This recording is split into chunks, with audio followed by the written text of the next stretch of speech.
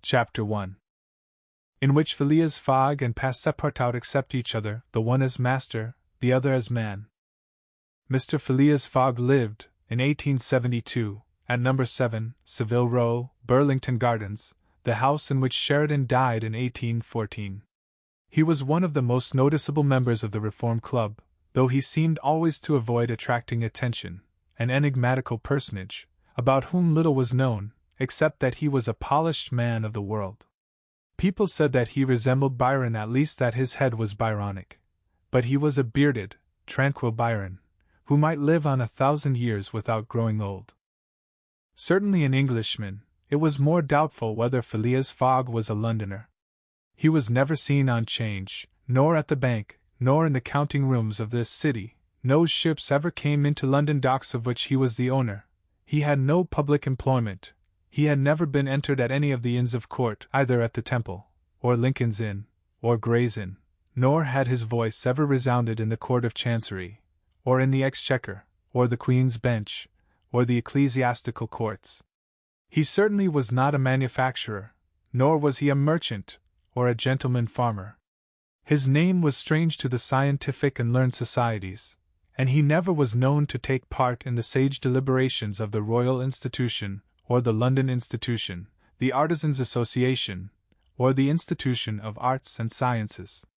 He belonged, in fact, to none of the numerous societies which swarm in the English capital, from the Harmonic to that of the Entomologists, founded mainly for the purpose of abolishing pernicious insects. Phileas Fogg was a member of the Reform, and that was all. The way in which he got admission to this exclusive club was simple enough. He was recommended by the Barings, with whom he had an open credit.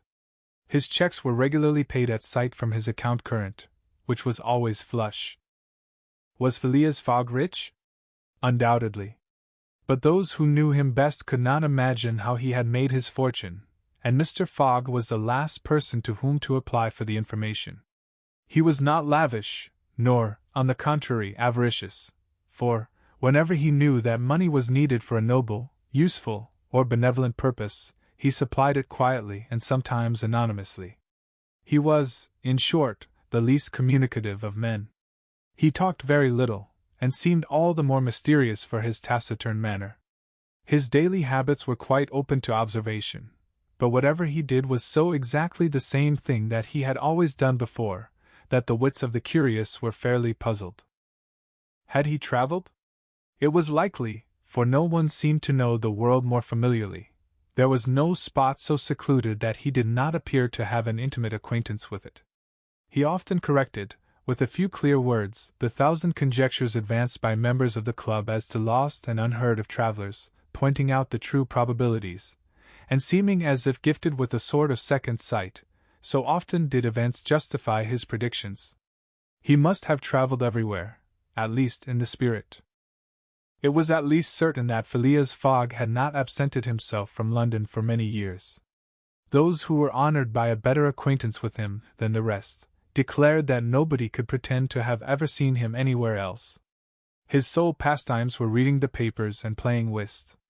He often won at this game, which, as a silent one, harmonized with his nature, but his winnings never went into his purse, being reserved as a fund for his charities. Mr. Fogg played, not to win, but for the sake of playing. The game was in his eyes a contest, a struggle with a difficulty, yet a motionless, unwearying struggle, congenial to his tastes.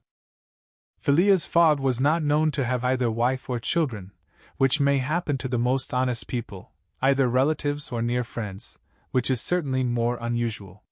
He lived alone in his house in Savile Row, whither none penetrated.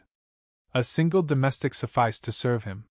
He breakfasted and dined at the club, at hours mathematically fixed, in the same room, at the same table, never taking his meals with other members, much less bringing a guest with him, and went home at exactly midnight, only to retire at once to bed. He never used the cozy chambers which the Reform provides for its favored members. He passed 10 hours out of the 24 in Savile Row, either in sleeping or making his toilet. When he chose to take a walk, it was with a regular step in the entrance hall with its mosaic flooring, or in the circular gallery with its domes supported by 20 red porphyry Ionic columns, and illumined by blue-painted windows. When he breakfasted or dined, all the resources of the club, its kitchens and pantries, its buttery and dairy, aided to crowd his table with their most succulent stores. He was served by the gravest waiters, in dress coats, and shoes with swan-skin soles, who proffered the viands in special porcelain, and on the finest linen. Club decanters, of a lost mold, contained his sherry, his port, and his cinnamon-spiced claret, while his beverages were refreshingly cooled with ice, brought at great cost from the American lakes.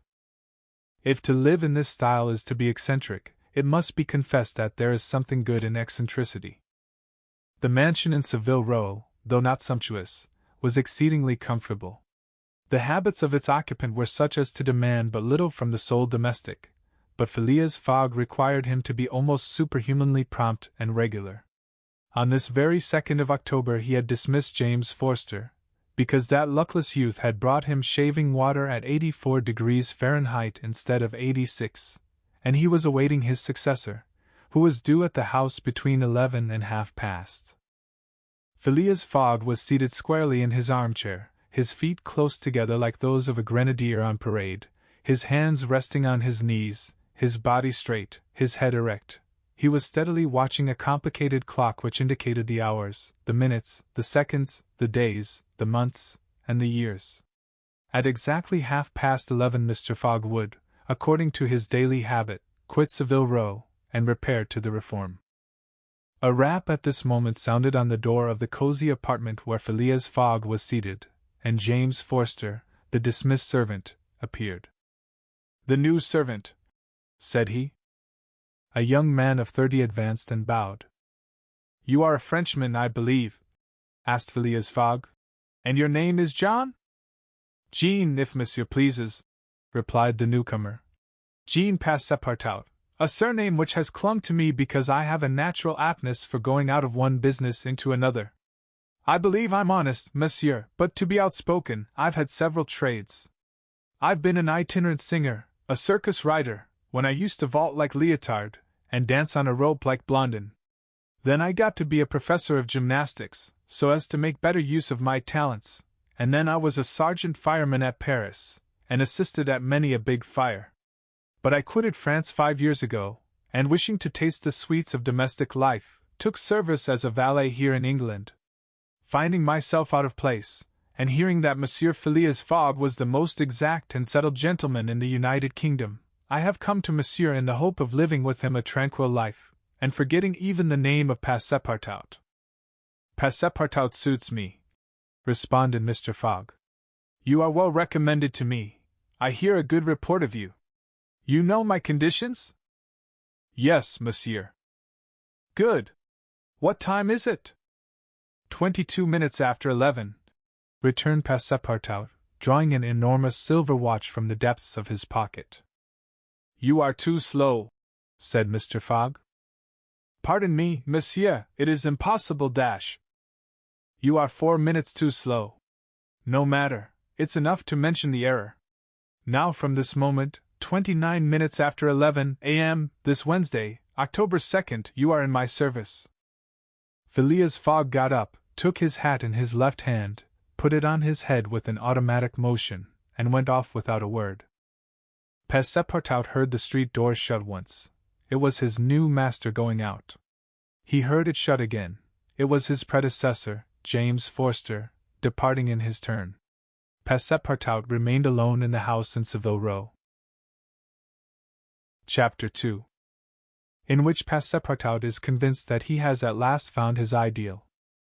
"Faith," muttered Passepartout, somewhat flurried, "I've seen people at Madame Tussaud's as lively as my new master." Madame Tussaud's people, let it be said, are of wax, and are much visited in London. Speech is all that is wanting to make them human. During his brief interview with Mr. Fogg, Passepartout had been carefully observing him. He appeared to be a man about 40 years of age, with fine, handsome features, and a tall, well-shaped figure. His hair and whiskers were light, his forehead compact and unwrinkled, his face rather pale, his teeth magnificent. His countenance possessed in the highest degree what physiognomists call repose in action, a quality of those who act rather than talk. Calm and phlegmatic, with a clear eye, Mr. Fogg seemed a perfect type of that English composure which Angelica Kauffmann has so skillfully represented on canvas. Seen in the various phases of his daily life, he gave the idea of being perfectly well balanced, as exactly regulated as a Leroy chronometer. Phileas Fogg was, indeed, exactitude personified, and this was betrayed even in the expression of his very hands and feet, for in men, as well as in animals, the limbs themselves are expressive of the passions. He was so exact that he was never in a hurry, was always ready, and was economical alike of his steps and his motions. He never took one step too many, and always went to his destination by the shortest cut. He made no superfluous gestures, and was never seen to be moved or agitated. He was the most deliberate person in the world, yet always reached his destination at the exact moment. He lived alone, and, so to speak, outside of every social relation, and as he knew that in this world account must be taken of friction, and that friction retards, he never rubbed against anybody. As for Passepartout, he was a true Parisian of Paris. Since he had abandoned his own country for England, taking service as a valet, he had in vain searched for a master after his own heart. Passepartout was by no means one of those pert dunces depicted by Molière with a bold gaze and a nose held high in the air. He was an honest fellow, with a pleasant face, lips a trifle protruding, soft-mannered and serviceable, with a good round head, such as one likes to see on the shoulders of a friend. His eyes were blue, his complexion rubicund, his figure almost portly and well-built, his body muscular, and his physical powers fully developed by the exercises of his younger days. His brown hair was somewhat tumbled, for, while the ancient sculptors are said to have known 18 methods of arranging Minerva's tresses, Passepartout was familiar with but one of dressing his own. 3 strokes of a large tooth comb completed his toilet. It would be rash to predict how Passepartout's lively nature would agree with Mr. Fogg. It was impossible to tell whether the new servant would turn out as absolutely methodical as his master required. Experience alone could solve the question. Passepartout had been a sort of vagrant in his early years, and now yearned for repose, but so far he had failed to find it, though he had already served in 10 English houses. But he could not take root in any of these. With chagrin, he found his masters invariably whimsical and irregular, constantly running about the country, or on the lookout for adventure. His last master, young Lord Longferry, Member of Parliament, after passing his nights in the Haymarket taverns, was too often brought home in the morning on policemen's shoulders. Passepartout, desirous of respecting the gentleman whom he served, ventured a mild remonstrance on such conduct, which, being ill received, he took his leave. Hearing that Mr. Phileas Fogg was looking for a servant, and that his life was one of unbroken regularity, that he neither travelled nor stayed from home overnight, he felt sure that this would be the place he was after. He presented himself, and was accepted, as has been seen. At 11:30, then, Passepartout found himself alone in the house in Savile Row. He began its inspection without delay, scouring it from cellar to garret. So clean, well-arranged, solemn a mansion pleased him. It seemed to him like a snail's shell, lighted and warmed by gas, which sufficed for both these purposes. When Passepartout reached the second story, he recognized at once the room which he was to inhabit, and he was well satisfied with it. Electric bells and speaking tubes afforded communication with the lower stories, while on the mantel stood an electric clock, precisely like that in Mr. Fogg's bedchamber, both beating the same second at the same instant. "That's good, that'll do," said Passepartout to himself. He suddenly observed, hung over the clock, a card which, upon inspection, proved to be a program of the daily routine of the house. It comprised all that was required of the servant, from 8 in the morning, exactly at which hour Phileas Fogg rose, till 11:30, when he left the house for the Reform Club, all the details of service, the tea and toast at 23 minutes past 8, the shaving water at 37 minutes past 9, and the toilet at 20 minutes before 10. Everything was regulated and foreseen that was to be done from 11:30 a.m. till midnight, the hour at which the methodical gentleman retired. Mr. Fogg's wardrobe was amply supplied and in the best taste. Each pair of trousers, coat, and vest bore a number, indicating the time of year and season at which they were in turn to be laid out for wearing, and the same system was applied to the master's shoes. In short, the house in Savile Row, which must have been a very temple of disorder and unrest under the illustrious but dissipated Sheridan, was coziness, comfort, and method idealized. There was no study, nor were there books, which would have been quite useless to Mr. Fogg, for at the Reform 2 libraries, one of general literature and the other of law and politics, were at his service. A moderate-sized safe stood in his bedroom, constructed so as to defy fire as well as burglars, but Passepartout found neither arms nor hunting weapons anywhere. Everything betrayed the most tranquil and peaceable habits. Having scrutinized the house from top to bottom, he rubbed his hands, a broad smile overspread his features, and he said joyfully, "This is just what I wanted. We shall get on together, Mr. Fogg and I. What a domestic and regular gentleman! A real machine. Well, I don't mind serving a machine." Chapter 3, in which a conversation takes place which seems likely to cost Phileas Fogg dear.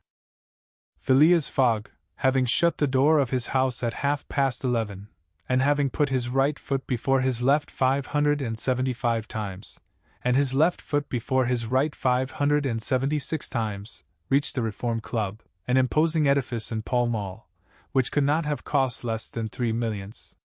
He repaired at once to the dining room, the 9 windows of which open upon a tasteful garden, where the trees were already gilded with an autumn coloring, and took his place at the habitual table, the cover of which had already been laid for him. His breakfast consisted of a side dish, a broiled fish with reading sauce, a scarlet slice of roast beef garnished with mushrooms, a rhubarb and gooseberry tart, and a morsel of Cheshire cheese, the whole being washed down with several cups of tea, for which the Reform is famous. He rose at 1:13, and directed his steps towards the large hall, a sumptuous apartment adorned with lavishly framed paintings. A flunkey handed him an uncut Times, which he proceeded to cut with a skill which betrayed familiarity with this delicate operation. The perusal of this paper absorbed Phileas Fogg until 4:15, whilst the Standard, his next task, occupied him till the dinner hour. Dinner passed as breakfast had done, and Mr. Fogg reappeared in the reading-room and sat down to the Pall Mall at 6:20. Half an hour later several members of the Reform came in, and drew up to the fireplace, where a coal fire was steadily burning. They were Mr. Fogg's usual partners at whist, Andrew Stewart, an engineer, John Sullivan and Samuel Fallentin, bankers, Thomas Flanagan, a brewer, and Gautier Ralph, one of the directors of the Bank of England, all rich and highly respectable personages, even in a club which comprises the princes of English trade and finance. "Well, Ralph," said Thomas Flanagan, "what about that robbery?" "Oh," replied Stewart, "the bank will lose the money." "On the contrary," broke in Ralph, "I hope we may put our hands on the robber. Skillful detectives have been sent to all the principal ports of America and the Continent, and he'll be a clever fellow if he slips through their fingers." "But have you got the robber's description?" asked Stewart. "In the first place, he is no robber at all," returned Ralph positively. "What? A fellow who makes off with £55,000, no robber?" "No." "Perhaps he's a manufacturer, then. The Daily Telegraph says that he is a gentleman." It was Phileas Fogg, whose head now emerged from behind his newspapers, who made this remark. He bowed to his friends, and entered into the conversation. The affair which formed its subject, and which was town talk, had occurred 3 days before at the Bank of England. A package of banknotes, to the value of £55,000, had been taken from the principal cashier's table, that functionary being at the moment engaged in registering the receipt of 3 shillings and 6pence. Of course, he could not have his eyes everywhere. Let it be observed that the Bank of England reposes a touching confidence in the honesty of the public. There are neither guards nor gratings to protect its treasures. Gold, silver, banknotes are freely exposed, at the mercy of the first comer. A keen observer of English customs relates that, being in one of the rooms of the bank one day, he had the curiosity to examine a gold ingot weighing some 7 or 8 pounds. He took it up, scrutinized it, passed it to his neighbor, he to the next man, and so on until the ingot, going from hand to hand, was transferred to the end of a dark entry, nor did it return to its place for half an hour. Meanwhile, the cashier had not so much as raised his head. But in the present instance things had not gone so smoothly. The package of notes not being found when 5 o'clock sounded from the ponderous clock in the drawing office, the amount was passed to the account of profit and loss. As soon as the robbery was discovered, picked detectives hastened off to Liverpool, Glasgow, Havre, Suez, Brindisi, New York, and other ports, inspired by the proffered reward of £2,000 and 5% on the sum that might be recovered. Detectives were also charged with narrowly watching those who arrived at or left London by rail, and a judicial examination was at once entered upon. There were real grounds for supposing, as the Daily Telegraph said, that the thief did not belong to a professional band. On the day of the robbery, a well-dressed gentleman of polished manners, and with a well-to-do air, had been observed going to and fro in the paying room where the crime was committed. A description of him was easily procured and sent to the detectives, and some hopeful spirits, of whom Ralph was one, did not despair of his apprehension. The papers and clubs were full of the affair, and everywhere people were discussing the probabilities of a successful pursuit, and the Reform Club was especially agitated, several of its members being bank officials. Ralph would not concede that the work of the detectives was likely to be in vain, for he thought that the prize offered would greatly stimulate their zeal and activity. But Stewart was far from sharing this confidence, and, as they placed themselves at the whist table, they continued to argue the matter. Stewart and Flanagan played together, while Phileas Fogg had fallen in for his partner. As the game proceeded, the conversation ceased, excepting between the rubbers, when it revived again. "I maintain," said Stewart, "that the chances are in favor of the thief, who must be a shrewd fellow." "Well, but where can he fly to?" asked Ralph. "No country is safe for him." "Pshaw! Where could he go, then?" "Oh, I don't know that. The world is big enough." "It was once," said Phileas Fogg, in a low tone. "Cut, sir," he added, handing the cards to Thomas Flanagan. The discussion fell during the rubber, after which Stewart took up its thread. "What do you mean by once? Has the world grown smaller?" "Certainly," returned Ralph. "I agree with Mr. Fogg.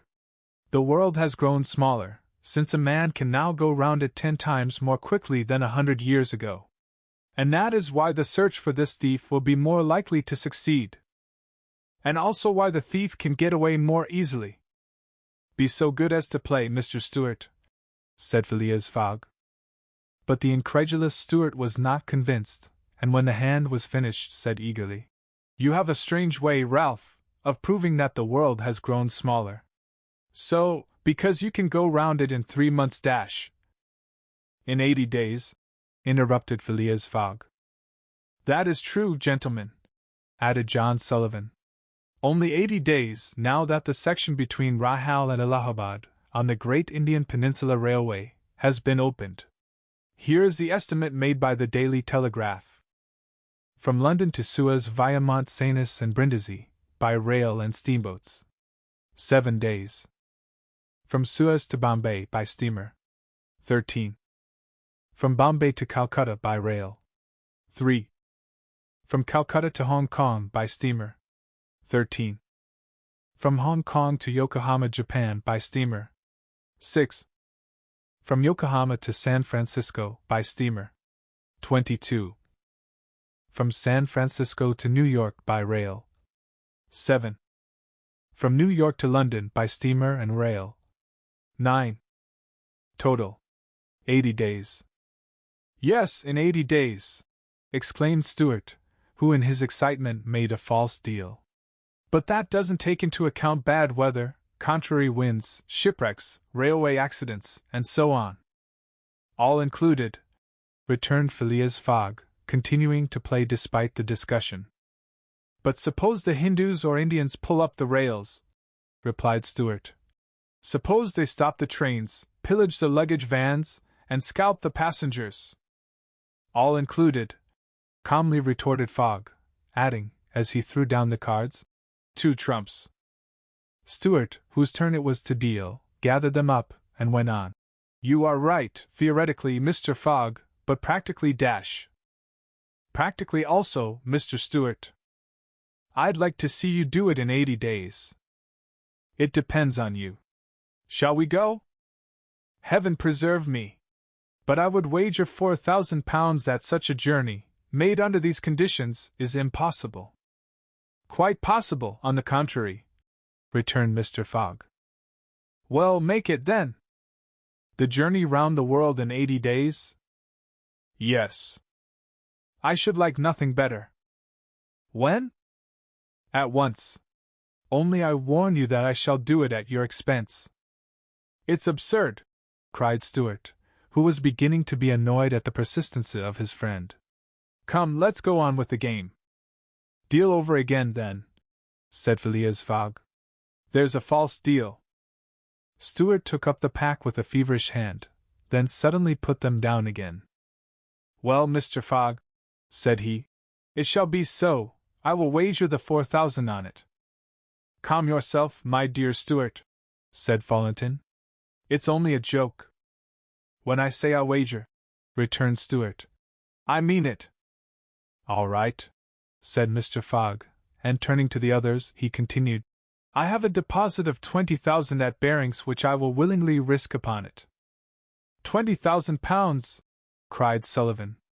20,000 pounds, which you would lose by a single accidental delay. The unforeseen does not exist, quietly replied Phileas Fogg. But, Mr. Fogg, 80 days are only the estimate of the least possible time in which the journey can be made. A well-used minimum suffices for everything.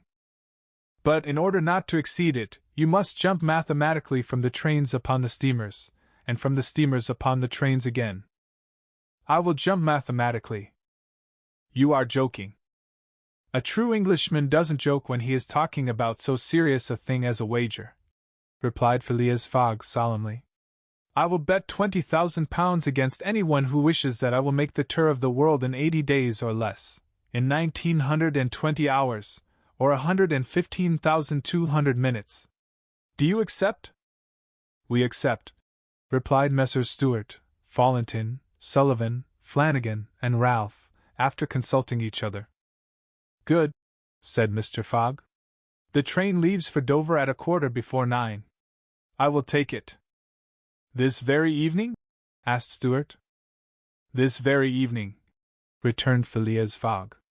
He took out and consulted a pocket almanac, and added, As today is Wednesday, the 2nd of October, I shall be due in London in this very room of the Reform Club, on Saturday, the 21st of December, at 9:15 p.m., or else the 20,000 pounds, now deposited in my name at Barings, will belong to you, in fact and in right, gentlemen. Here is a check for the amount. A memorandum of the wager was at once drawn up and signed by the 6 parties, during which Phileas Fogg preserved a stoical composure. He certainly did not bet to win, and had only staked the 20,000 pounds, half of his fortune, because he foresaw that he might have to expend the other half to carry out this difficult, not to say unattainable, project. As for his antagonists, they seemed much agitated, not so much by the value of their stake, as because they had some scruples about betting under conditions so difficult to their friend. The clock struck 7, and the party offered to suspend the game so that Mr. Fogg might make his preparations for departure. I am quite ready now, was his tranquil response. Diamonds are trumps. Be so good as to play, gentlemen. Chapter 4. In which Phileas Fogg astounds Passepartout, his servant. Having won 20 guineas at whist, and taken leave of his friends, Phileas Fogg, at 7:25, left the Reform Club. Passepartout, who had conscientiously studied the programme of his duties, was more than surprised to see his master guilty of the inexactness of appearing at this unaccustomed hour, for, according to rule, he was not due in Savile Row until precisely midnight. Mr. Fogg repaired to his bedroom, and called out, Passepartout! Passepartout did not reply. It could not be he who was called. It was not the right hour. Passepartout, repeated Mr. Fogg, without raising his voice. Passepartout made his appearance. I've called you twice, observed his master. But it is not midnight, responded the other, showing his watch. I know it. I don't blame you. We start for Dover and Calais in 10 minutes. A puzzled grin overspread Passepartout's round face. Clearly he had not comprehended his master. Monsieur is going to leave home? Yes, returned Phileas Fogg. We are going round the world. Passepartout opened wide his eyes, raised his eyebrows, held up his hands, and seemed about to collapse, so overcome was he with stupefied astonishment. Round the world, he murmured. In 80 days, responded Mr. Fogg. So we haven't a moment to lose. But the trunks? Gasped Passepartout, unconsciously swaying his head from right to left. We'll have no trunks, only a carpet bag, with 2 shirts and 3 pairs of stockings for me, and the same for you. We'll buy our clothes on the way. Bring down my mackintosh and traveling cloak, and some stout shoes, though we shall do little walking. Make haste! Passepartout tried to reply, but could not. He went out, mounted to his own room, fell into a chair, and muttered, That's good, that is. And I, who wanted to remain quiet. He mechanically set about making the preparations for departure. Around the world in 80 days. Was his master a fool? No. Was this a joke then? They were going to Dover. Good. To Calais. Good again. After all, Passepartout, who had been away from France 5 years, would not be sorry to set foot on his native soil again. Perhaps they would go as far as Paris, and it would do his eyes good to see Paris once more. But surely a gentleman so chary of his steps would stop there. No doubt, but then, it was none the less true that he was going away, this so domestic person hitherto. By 8 o'clock Passepartout had packed the modest carpet bag, containing the wardrobes of his master and himself. Then, still troubled in mind, he carefully shut the door of his room, and descended to Mr. Fogg. Mr. Fogg was quite ready. Under his arm might have been observed a red-bound copy of Bradshaw's Continental Railway Steam Transit and General Guide, with its timetables showing the arrival and departure of steamers and railways. He took the carpet bag, opened it, and slipped into it a goodly roll of Bank of England notes, which would pass wherever he might go. You have forgotten nothing? Asked he. Nothing, monsieur. My mackintosh and cloak? Here they are. Good. Take this carpet bag, handing it to Passepartout. Take good care of it, for there are 20,000 pounds in it. Passepartout nearly dropped the bag, as if the 20,000 pounds were in gold, and weighed him down. Master and man then descended. The street door was double-locked, and at the end of Savile Row they took a cab and drove rapidly to Charing Cross. The cab stopped before the railway station at 20 minutes past 8. Passepartout jumped off the box and followed his master, who, after paying the cabman, was about to enter the station, when a poor beggar woman, with a child in her arms, her naked feet smeared with mud, her head covered with a wretched bonnet, from which hung a tattered feather, and her shoulders shrouded in a ragged shawl, approached, and mournfully asked for alms. Mr. Fogg took out the 20 guineas he had just won at whist, and handed them to the beggar, saying, Here, my good woman.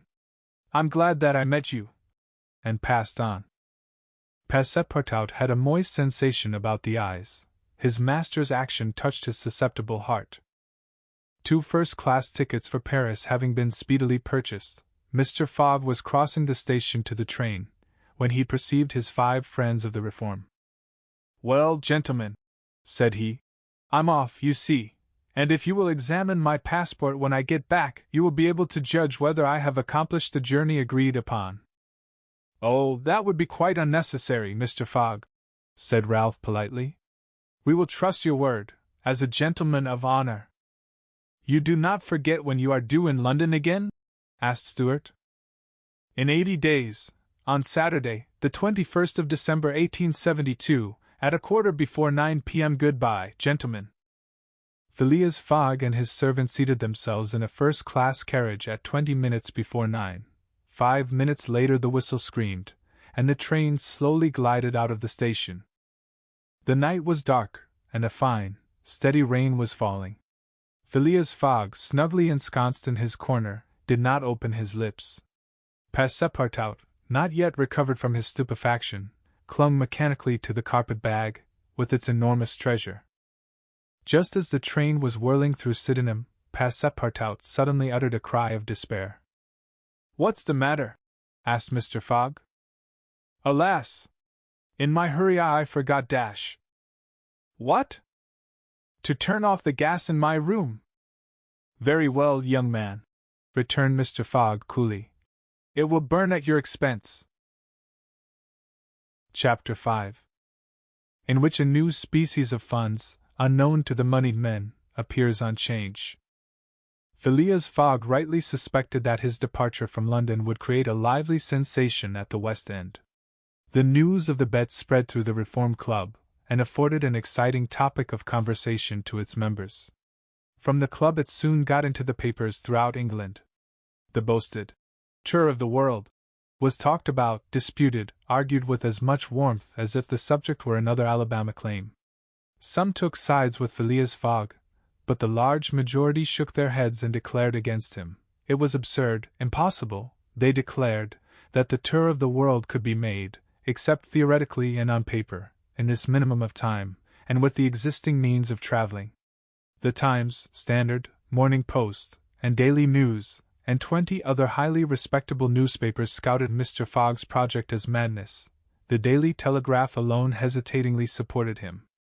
People in general thought him a lunatic, and blamed his Reform Club friends for having accepted a wager which betrayed the mental aberration of its proposer.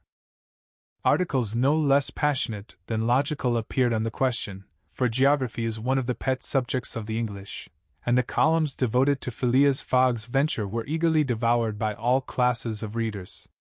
At first some rash individuals, principally of the gentler sex, espoused his cause, which became still more popular when the Illustrated London News came out with his portrait, copied from a photograph in the Reform Club.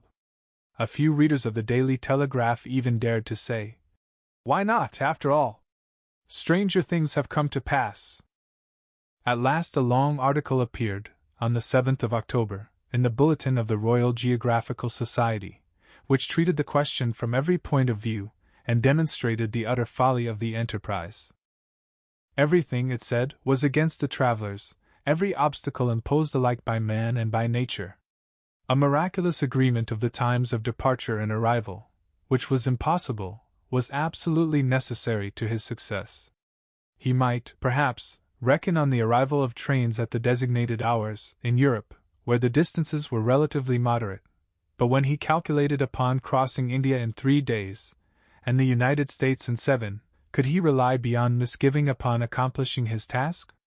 There were accidents to machinery, the liability of trains to run off the line, collisions, bad weather, the blocking up by snow. Were not all these against Phileas Fogg?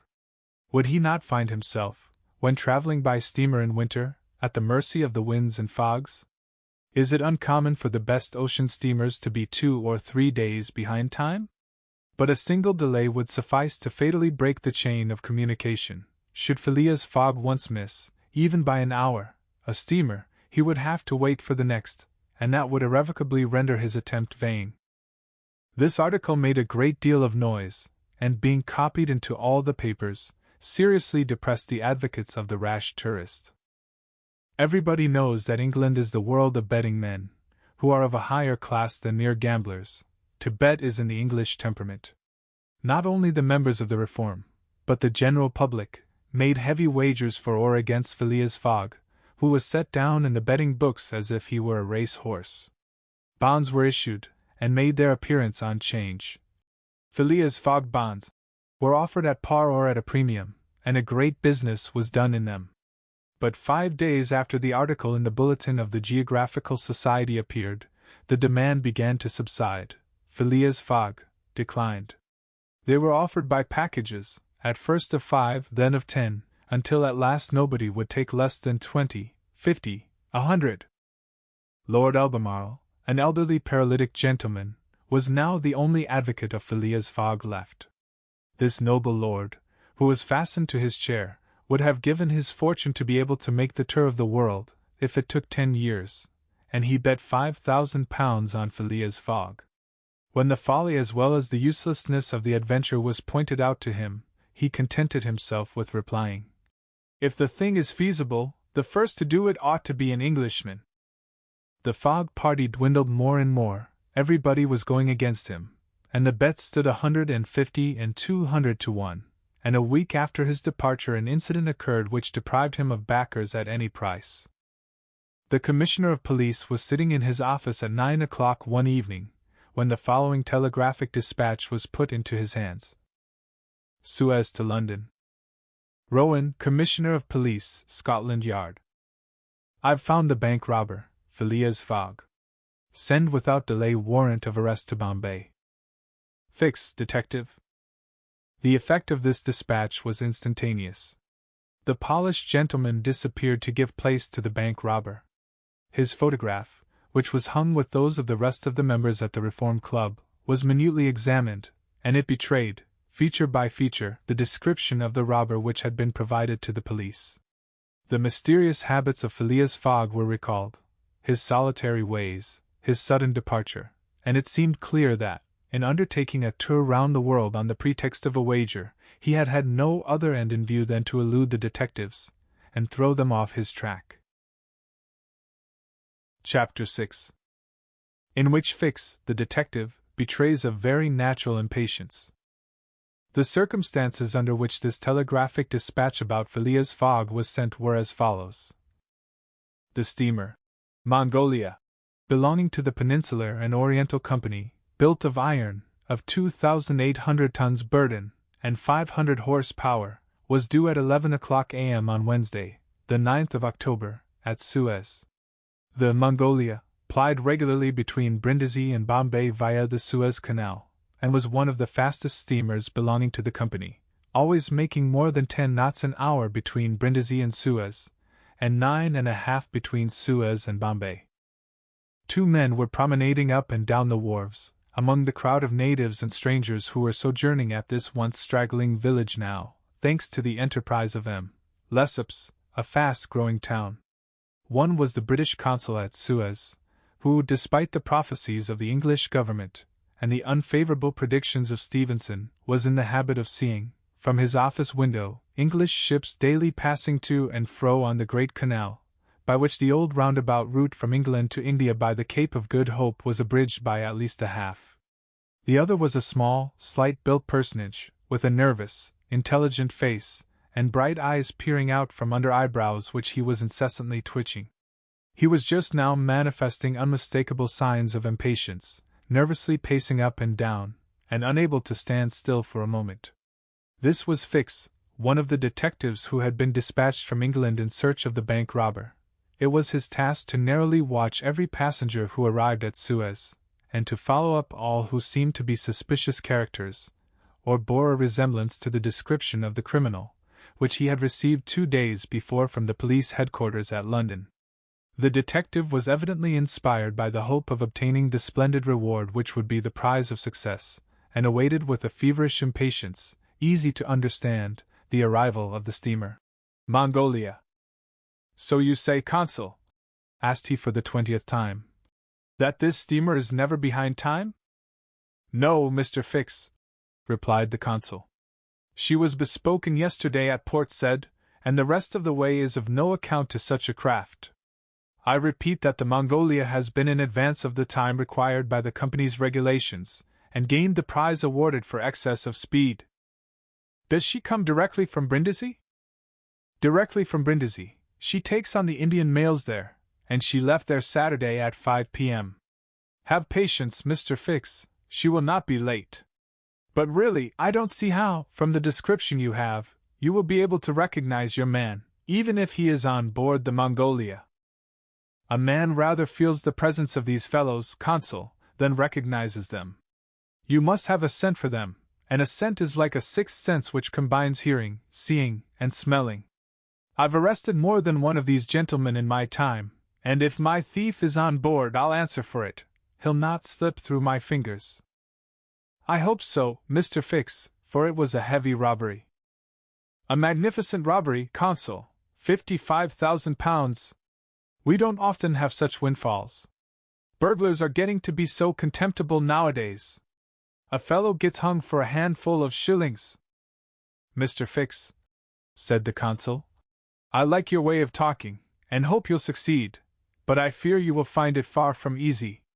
Don't you see, the description which you have there has a singular resemblance to an honest man?" "Consul," remarked the detective dogmatically, "great robbers always resemble honest folks. Fellows who have rascally faces have only one course to take, and that is to remain honest, otherwise they would be arrested off-hand. The artistic thing is, to unmask honest countenances. It's no light task, I admit, but a real art." Mr. Fix evidently was not wanting in a tinge of self-conceit. Little by little the scene on the quay became more animated. Sailors of various nations, merchants, ship-brokers, porters, fellahs, bustled to and fro as if the steamer were immediately expected. The weather was clear, and slightly chilly. The minarets of the town loomed above the houses in the pale rays of the sun. A jetty pier, some 2,000 yards along, extended into the roadstead. A number of fishing smacks and coasting boats, some retaining the fantastic fashion of ancient galleys, were discernible on the Red Sea. As he passed among the busy crowd, Fix, according to habit, scrutinized the passers-by with a keen, rapid glance. It was now 10:30. "The steamer doesn't come!" he exclaimed, as the port clock struck. "She can't be far off now," returned his companion. "How long will she stop at Suez?" "4 hours, long enough to get in her coal. It is 1,310 miles from Suez to Aden, at the other end of the Red Sea, and she has to take in a fresh coal supply." "And does she go from Suez directly to Bombay?" "Without putting in anywhere." "Good," said Fix. "If the robber is on board he will no doubt get off at Suez, so as to reach the Dutch or French colonies in Asia by some other route. He ought to know that he would not be safe an hour in India, which is English soil." "Unless," objected the consul, "he is exceptionally shrewd. An English criminal, you know, is always better concealed in London than anywhere else." This observation furnished the detective food for thought, and meanwhile the consul went away to his office. Fix, left alone, was more impatient than ever, having a presentiment that the robber was on board the Mongolia. If he had indeed left London intending to reach the New World, he would naturally take the route via India, which was less watched and more difficult to watch than that of the Atlantic. But Fix's reflections were soon interrupted by a succession of sharp whistles, which announced the arrival of the Mongolia. The porters and fellahs rushed down the quay, and a dozen boats pushed off from the shore to go and meet the steamer. Soon her gigantic hull appeared passing along between the banks, and 11 o'clock struck as she anchored in the road. She brought an unusual number of passengers, some of whom remained on deck to scan the picturesque panorama of the town, while the greater part disembarked in the boats, and landed on the quay. Fix took up a position, and carefully examined each face and figure which made its appearance. Presently one of the passengers, after vigorously pushing his way through the importunate crowd of porters, came up to him and politely asked if he could point out the English consulate, at the same time showing a passport which he wished to have viséd. Fix instinctively took the passport, and with a rapid glance read the description of its bearer. An involuntary motion of surprise nearly escaped him, for the description in the passport was identical with that of the bank robber which he had received from Scotland Yard. "Is this your passport?" asked he. "No, it's my master's." "And your master is Dash?" "He stayed on board." "But he must go to the consul's in person, so as to establish his identity." "Oh, is that necessary?" "Quite indispensable." "And where is the consulate?" "There, on the corner of the square," said Fix, pointing to a house 200 steps off. "I'll go and fetch my master, who won't be much pleased, however, to be disturbed." The passenger bowed to Fix, and returned to the steamer. Chapter 7. Which once more demonstrates the uselessness of passports as aids to detectives. The detective passed down the quay, and rapidly made his way to the consul's office, where he was at once admitted to the presence of that official. "Consul," said he, without preamble, "I have strong reasons for believing that my man is a passenger on the Mongolia." And he narrated what had just passed concerning the passport. "Well, Mr. Fix," replied the consul, "I shall not be sorry to see the rascal's face. But perhaps he won't come here, that is, if he is the person you suppose him to be. A robber doesn't quite like to leave traces of his flight behind him, and besides, he is not obliged to have his passport countersigned.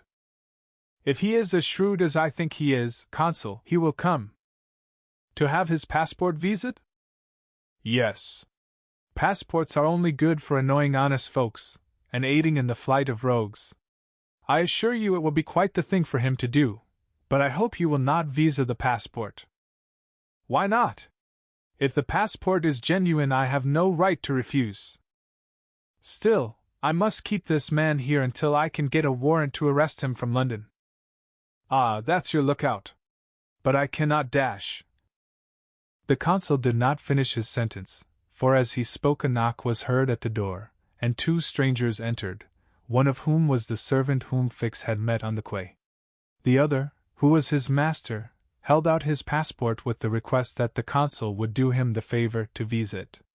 The consul took the document, and carefully read it, whilst Fix observed, or rather devoured, the stranger with his eyes from a corner of the room. "You are Mr. Phileas Fogg?" said the consul, after reading the passport. "I am." "And this man is your servant?" "He is, a Frenchman named Passepartout." "You are from London?" "Yes." "And you are going dash?" "To Bombay." "Very good, sir. You know that a visa is useless, and that no passport is required?" "I know it, sir," replied Phileas Fogg. "But I wish to prove, by your visa, that I came by Suez." "Very well, sir." The consul proceeded to sign and date the passport, after which he added his official seal. Mr. Fogg paid the customary fee, coldly bowed, and went out, followed by his servant. "Well?" queried the detective. "Well, he looks and acts like a perfectly honest man," replied the consul. "Possibly, but that is not the question. Do you think, consul, that this phlegmatic gentleman resembles, feature by feature, the robber whose description I have received?" "I concede that, but then, you know, all descriptions dash." "I'll make certain of it," interrupted Fix.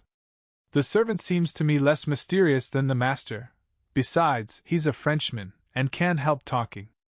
Excuse me for a little while, consul." Fix started off in search of Passepartout. Meanwhile Mr. Fogg, after leaving the consulate, repaired to the quay, gave some orders to Passepartout, went off to the Mongolia, in a boat, and descended to his cabin. He took up his note-book, which contained the following memoranda.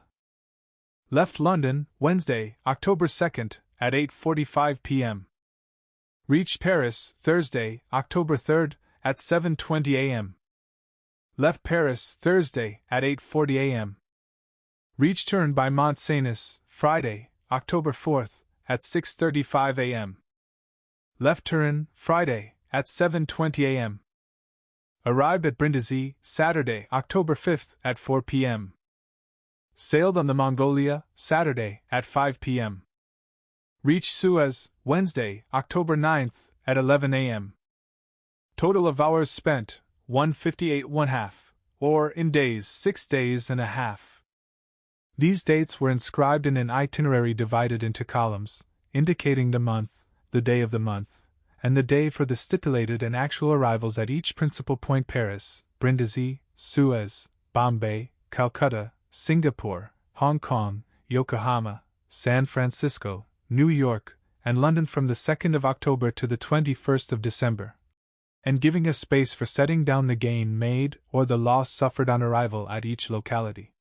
This methodical record thus contained an account of everything needed, and Mr. Fogg always knew whether he was behindhand or in advance of his time. On this Friday, October 9th, he noted his arrival at Suez, and observed that he had as yet neither gained nor lost.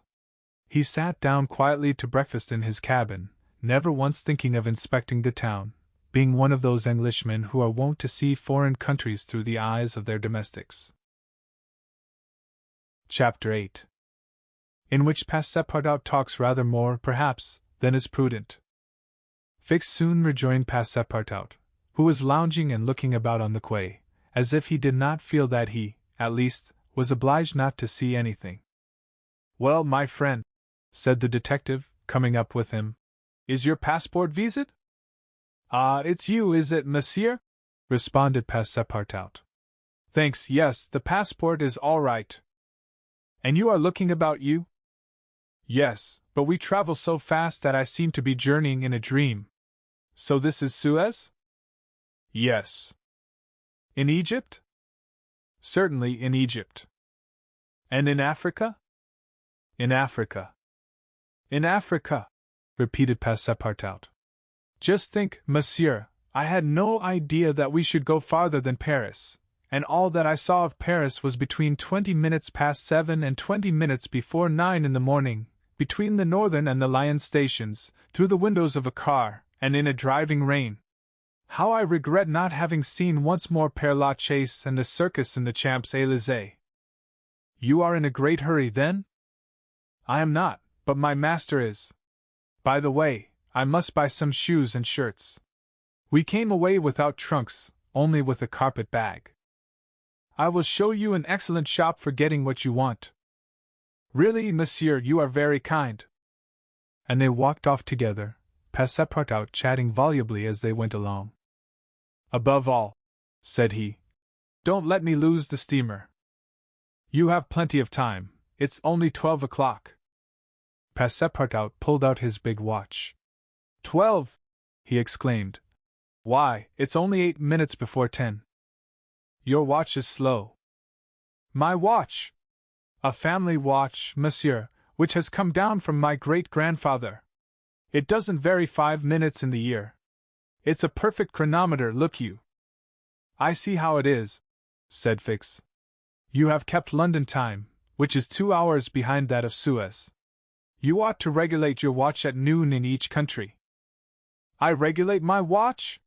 Never!" "Well, then, it will not agree with the sun." "So much the worse for the sun, monsieur. The sun will be wrong, then." And the worthy fellow returned the watch to its fob with a defiant gesture. After a few minutes' silence, Fix resumed. "You left London hastily, then?" "I rather think so. Last Friday at 8 o'clock in the evening, Monsieur Fogg came home from his club, and 3/4 of an hour afterwards we were off." "But where is your master going?" "Always straight ahead. He is going round the world." "Round the world?"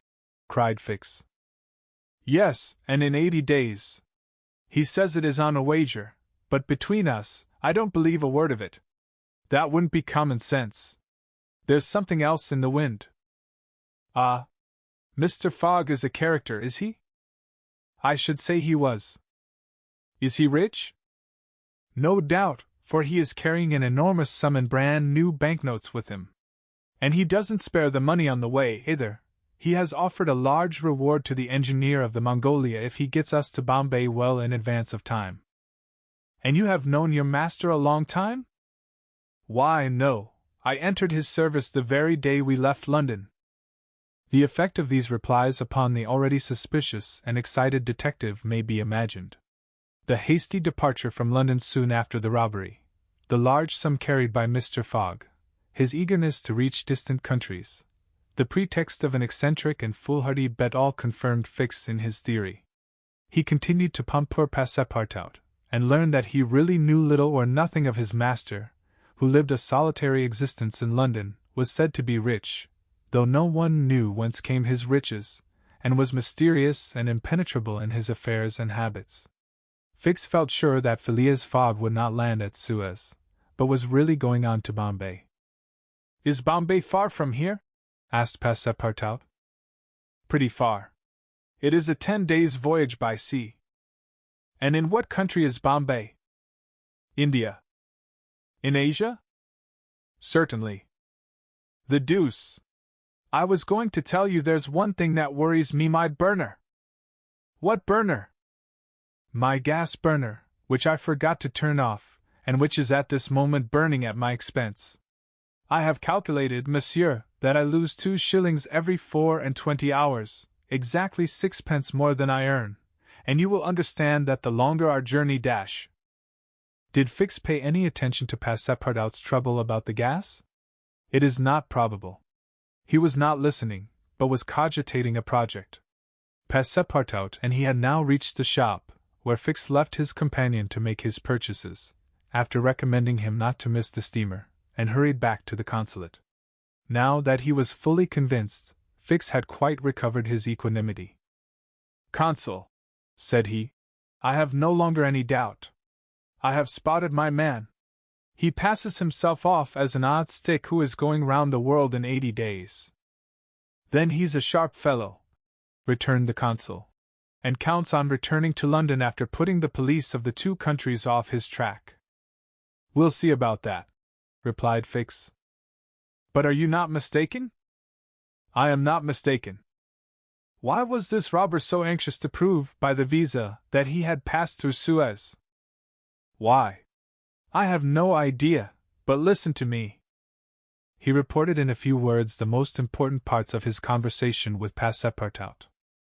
"In short," said the consul, "appearances are wholly against this man.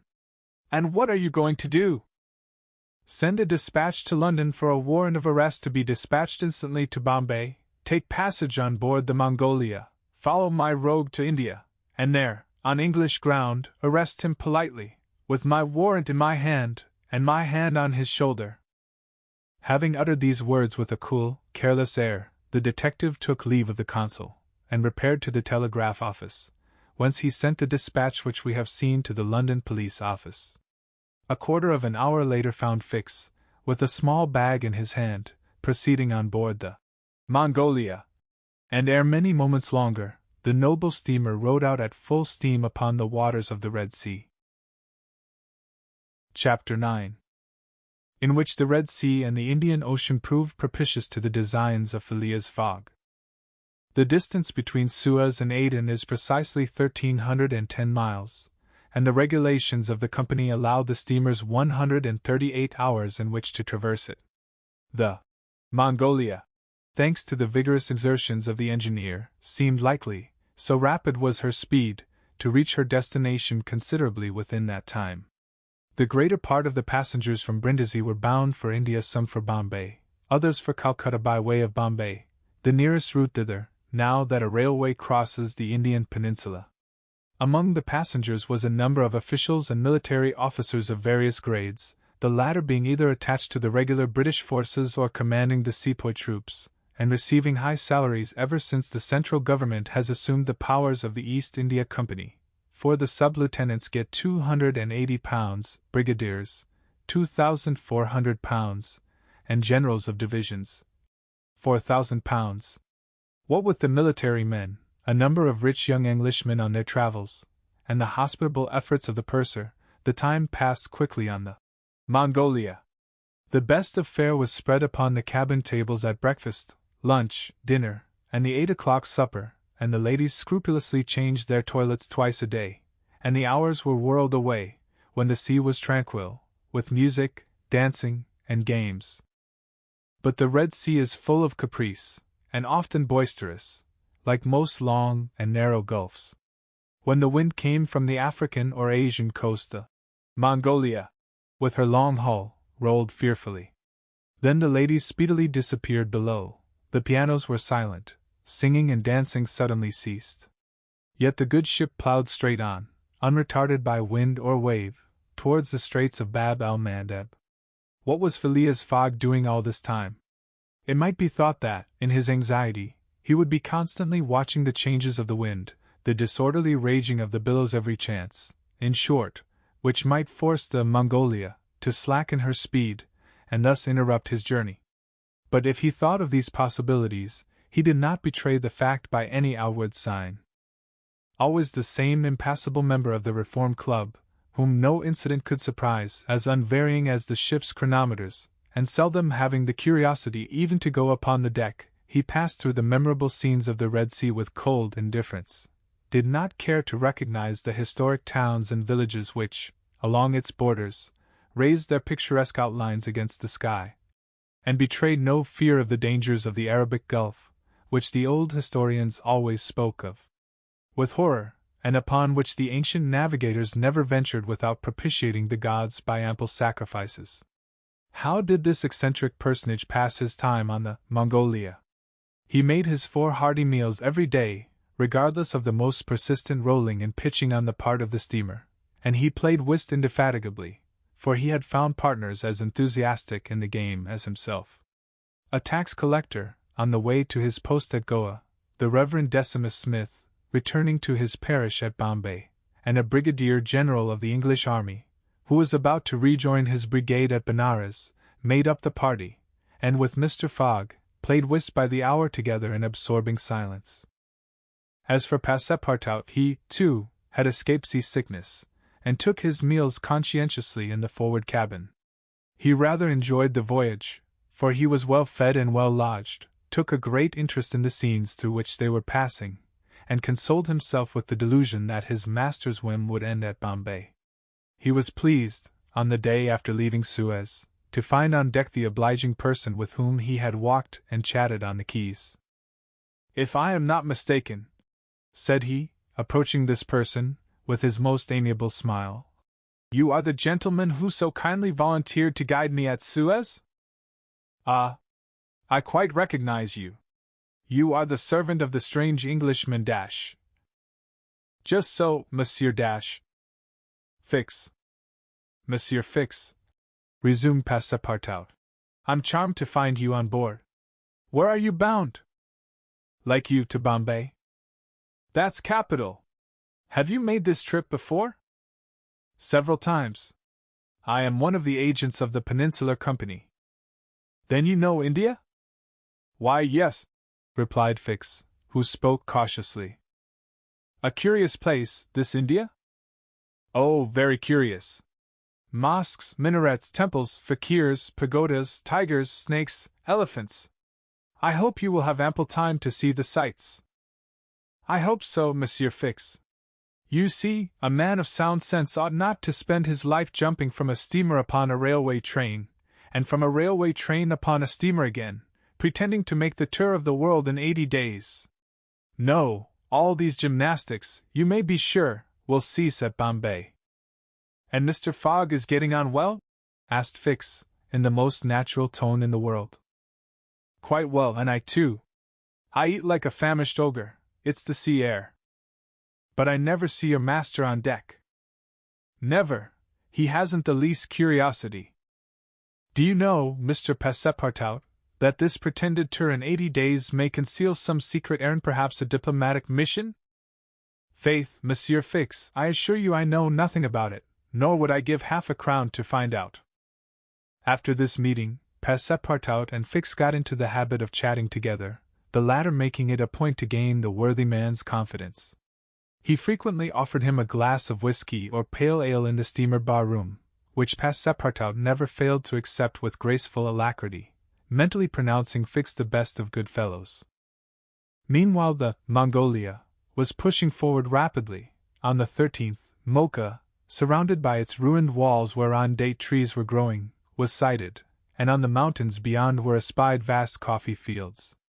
Passepartout was ravished to behold this celebrated place, and thought that, with its circular walls and dismantled fort, it looked like an immense coffee cup and saucer. The following night they passed through the Strait of Bab el Mandeb, which means in Arabic, the Bridge of Tears, and the next day they put in at Steamer Point, northwest of Aden Harbor, to take in coal. This matter of fueling steamers is a serious one at such distances from the coal mines. It costs the Peninsular Company some £800,000 a year. In these distant seas, coal is worth £3 or £4 sterling a ton. The Mongolia had still 1,650 miles to traverse before reaching Bombay, and was obliged to remain 4 hours at Steamer Point to coal up. But this delay, as it was foreseen, did not affect Phileas Fogg's program.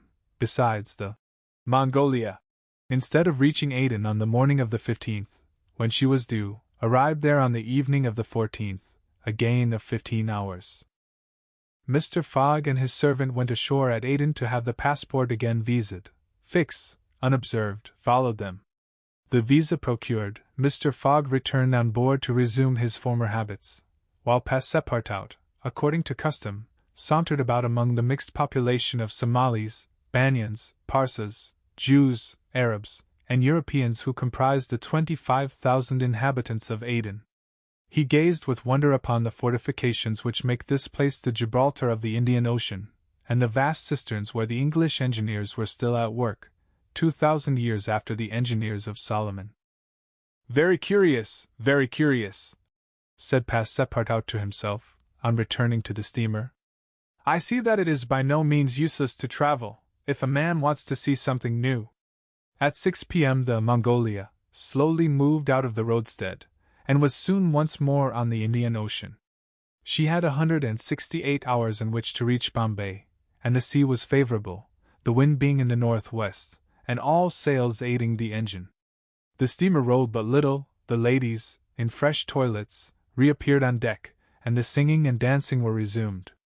The trip was being accomplished most successfully, and Passepartout was enchanted with the congenial companion which chance had secured him in the person of the delightful Fix. On Sunday, October 20th, towards noon, they came in sight of the Indian coast. 2 hours later the pilot came on board. A range of hills lay against the sky in the horizon, and soon the rows of palms which adorn Bombay came distinctly into view. The steamer entered the road formed by the islands in the bay, and at 4:30 she hauled up at the quays of Bombay. Phileas Fogg was in the act of finishing the 33rd rubber of the voyage, and his partner and himself having, by a bold stroke, captured all 13 of the tricks, concluded this fine campaign with a brilliant victory. The Mongolia was due at Bombay on the 22nd, she arrived on the 20th. This was a gain to Phileas Fogg of 2 days since his departure from London, and he calmly entered the fact in the itinerary, in the column of gains. Chapter 10, in which Passepartout is only too glad to get off with the loss of his shoes. Everybody knows that the great reverse triangle of land, with its base in the north and its apex in the south, which is called India, embraces 1,400,000 square miles, upon which is spread unequally a population of 180 millions of souls. The British Crown exercises a real and despotic dominion over the larger portion of this vast country, and has a Governor-General stationed at Calcutta, governors at Madras, Bombay, and in Bengal, and a Lieutenant Governor at Agra. But British India, properly so called, only embraces 700,000 square miles, and a population of from 100 to 110 millions of inhabitants. A considerable portion of India is still free from British authority, and there are certain ferocious Rajas in the interior who are absolutely independent. The celebrated East India Company was all-powerful from 1756, when the English first gained a foothold on the spot where now stands the city of Madras, down to the time of the great Sikh insurrection. It gradually annexed province after province, purchasing them of the native chiefs, whom it seldom paid, and appointed the Governor-General and his subordinates, civil and military. But the East India Company has now passed away, leaving the British possessions in India directly under the control of the Crown. The aspect of the country, as well as the manners and distinctions of race, is daily changing. Formerly one was obliged to travel in India by the old cumbrous methods of going on foot or on horseback, in palanquins or unwieldy coaches. Now fast steamboats ply on the Indus and the Ganges, and a great railway, with branch lines joining the main line at many points on its route, traverses the peninsula from Bombay to Calcutta in 3 days. This railway does not run in a direct line across India. The distance between Bombay and Calcutta, as the bird flies, is only from 1,000 to 1,100 miles, but the deflections of the road increase this distance by more than a third. The general route of the Great Indian Peninsula Railway is as follows: leaving Bombay, it passes through Salsette, crossing to the continent opposite Tanna, goes over the chain of the Western Ghats, runs thence northeast as far as Burhampur, skirts the nearly independent territory of Bundelkhand, ascends to Allahabad, turns thence eastwardly, meeting the Ganges at Benares, then departs from the river a little, and, descending south-eastward by Bird Ivan and the French town of Chandernagor, has its terminus at Calcutta. The passengers of the Mongolia went ashore at 4:30 p.m. At exactly 8 the train would start for Calcutta. Mr. Fogg, after bidding goodbye to his whist partners, left the steamer, gave his servants several errands to do, urged it upon him to be at the station promptly at 8, and with his regular step, which beat to the second, like an astronomical clock, directed his steps to the passport office. As for the wonders of Bombay, its famous City Hall, its splendid library, its forts and docks, its bazaars, mosques, synagogues, its Armenian churches, and the noble pagoda on Malabar Hill, with its 2 polygonal towers, he cared not a straw to see them. He would not deign to examine even the masterpieces of Elephanta, or the mysterious Hypatia, concealed southeast from the docks, or those fine remains of Buddhist architecture, the Kanharian grottos of the island of Salsette. Having transacted his business at the passport office, Phileas Fogg repaired quietly to the railway station, where he ordered dinner. Among the dishes served up to him, the landlord especially recommended a certain giblet of native rabbit, on which he prided himself. Mr. Fogg accordingly tasted the dish, but despite its spice sauce, found it far from palatable. He rang for the landlord, and on his appearance said, fixing his clear eyes upon him, "Is this rabbit, sir?" "Yes, my lord," the rogue boldly replied. "Rabbit from the jungles." "And this rabbit did not mew when he was killed?" "Mew, my lord! What, a rabbit mew? I swear to you, Dash." "Be so good, landlord, as not to swear, but remember this: cats were formerly considered, in India, as sacred animals. That was a good time." "For the cats, my lord?" "Perhaps for the travelers as well." After which Mr. Fogg quietly continued his dinner. Fix had gone on shore shortly after Mr. Fogg, and his first destination was the headquarters of the Bombay police.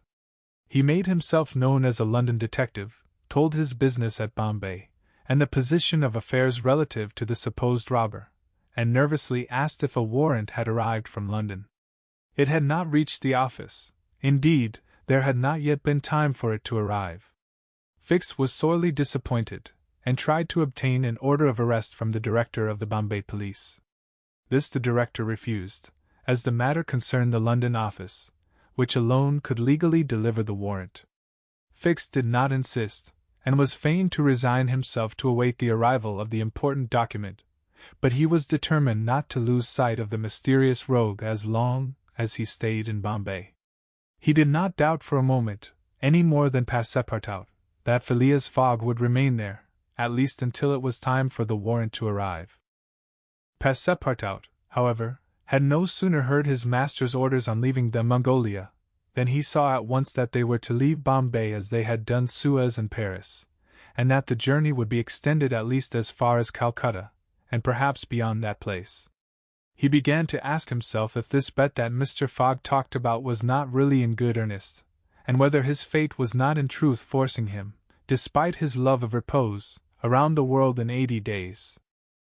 Having purchased the usual quota of shirts and shoes, he took a leisurely promenade about the streets, where crowds of people of many nationalities, Europeans, Persians with pointed caps, Banyas with round turbans, Sinds with square bonnets, Parsis with black mitres, and long-robed Armenians were collected.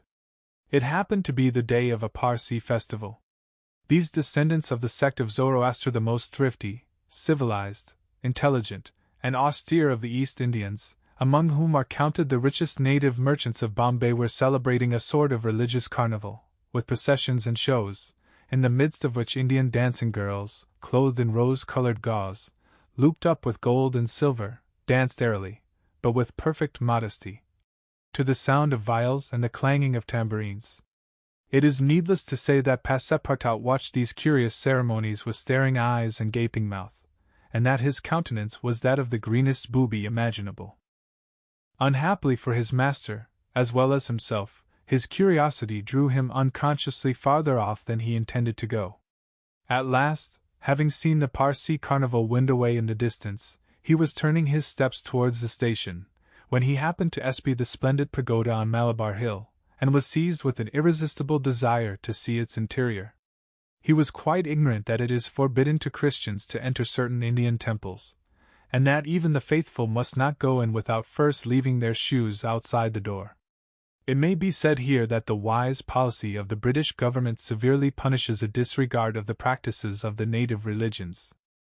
Passepartout, however, thinking no harm, went in like a simple tourist, and was soon lost in admiration of the splendid Brahmin ornamentation which everywhere met his eyes, when of a sudden he found himself sprawling on the sacred flagging. He looked up to behold 3 enraged priests, who forthwith fell upon him, tore off his shoes, and began to beat him with loud, savage exclamations. The agile Frenchman was soon upon his feet again, and lost no time in knocking down 2 of his long-gowned adversaries with his fists and a vigorous application of his toes. Then, rushing out of the pagoda as fast as his legs could carry him, he soon escaped the 3rd priest by mingling with the crowd in the streets. At 5 minutes before 8, Passepartout, hatless, shoeless, and having in the squabble lost his package of shirts and shoes, rushed breathlessly into the station. Fix, who had followed Mr. Fogg to the station, and saw that he was really going to leave Bombay, was there, upon the platform. He had resolved to follow the supposed robber to Calcutta, and farther, if necessary. Passepartout did not observe the detective, who stood in an obscure corner, but Fix heard him relate his adventures in a few words to Mr. Fogg. "I hope that this will not happen again," said Phileas Fogg coldly, as he got into the train. Poor Passepartout, quite crestfallen, followed his master without a word. Fix was on the point of entering another carriage, when an idea struck him which induced him to alter his plan. "No, I'll stay," muttered he. "An offense has been committed on Indian soil. I've got my man." Just then the locomotive gave a sharp screech, and the train passed out into the darkness of the night. Chapter 11. In which Phileas Fogg secures a curious means of conveyance at a fabulous price. The train had started punctually. Among the passengers were a number of officers, government officials, and opium and indigo merchants, whose business called them to the eastern coast. Passepartout rode in the same carriage with his master, and a 3rd passenger occupied a seat opposite to them. This was Sir Francis Cromarty, one of Mr. Fogg's whist partners on the Mongolia, now on his way to join his corps at Benares. Sir Francis was a tall, fair man of 50, who had greatly distinguished himself in the last Sepoy revolt. He made India his home, only paying brief visits to England at rare intervals, and was almost as familiar as a native with the customs, history, and character of India and its people. But Phileas Fogg, who was not traveling, but only describing a circumference, took no pains to inquire into these subjects. He was a solid body, traversing an orbit around the terrestrial globe, according to the laws of rational mechanics. He was at this moment calculating in his mind the number of hours spent since his departure from London, and had it been in his nature to make a useless demonstration, would have rubbed his hands for satisfaction. Sir Francis Cromarty had observed the oddity of his travelling companion, although the only opportunity he had for studying him had been while he was dealing the cards, and between 2 rubbers, and questioned himself whether a human heart really beat beneath this cold exterior, and whether Phileas Fogg had any sense of the beauties of nature. The Brigadier General was free to mentally confess that, of all the eccentric persons he had ever met, none was comparable to this product of the exact sciences. Phileas Fogg had not concealed from Sir Francis his design of going round the world, nor the circumstances under which he set out, and the General only saw in the wager a useless eccentricity and a lack of sound common sense. In the way this strange gentleman was going on, he would leave the world without having done any good to himself or anybody else. An hour after leaving Bombay, the train had passed the viaducts and the island of Salsette, and had got into the open country. At Kalyan they reached the junction of the branch line which descends towards south-eastern India by Kandala and Poona, and passing Powell, they entered the defile of the mountains, with their basalt bases, and their summits crowned with thick and verdant forests. Phileas Fogg and Sir Francis Cromarty exchanged a few words from time to time, and now Sir Francis, reviving the conversation, observed, Some years ago, Mr. Fogg, you would have met with a delay at this point which would probably have lost you your wager. How so, Sir Francis? Because the railway stopped at the base of these mountains, which the passengers were obliged to cross in palanquins or on ponies to Kandala, on the other side. Such a delay would not have deranged my plans in the least, said Mr. Fogg. I have constantly foreseen the likelihood of certain obstacles. But, Mr. Fogg, pursued Sir Francis, you run the risk of having some difficulty about this worthy fellow's adventure at the pagoda. Passepartout, his feet comfortably wrapped in his traveling blanket, was sound asleep and did not dream that anybody was talking about him. The government is very severe upon that kind of offense. It takes particular care that the religious customs of the Indians should be respected, and if your servant were caught Very well, Sir Francis, replied Mr. Fogg. If he had been caught he would have been condemned and punished, and then would have quietly returned to Europe. I don't see how this affair could have delayed his master. The conversation fell again. During the night the train left the mountains behind, and passed Nassik, and the next day proceeded over the flat, well-cultivated country of the Kandyish, with its straggling villages, above which rose the minarets of the pagodas. This fertile territory is watered by numerous small rivers and limpid streams, mostly tributaries of the Godavery. Passepartout, on waking and looking out, could not realize that he was actually crossing India in a railway train. The locomotive, guided by an English engineer and fed with English coal, threw out its smoke upon cotton, coffee, nutmeg, clove, and pepper plantations, while the steam curled in spirals around groups of palm trees, in the midst of which were seen picturesque bungalows, the hoary sort of abandoned monasteries, and marvelous temples enriched by the exhaustless ornamentation of Indian architecture. Then they came upon vast tracts extending to the horizon, with jungles inhabited by snakes and tigers, which fled at the noise of the train, succeeded by forests penetrated by the railway, and still haunted by elephants which, with pensive eyes, gazed at the train as it passed. The travelers crossed, beyond Milligam, the fatal country so often stained with blood by the sectaries of the goddess Kali. Not far off rose Ellora, with its graceful pagodas, and the famous Aurungabad, capital of the ferocious Aurangzeb, now the chief town of one of the detached provinces of the kingdom of the Nizam. It was thereabouts that Feringhia, the Thugji chief, king of the Stranglers, held his sway. These ruffians, united by a secret bond, strangled victims of every age in honor of the goddess Death, without ever shedding blood. There was a period when this part of the country could scarcely be traveled over without corpses being found in every direction. The English government has succeeded in greatly diminishing these murders, though the Thugjis still exist, and pursue the exercise of their horrible rites. At 12:30 the train stopped at Burhampur, where Passepartout was able to purchase some Indian slippers, ornamented with false pearls, in which, with evident vanity, he proceeded to encase his feet. The travelers made a hasty breakfast and started off for Asirgar, after skirting for a little the banks of the small river Tapti, which empties into the Gulf of Cambrai, near Surat. Passepartout was now plunged into absorbing reverie. Up to his arrival at Bombay, he had entertained hopes that their journey would end there, but now that they were plainly whirling across India at full speed, a sudden change had come over the spirit of his dreams. His old vagabond nature returned to him. The fantastic ideas of his youth once more took possession of him. He came to regard his master's project as intended in good earnest, believed in the reality of the bet, and therefore in the tour of the world and the necessity of making it without fail within the designated period. Already he began to worry about possible delays, and accidents which might happen on the way. He recognized himself as being personally interested in the wager, and trembled at the thought that he might have been the means of losing it by his unpardonable folly of the night before. Being much less cool-headed than Mr. Fogg, he was much more restless, counting and recounting the days passed over, uttering maledictions when the train stopped, and accusing it of sluggishness, and mentally blaming Mr. Fogg for not having bribed the engineer. The worthy fellow was ignorant that, while it was possible by such means to hasten the rate of a steamer, it could not be done on the railway.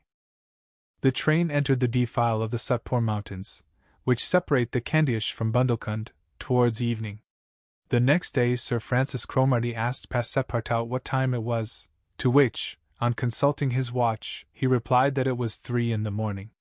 This famous timepiece, always regulated on the Greenwich meridian, which was now some 77 degrees westward, was at least 4 hours slow. Sir Francis corrected Passepartout's time, whereupon the latter made the same remark that he had done to Fix, and upon the general insisting that the watch should be regulated in each new meridian, since he was constantly going eastward, that is in the face of the sun, and therefore the days were shorter by 4 minutes for each degree gone over, Passepartout obstinately refused to alter his watch, which he kept at London time. It was an innocent delusion which could harm no one. The train stopped, at 8 o'clock, in the midst of a glade some 15 miles beyond Rahel, where there were several bungalows and workmen's cabins. The conductor, passing along the carriages, shouted, "Passengers will get out here!"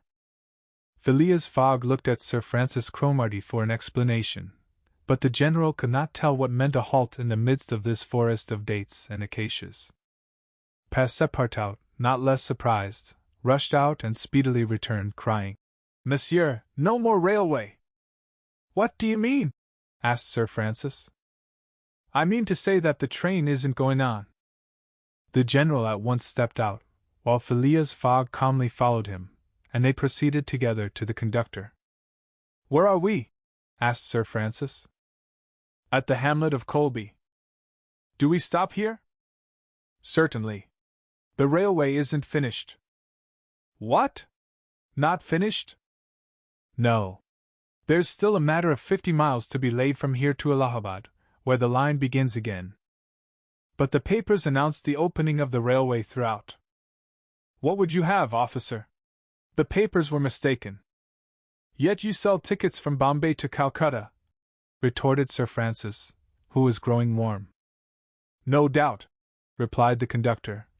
"But the passengers know that they must provide means of transportation for themselves from Colby to Allahabad." Sir Francis was furious. Passepartout would willingly have knocked the conductor down, and did not dare to look at his master. "Sir Francis," said Mr. Fogg quietly, "we will, if you please, look about for some means of conveyance to Allahabad." "Mr. Fogg, this is a delay greatly to your disadvantage." "No, Sir Francis, it was foreseen." "What?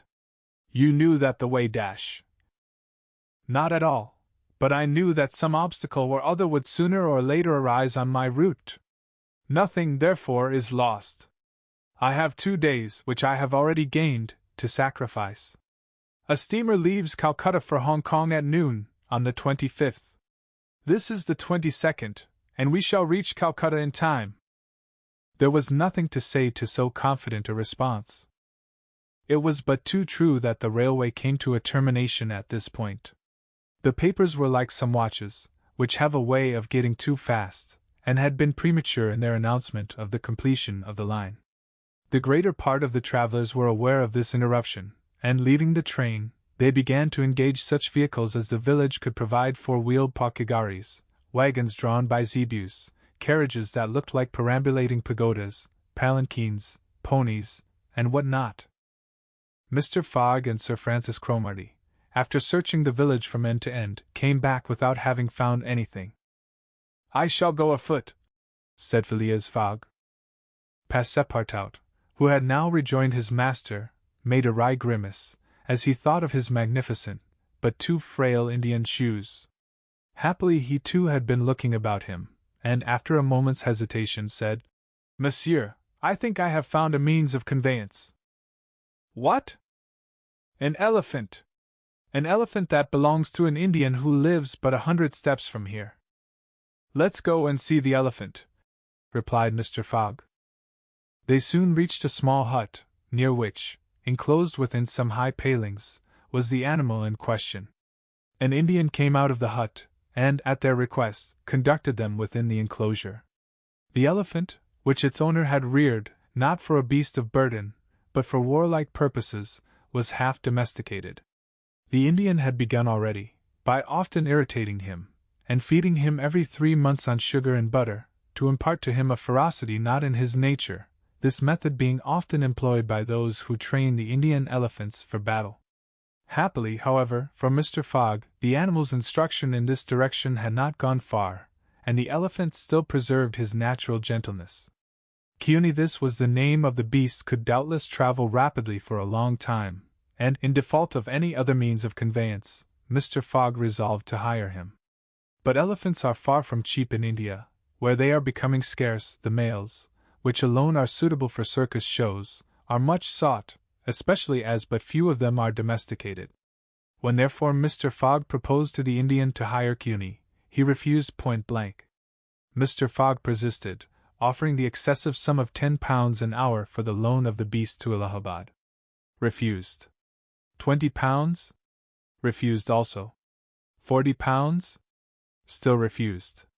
Passepartout jumped at each advance, but the Indian declined to be tempted. Yet the offer was an alluring one, for, supposing it took the elephant 15 hours to reach Allahabad, his owner would receive no less than £600 sterling. Phileas Fogg, without getting in the least flurried, then proposed to purchase the animal outright, and at first offered £1,000 for him. The Indian, perhaps thinking he was going to make a great bargain, still refused. Sir Francis Cromarty took Mr. Fogg aside, and begged him to reflect before he went any further, to which that gentleman replied that he was not in the habit of acting rashly, that a bet of £20,000 was at stake, that the elephant was absolutely necessary to him, and that he would secure him if he had to pay 20 times his value. Returning to the Indian, whose small, sharp eyes, glistening with avarice, betrayed that with him it was only a question of how great a price he could obtain, Mr. Fogg offered first £1,200, then £1,500, £1,800, £2,000. Passepartout, usually so rubicund, was fairly white with suspense. At £2,000 the Indian yielded. "What a price, good heavens!" cried Passepartout. "For an elephant!" It only remained now to find a guide, which was comparatively easy. A young Parsee, with an intelligent face, offered his services, which Mr. Fogg accepted, promising so generous a reward as to materially stimulate his zeal. The elephant was led out and equipped. The Parsee, who was an accomplished elephant driver, covered his back with a sort of saddlecloth, and attached to each of his flanks some curiously uncomfortable howdahs. Phileas Fogg paid the Indian with some banknotes which he extracted from the famous carpet bag, a proceeding that seemed to deprive poor Passepartout of his vitals. Then he offered to carry Sir Francis to Allahabad, which the brigadier gratefully accepted, as one traveller the more would not be likely to fatigue the gigantic beast. Provisions were purchased at Colby, and while Sir Francis and Mr. Fogg took the howdahs on either side, Passepartout got astride the saddle-cloth between them. The Parsee perched himself on the elephant's neck, and at 9 o'clock they set out from the village, the animal marching off through the dense forest of palms by the shortest cut. Chapter 12, in which Phileas Fogg and his companions venture across the Indian forests, and what ensued. In order to shorten the journey, the guide passed to the left of the line where the railway was still in process of being built. This line, owing to the capricious turnings of the Vindhya mountains, did not pursue a straight course. The Parsee, who was quite familiar with the roads and paths in the district, declared that they would gain 20 miles by striking directly through the forest. Phileas Fogg and Sir Francis Cromarty, plunged to the neck in the peculiar howdahs provided for them, were horribly jostled by the swift trotting of the elephant, spurred on as he was by the skilful Parsee, but they endured the discomfort with true British phlegm, talking little, and scarcely able to catch a glimpse of each other. As for Passepartout, who was mounted on the beast's back, and received the direct force of each concussion as he trod along, he was very careful, in accordance with his master's advice, to keep his tongue from between his teeth, as it would otherwise have been bitten off short. The worthy fellow bounced from the elephant's neck to his rump, and vaulted like a clown on a spring-board. Yet he laughed in the midst of his bouncing, and from time to time took a piece of sugar out of his pocket, and inserted it in Cuny's trunk, who received it without in the least slackening his regular trot. After 2 hours the guide stopped the elephant, and gave him an hour for rest, during which Cuny, after quenching his thirst at a neighboring spring, set to devouring the branches and shrubs round about him. Neither Sir Francis nor Mr. Fogg regretted the delay, and both descended with a feeling of relief. "Why, he's made of iron!" exclaimed the General, gazing admiringly on Cuny. "Of forged iron," replied Passepartout, as he set about preparing a hasty breakfast. At noon the Parsee gave the signal of departure. The country soon presented a very savage aspect. Copses of dates and dwarf palms succeeded the dense forests, then vast, dry plains, dotted with scanty shrubs, and sown with great blocks of syenite. All this portion of Bundelkund, which is little frequented by travelers, is inhabited by a fanatical population, hardened in the most horrible practices of the Hindu faith. The English have not been able to secure complete dominion over this territory, which is subjected to the influence of Rajas, whom it is almost impossible to reach in their inaccessible mountain fastnesses. The travelers several times saw bands of ferocious Indians, who, when they perceived the elephants striding across country, made angry and threatening motions. The Parsee avoided them as much as possible. Few animals were observed on the route. Even the monkeys hurried from their path with contortions and grimaces which convulsed Passepartout with laughter. In the midst of his gaiety, however, one thought troubled the worthy servant. What would Mr. Fogg do with the elephant when he got to Allahabad? Would he carry him on with him? Impossible. The cost of transporting him would make him ruinously expensive. Would he sell him, or set him free? The estimable beast certainly deserved some consideration. Should Mr. Fogg choose to make him, Passepartout, a present of Cuny, he would be very much embarrassed, and these thoughts did not cease worrying him for a long time. The principal chain of the Vindhyas was crossed by 8 in the evening, and another halt was made on the northern slope, in a ruined bungalow. They had gone nearly 25 miles that day, and an equal distance still separated them from the station of Allahabad. The night was cold. The Parsee lit a fire in the bungalow with a few dry branches, and the warmth was very grateful. Provisions purchased at Colby sufficed for supper, and the travelers ate ravenously. The conversation, beginning with a few disconnected phrases, soon gave place to loud and steady snores.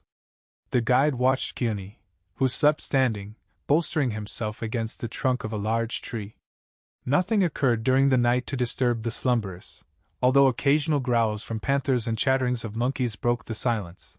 The more formidable beasts made no cries or hostile demonstration against the occupants of the bungalow. Sir Francis slept heavily, like an honest soldier overcome with fatigue. Passepartout was wrapped in uneasy dreams of the bouncing of the day before. As for Mr. Fogg, he slumbered as peacefully as if he had been in his serene mansion in Savile Row. The journey was resumed at 6 in the morning. The guide hoped to reach Allahabad by evening. In that case, Mr. Fogg would only lose a part of the 48 hours saved since the beginning of the tour. Cuny, resuming his rapid gait, soon descended the lower spurs of the Vindhyas, and towards noon they passed by the village of Callinger, on the Kani, one of the branches of the Ganges. The guide avoided inhabited places, thinking it safer to keep the open country, which lies along the first depressions of the basin of the great river. Allahabad was now only 12 miles to the northeast. They stopped under a clump of bananas, the fruit of which, as healthy as bread and as succulent as cream, was amply partaken of and appreciated. At 2 o'clock the guide entered a thick forest which extended several miles. He preferred to travel under cover of the woods. They had not as yet had any unpleasant encounters, and the journey seemed on the point of being successfully accomplished, when the elephant, becoming restless, suddenly stopped. It was then 4 o'clock. "What's the matter?" asked Sir Francis, putting out his head. "I don't know, officer," replied the Parsee, listening attentively to a confused murmur which came through the thick branches. The murmur soon became more distinct. It now seemed like a distant concert of human voices accompanied by brass instruments. Passepartout was all eyes and ears. Mr. Fogg patiently waited without a word. The Parsee jumped to the ground, fastened the elephant to a tree, and plunged into the thicket. He soon returned, saying, "A procession of Brahmins is coming this way. We must prevent their seeing us, if possible." The guide unloosed the elephant and led him into a thicket, at the same time asking the travelers not to stir. He held himself ready to bestride the animal at a moment's notice, should flight become necessary, but he evidently thought that the procession of the faithful would pass without perceiving them amid the thick foliage, in which they were wholly concealed. The discordant tones of the voices and instruments drew nearer, and now droning songs mingled with the sound of the tambourines and cymbals. The head of the procession soon appeared beneath the trees, 100 paces away, and the strange figures who performed the religious ceremony were easily distinguished through the branches. First came the priests, with mitres on their heads, and clothed in long lace robes. They were surrounded by men, women, and children, who sang a kind of lugubrious psalm, interrupted at regular intervals by the tambourines and cymbals, while behind them was drawn a car with large wheels, the spokes of which represented serpents entwined with each other. Upon the car, which was drawn by 4 richly caparisoned zebus, stood a hideous statue with 4 arms, the body colored a dull red, with haggard eyes, disheveled hair, protruding tongue, and lips tinted with beetle. It stood upright upon the figure of a prostrate and headless giant. Sir Francis, recognizing the statue, whispered, "The goddess Kali, the goddess of love and death." "Of death, perhaps," muttered back Passepartout. "But of love, that ugly old hag. Never!" The Parsee made a motion to keep silence. A group of old fakirs were capering and making a wild ado round the statue. These were striped with ochre, and covered with cuts whence their blood issued drop by drop. Stupid fanatics, who, in the great Indian ceremonies, still throw themselves under the wheels of Juggernaut. Some Brahmins, clad in all the sumptuousness of Oriental apparel, and leading a woman who faltered at every step, followed. This woman was young, and as fair as a European. Her head and neck, shoulders, ears, arms, hands, and toes were loaded down with jewels and gems, with bracelets, earrings, and rings, while a tunic bordered with gold, and covered with a light muslin robe, betrayed the outline of her form. The guards who followed the young woman presented a violent contrast to her, armed as they were with naked sabres hung at their waists, and long damascene pistols, and bearing a corpse on a palanquin. It was the body of an old man, gorgeously arrayed in the habiliments of a Rajah, wearing, as in life, a turban embroidered with pearls, a robe of tissue of silk and gold, a scarf of cashmere sewed with diamonds, and the magnificent weapons of a Hindu prince. Next came the musicians and a rearguard of capering fakirs, whose cries sometimes drowned the noise of the instruments. These closed the procession. Sir Francis watched the procession with a sad countenance, and turning to the guide said, "A suttee." The Parsee nodded, and put his finger to his lips.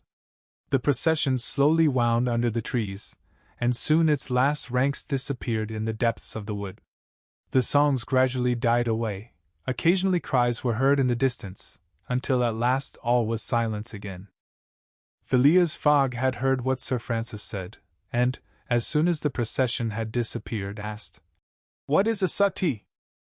"A suttee," returned the general, "is a human sacrifice, but a voluntary one. The woman you have just seen will be burned tomorrow at the dawn of day." "Oh, the scoundrels!" cried Passepartout, who could not repress his indignation. "And the corpse?" asked Mr. Fogg. "Is that of the prince, her husband," said the guide. "An independent Rajah of Bundelkund." "Is it possible," resumed Phileas Fogg, his voice betraying not the least emotion, "that these barbarous customs still exist in India, and that the English have been unable to put a stop to them? These sacrifices do not occur in the larger portion of India," replied Sir Francis. "But we have no power over these savage territories, and especially here in Bundelkund. The whole district north of the Vindhyas is the theatre of incessant murders and pillage." "The poor wretch!" exclaimed Passepartout. "To be burned alive!" "Yes," returned Sir Francis, "burned alive. And if she were not, you cannot conceive what treatment she would be obliged to submit to from her relatives. They would shave off her hair, feed her on a scanty allowance of rice, treat her with contempt. She would be looked upon as an unclean creature, and would die in some corner, like a scurvy dog. The prospect of so frightful an existence drives these poor creatures to the sacrifice much more than love or religious fanaticism. Sometimes, however, the sacrifice is really voluntary, and it requires the active interference of the government to prevent it. Several years ago, when I was living at Bombay, a young widow asked permission of the governor to be burned along with her husband's body, but, as you may imagine, he refused. The woman left the town, took refuge with an independent Rajah, and there carried out her self-devoted purpose. While Sir Francis was speaking, the guide shook his head several times and now said, "The sacrifice which will take place tomorrow at dawn is not a voluntary one." "How do you know?" "Everybody knows about this affair in Bundelkund." "But the wretched creature did not seem to be making any resistance," observed Sir Francis. "That was because they had intoxicated her with fumes of hemp and opium." "But where are they taking her?" "To the pagoda of Palaji, 2 miles from here. She will pass the night there." "And the sacrifice will take place tomorrow, at the first light of dawn." The guide now led the elephant out of the thicket, and leaped upon his neck. Just at the moment that he was about to urge Keone forward with a peculiar whistle, Mr. Fogg stopped him, and turning to Sir Francis Cromarty said, "Suppose we save this woman." "Save the woman, Mr. Fogg?" "I have yet 12 hours to spare. I can devote them to that." "Why, you are a man of heart." "Sometimes," replied Phileas Fogg quietly, "when I have the time."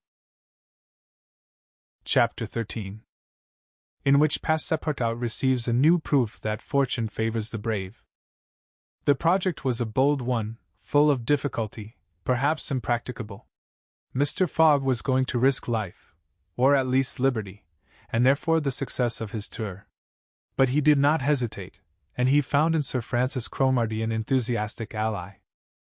As for Passepartout, he was ready for anything that might be proposed. His master's idea charmed him. He perceived a heart, a soul, under that icy exterior. He began to love Phileas Fogg. There remained the guide. What course would he adopt? Would he not take part with the Indians? In default of his assistance, it was necessary to be assured of his neutrality. Sir Francis frankly put the question to him. "Officers," replied the guide, "I am a Parsee, and this woman is a Parsee. Command me as you will." "Excellent," said Mr. Fogg. "However," resumed the guide, "it is certain not only that we shall risk our lives, but horrible tortures if we are taken." "That is foreseen," replied Mr. Fogg. "I think we must wait till night before acting." "I think so," said the guide. The worthy Indian then gave some account of the victim, who, he said, was a celebrated beauty of the Parsee race, and the daughter of a wealthy Bombay merchant. She had received a thoroughly English education in that city, and from her manners and intelligence, would be thought an European. Her name was Uda. Left an orphan, she was married against her will to the old Rajah of Bundelkund, and knowing the fate that awaited her, she escaped, was retaken, and devoted by the Rajah's relatives, who had an interest in her death, to the sacrifice from which it seemed she could not escape. The Parsee's narrative only confirmed Mr. Fogg and his companions in their generous design. It was decided that the guide should direct the elephant towards the pagoda of Palaji, which he accordingly approached as quickly as possible. They halted, half an hour afterwards, in a copse, some 500 feet from the pagoda, where they were well concealed, but they could hear the groans and cries of the fakirs distinctly. They then discussed the means of getting at the victim. The guide was familiar with the pagoda of Palaji, in which, as he declared, the young woman was imprisoned. Could they enter any of its doors while the whole party of Indians was plunged in a drunken sleep, or was it safer to attempt to make a hole in the walls? This could only be determined at the moment and the place themselves. But it was certain that the abduction must be made that night, and not when, at break of day, the victim was led to her funeral pyre. Then no human intervention could save her. As soon as night fell, about 6 o'clock, they decided to make a reconnaissance around the pagoda. The cries of the fakirs were just ceasing.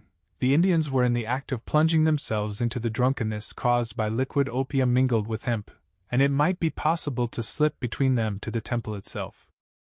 The Parsee, leading the others, noiselessly crept through the wood, and in 10 minutes they found themselves on the banks of a small stream, whence, by the light of the rosin torches, they perceived a pyre of wood, on the top of which lay the embalmed body of the Rajah, which was to be burned with his wife. The pagoda, whose minarets loomed above the trees in the deepening dusk, stood 100 steps away. "Come!" whispered the guide. He slipped more cautiously than ever through the brush, followed by his companions. The silence around was only broken by the low murmuring of the wind among the branches. Soon the Parsee stopped on the borders of the glade, which was lit up by the torches. The ground was covered by groups of the Indians, motionless in their drunken sleep. It seemed a battlefield strewn with the dead. Men, women, and children lay together. In the background, among the trees, the pagoda of Palaji loomed distinctly. Much to the guide's disappointment, the guards of the Rajah, lighted by torches, were watching at the doors and marching to and fro with naked sabers. Probably the priests, too, were watching within. The Parsee, now convinced that it was impossible to force an entrance to the temple, advanced no farther, but led his companions back again. Phileas Fogg and Sir Francis Cromarty also saw that nothing could be attempted in that direction. They stopped, and engaged in a whispered colloquy. "It is only 8 now," said the brigadier, "and these guards may also go to sleep." "It is not impossible," returned the Parsee. They lay down at the foot of a tree, and waited. The time seemed long. The guide ever and anon left them to take an observation on the edge of the wood, but the guards watched steadily by the glare of the torches, and a dim light crept through the windows of the pagoda. They waited till midnight, but no change took place among the guards, and it became apparent that their yielding to sleep could not be counted on. The other plan must be carried out, an opening in the walls of the pagoda must be made. It remained to ascertain whether the priests were watching by the side of their victim as assiduously as were the soldiers at the door. After a last consultation, the guide announced that he was ready for the attempt, and advanced, followed by the others. They took a roundabout way, so as to get at the pagoda on the rear. They reached the walls about 12:30, without having met anyone. Here there was no guard, nor were there either windows or doors. The night was dark. The moon, on the wane, scarcely left the horizon, and was covered with heavy clouds. The height of the trees deepened the darkness. It was not enough to reach the walls. An opening in them must be accomplished, and to attain this purpose the party only had their pocket knives. Happily the temple walls were built of brick and wood, which could be penetrated with little difficulty. After one brick had been taken out, the rest would yield easily. They set noiselessly to work, and the Parsee on one side and Passepartout on the other began to loosen the bricks so as to make an aperture 2 feet wide. They were getting on rapidly, when suddenly a cry was heard in the interior of the temple, followed almost instantly by other cries replying from the outside. Passepartout and the guide stopped. Had they been heard? Was the alarm being given?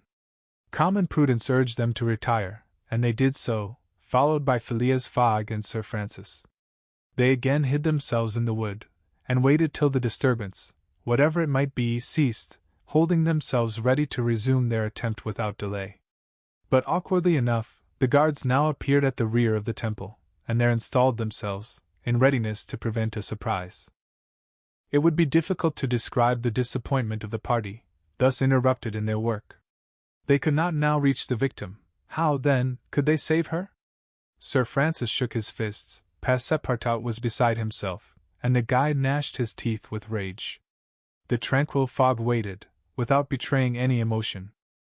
"We have nothing to do but to go away," whispered Sir Francis. "Nothing but to go away," echoed the guide. "Stop," said Fogg. "I am only due at Allahabad tomorrow before noon." "But what can you hope to do?" asked Sir Francis. "In a few hours it will be daylight, and dash. The chance which now seems lost may present itself at the last moment." Sir Francis would have liked to read Phileas Fogg's eyes. What was this cool Englishman thinking of?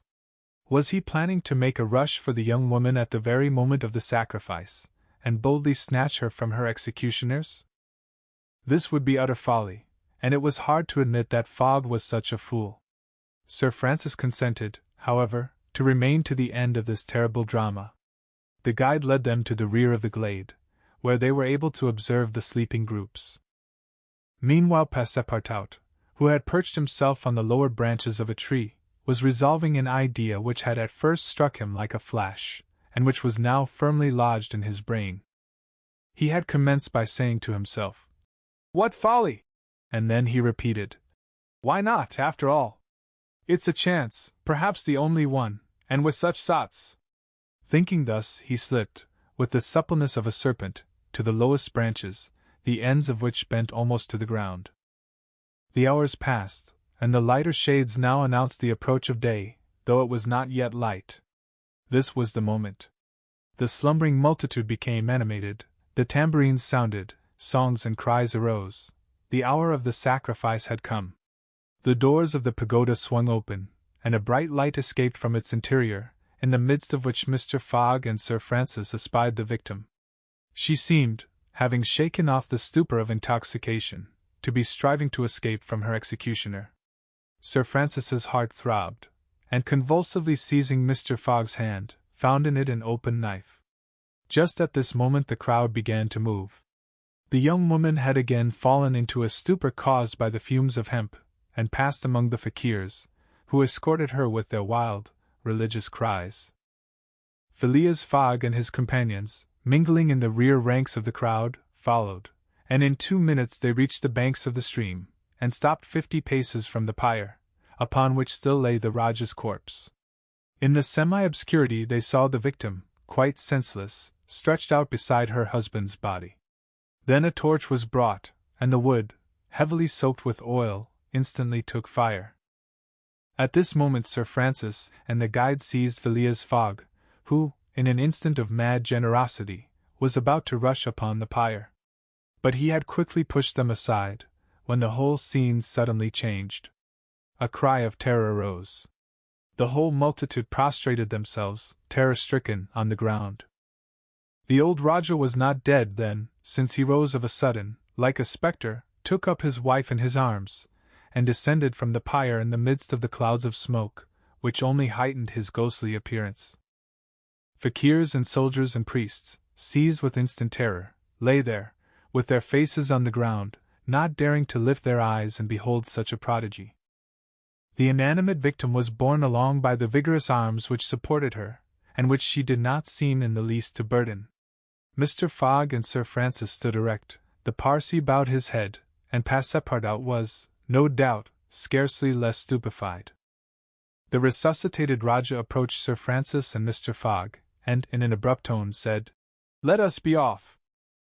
It was Passepartout himself, who had slipped upon the pyre in the midst of the smoke and, profiting by the still overhanging darkness, had delivered the young woman from death.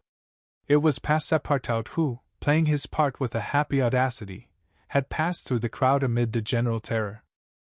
A moment after all 4 of the party had disappeared in the woods, and the elephant was bearing them away at a rapid pace. But the cries and noise and a ball which whizzed through Phileas Fogg's hat apprised them that the trick had been discovered. The old Rajah's body, indeed, now appeared upon the burning pyre, and the priests, recovered from their terror, perceived that an abduction had taken place. They hastened into the forest, followed by the soldiers, who fired a volley after the fugitives, but the latter rapidly increased the distance between them, and ere long found themselves beyond the reach of the bullets and arrows. Chapter 14, in which Phileas Fogg descends the whole length of the beautiful valley of the Ganges without ever thinking of seeing it.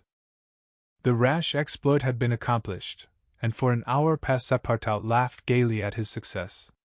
Sir Francis pressed the worthy fellow's hand, and his master said, "Well done!" which, from him, was high commendation, to which Passepartout replied that all the credit of the affair belonged to Mr. Fogg. As for him, he had only been struck with a queer idea, and he laughed to think that for a few moments he, Passepartout, the ex-gymnast, ex-sergeant fireman, had been the spouse of a charming woman, a venerable, embalmed Rajah. As for the young Indian woman, She had been unconscious throughout of what was passing, and now, wrapped up in a traveling blanket, was reposing in one of the howdahs. The elephant, thanks to the skillful guidance of the Parsee, was advancing rapidly through the still darksome forest, and an hour after leaving the pagoda, had crossed a vast plain. They made a halt at 7 o'clock, the young woman being still in a state of complete prostration. The guide made her drink a little brandy and water, but the drowsiness which stupefied her could not yet be shaken off. Sir Francis, who was familiar with the effects of the intoxication produced by the fumes of hemp, reassured his companions on her account. But he was more disturbed at the prospect of her future fate. He told Phileas Fogg that, should Uda remain in India, she would inevitably fall again into the hands of her executioners. These fanatics were scattered throughout the county, and would, despite the English police, recover their victim at Madras, Bombay, or Calcutta. She would only be safe by quitting India forever. Phileas Fogg replied that he would reflect upon the matter. The station at Allahabad was reached about 10 o'clock, and the interrupted line of railway being resumed, would enable them to reach Calcutta in less than 24 hours. Phileas Fogg would thus be able to arrive in time to take the steamer which left Calcutta the next day, October 25th, at noon, for Hong Kong. The young woman was placed in one of the waiting rooms of the station, whilst Passepartout was charged with purchasing for her various articles of toilet, a dress, shawl, and some furs, for which his master gave him unlimited credit. Passepartout started off forthwith, and found himself in the streets of Allahabad, that is, the city of God, one of the most venerated in India, being built at the junction of the two sacred rivers, Ganges and Jumna, the waters of which attract pilgrims from every part of the peninsula. The Ganges, according to the legends of the Ramayana, rises in heaven, whence, owing to Brahma's agency, it descends to the earth. Passepartout made it a point, as he made his purchases, to take a good look at the city. It was formerly defended by a noble fort, which has since become a state prison. Its commerce has dwindled away, and Passepartout in vain looked about him for such a bazaar as he used to frequent in Regent Street. At last he came upon an elderly, crusty Jew, who sold second-hand articles, and from whom he purchased a dress of Scotch stuff, a large mantle, and a fine otterskin pelisse, for which he did not hesitate to pay £75. He then returned triumphantly to the station. The influence to which the priests of Pelagie had subjected Uda began gradually to yield, and she became more herself, so that her fine eyes resumed all their soft Indian expression. When the poet king, Yukaf ad-Dal, celebrates the charms of the Queen of Amanagara, he speaks thus. Her shining tresses, divided in two parts, encircled the harmonious contour of her white and delicate cheeks, brilliant in their glow and freshness. Her ebony brows have the form and charm of the bow of Kama, the god of love, and beneath her long silken lashes the purest reflections and a celestial light swim, as in the sacred lakes of Himalaya, in the black pupils of her great clear eyes. Her teeth, fine, equal, and white, glitter between her smiling lips like dewdrops in a passion flower's half-enveloped breast. Her delicately formed ears, her vermilion hands, her little feet, curved and tender as the lotus bud, glitter with the brilliancy of the loveliest pearls of Ceylon, the most dazzling diamonds of Golconda. Her narrow and supple waist, which a hand may clasp around, sets forth the outline of her rounded figure and the beauty of her bosom, where youth in its flower displays the wealth of its treasures, and beneath the silken folds of her tunic she seems to have been modeled in pure silver by the godlike hand of Vikvarkarma, the immortal sculptor. It is enough to say, without applying this poetical rhapsody to Uda, that she was a charming woman, in all the European acceptation of the phrase. She spoke English with great purity, and the guide had not exaggerated in saying that the young Parsee had been transformed by her bringing up. The train was about to start from Allahabad, and Mr. Fogg proceeded to pay the guide the price agreed upon for his service, and not a farthing more, which astonished Passepartout, who remembered all that his master owed to the guide's devotion. He had, indeed, risked his life in the adventure at Pelagie, and if he should be caught afterwards by the Indians, he would with difficulty escape their vengeance. Kearney, also, must be disposed of. What should be done with the elephant, which had been so dearly purchased? Phileas Fogg had already determined this question. "Parsi," said he to the guide, "you have been serviceable and devoted. I have paid for your service, but not for your devotion. Would you like to have this elephant? He is yours." The guide's eyes glistened. "Your honor is giving me a fortune," cried he. "Take him, guide," returned Mr. Fogg, "and I shall still be your debtor." "Good!" exclaimed Passepartout. "Take him, friend. Cuny is a brave and faithful beast." And going up to the elephant, he gave him several lumps of sugar, saying, "Here, Cuny, here, here."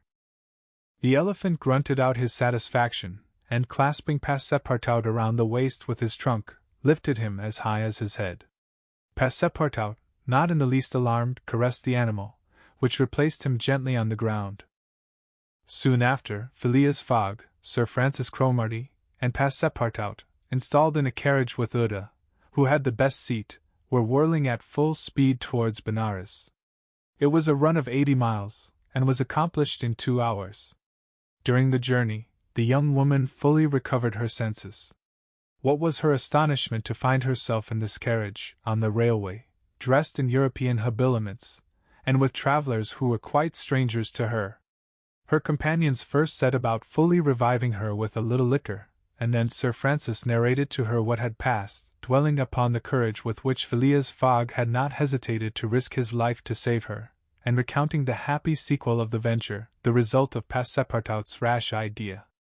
Mr. Fogg said nothing, while Passepartout, abashed, kept repeating that it wasn't worth telling. Oda pathetically thanked her deliverers, rather with tears than words. Her fine eyes interpreted her gratitude better than her lips. Then, as her thoughts strayed back to the scene of the sacrifice, and recalled the dangers which still menaced her, she shuddered with terror. Phileas Fogg understood what was passing in Oda's mind, and offered, in order to reassure her, to escort her to Hong Kong, where she might remain safely until the affair was hushed up, an offer which she eagerly and gratefully accepted. She had, it seems, a Parsi relation, who was one of the principal merchants of Hong Kong, which is wholly an English city, though on an island on the Chinese coast. At 12:30 the train stopped at Benares. The Brahmin legends assert that this city is built on the site of the ancient Kasi, which, like Mahomet's tomb, was once suspended between heaven and earth, though the Benares of today, which the Orientalists call the Athens of India, stands quite unpoetically on the solid earth. Passepartout caught glimpses of its brick houses and clay huts, giving an aspect of desolation to the place, as the train entered it. Benares was Sir Francis Cromarty's destination, the troops he was rejoining being encamped some miles northward of the city. He bade adieu to Phileas Fogg, wishing him all success, and expressing the hope that he would come that way again in a less original but more profitable fashion. Mr. Fogg lightly pressed him by the hand. The parting of Uda, who did not forget what she owed to Sir Francis, betrayed more warmth, and, as for Passepartout, he received a hearty shake of the hand from the gallant general. The railway, on leaving Benares, passed for a while along the valley of the Ganges. Through the windows of their carriage the travellers had glimpses of the diversified landscape of Behar, with its mountains clothed in verdure, its fields of barley, wheat, and corn, its jungles peopled with green alligators, its neat villages, and its still thickly leaved forest. Elephants were bathing in the waters of the sacred river, and groups of Indians, despite the advanced season and chilly air, were performing solemnly their pious ablutions. These were fervent Brahmins, the bitterest foes of Buddhism, their deities being Vishnu, the solar god, Shiva, the divine impersonation of natural forces, and Brahma, the supreme ruler of priests and legislators. What would these divinities think of India, anglicized as it is today, with steamers whistling and scudding along the Ganges, frightening the gulls which float upon its surface, the turtles swarming along its banks, and the faithful dwelling upon its borders? The panorama passed before their eyes like a flash, save when the steam concealed it fitfully from the view.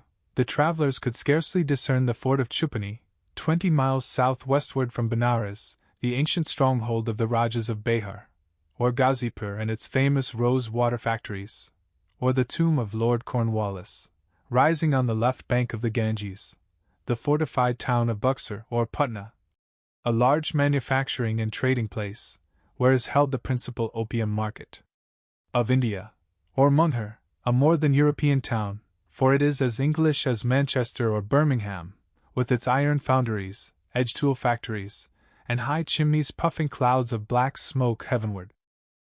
Night came on, the train passed on at full speed, in the midst of the roaring of the tigers, bears, and wolves which fled before the locomotive, and the marvels of Bengal, Golconda ruined Gore, Murshidabad, the ancient capital, Burwan, Hugli, and the French town of Chandernagor, where Passepartout would have been proud to see his country's flag flying, were hidden from their view in the darkness. Calcutta was reached at 7 in the morning, and the packet left for Hong Kong at noon, so that Phileas Fogg had 5 hours before him. According to his journal, he was due at Calcutta on the 25th of October, and that was the exact date of his actual arrival. He was therefore either behindhand nor ahead of time. The 2 days gained between London and Bombay had been lost, as has been seen, in the journey across India. But it is not to be supposed that Phileas Fogg regretted them. Chapter 15, in which the bag of banknotes disgorges some thousands of pounds more. The train entered the station, and Passepartout, jumping out first, was followed by Mr. Fogg, who assisted his fair companion to descend. Phileas Fogg intended to proceed at once to the Hong Kong steamer, in order to get Oda comfortably settled for the voyage. He was unwilling to leave her while they were still on dangerous ground. Just as he was leaving the station, a policeman came up to him, and said, "Mr. Phileas Fogg?" "I am he." "Is this man your servant?" added the policeman, pointing to Passepartout. "Yes." "Be so good, both of you, as to follow me." Mr. Fogg betrayed no surprise whatever. The policeman was a representative of the law, and law is sacred to an Englishman. Passepartout tried to reason about the matter, but the policeman tapped him with his stick, and Mr. Fogg made him a signal to obey. "May this young lady go with us?" asked he. "She may," replied the policeman. Mr. Fogg, Oda, and Passepartout were conducted to a pockegari, a sort of four-wheeled carriage, drawn by 2 horses, in which they took their places and were driven away. No one spoke during the 20 minutes which elapsed before they reached their destination. They first passed through the Black Town, with its narrow streets, its miserable, dirty huts, and squalid population, then through the European Town, which presented a relief in its bright brick mansions, shaded by coconut trees and bristling with masts, where, although it was early morning, elegantly dressed horsemen and handsome equipages were passing back and forth. The carriage stopped before a modest-looking house, which, however, did not have the appearance of a private mansion. The policeman, having requested his prisoners for so, truly, they might be called to descend, conducted them into a room with barred windows, and said, "You will appear before Judge Obadiah at 8:30. He then retired, and closed the door. "Why, we are prisoners!" exclaimed Passepartout, falling into a chair. Oda, with an emotion she tried to conceal, said to Mr. Fogg, "Sir, you must leave me to my fate. It is on my account that you receive this treatment, it is for having saved me." Phileas Fogg contented himself with saying that it was impossible. It was quite unlikely that he should be arrested for preventing a suttee. The complainants would not dare present themselves with such a charge. There was some mistake. Moreover, he would not, in any event, abandon Oda, but would escort her to Hong Kong. "But the steamer leaves at noon," observed Passepartout, nervously. "We shall be on board by noon," replied his master, placidly. It was said so positively that Passepartout could not help muttering to himself, "Parbleu, that's certain. Before noon we shall be on board." But he was by no means reassured. At 8:30 the door opened, the policeman appeared, and requesting them to follow him, led the way to an adjoining hall. It was evidently a court-room, and a crowd of Europeans and natives already occupied the rear of the apartment. Mr. Fogg and his 2 companions took their places on a bench opposite the desks of the magistrate and his clerk. Immediately after, Judge Obadiah, a fat, round man, followed by the clerk, entered. He proceeded to take down a wig which was hanging on a nail, and put it hurriedly on his head. "The first case," said he. Then, putting his hand to his head, he exclaimed, "Heh! This is not my wig!" "No, your worship," returned the clerk. "It is mine." "My dear Mr. Oysterpuff, how can a judge give a wise sentence in a clerk's wig?" The wigs were exchanged. Passepartout was getting nervous, for the hands on the face of the big clock over the judge seemed to go around with terrible rapidity. "The first case," repeated Judge Obadiah. "Phileas Fogg?" demanded Oysterpuff. "I am here," replied Mr. Fogg. "Passepartout?" "Present," responded Passepartout. "Good," said the judge. "You have been looked for, prisoners, for 2 days on the trains from Bombay." "But of what are we accused?" asked Passepartout impatiently. "You are about to be informed." "I am an English subject, sir," said Mr. Fogg, "and I have the right dash." "Have you been ill-treated?" "Not at all." "Very well, let the complainants come in." A door was swung open by order of the judge, and 3 Indian priests entered. "That's it," muttered Passepartout. "These are the rogues who were going to burn our young lady."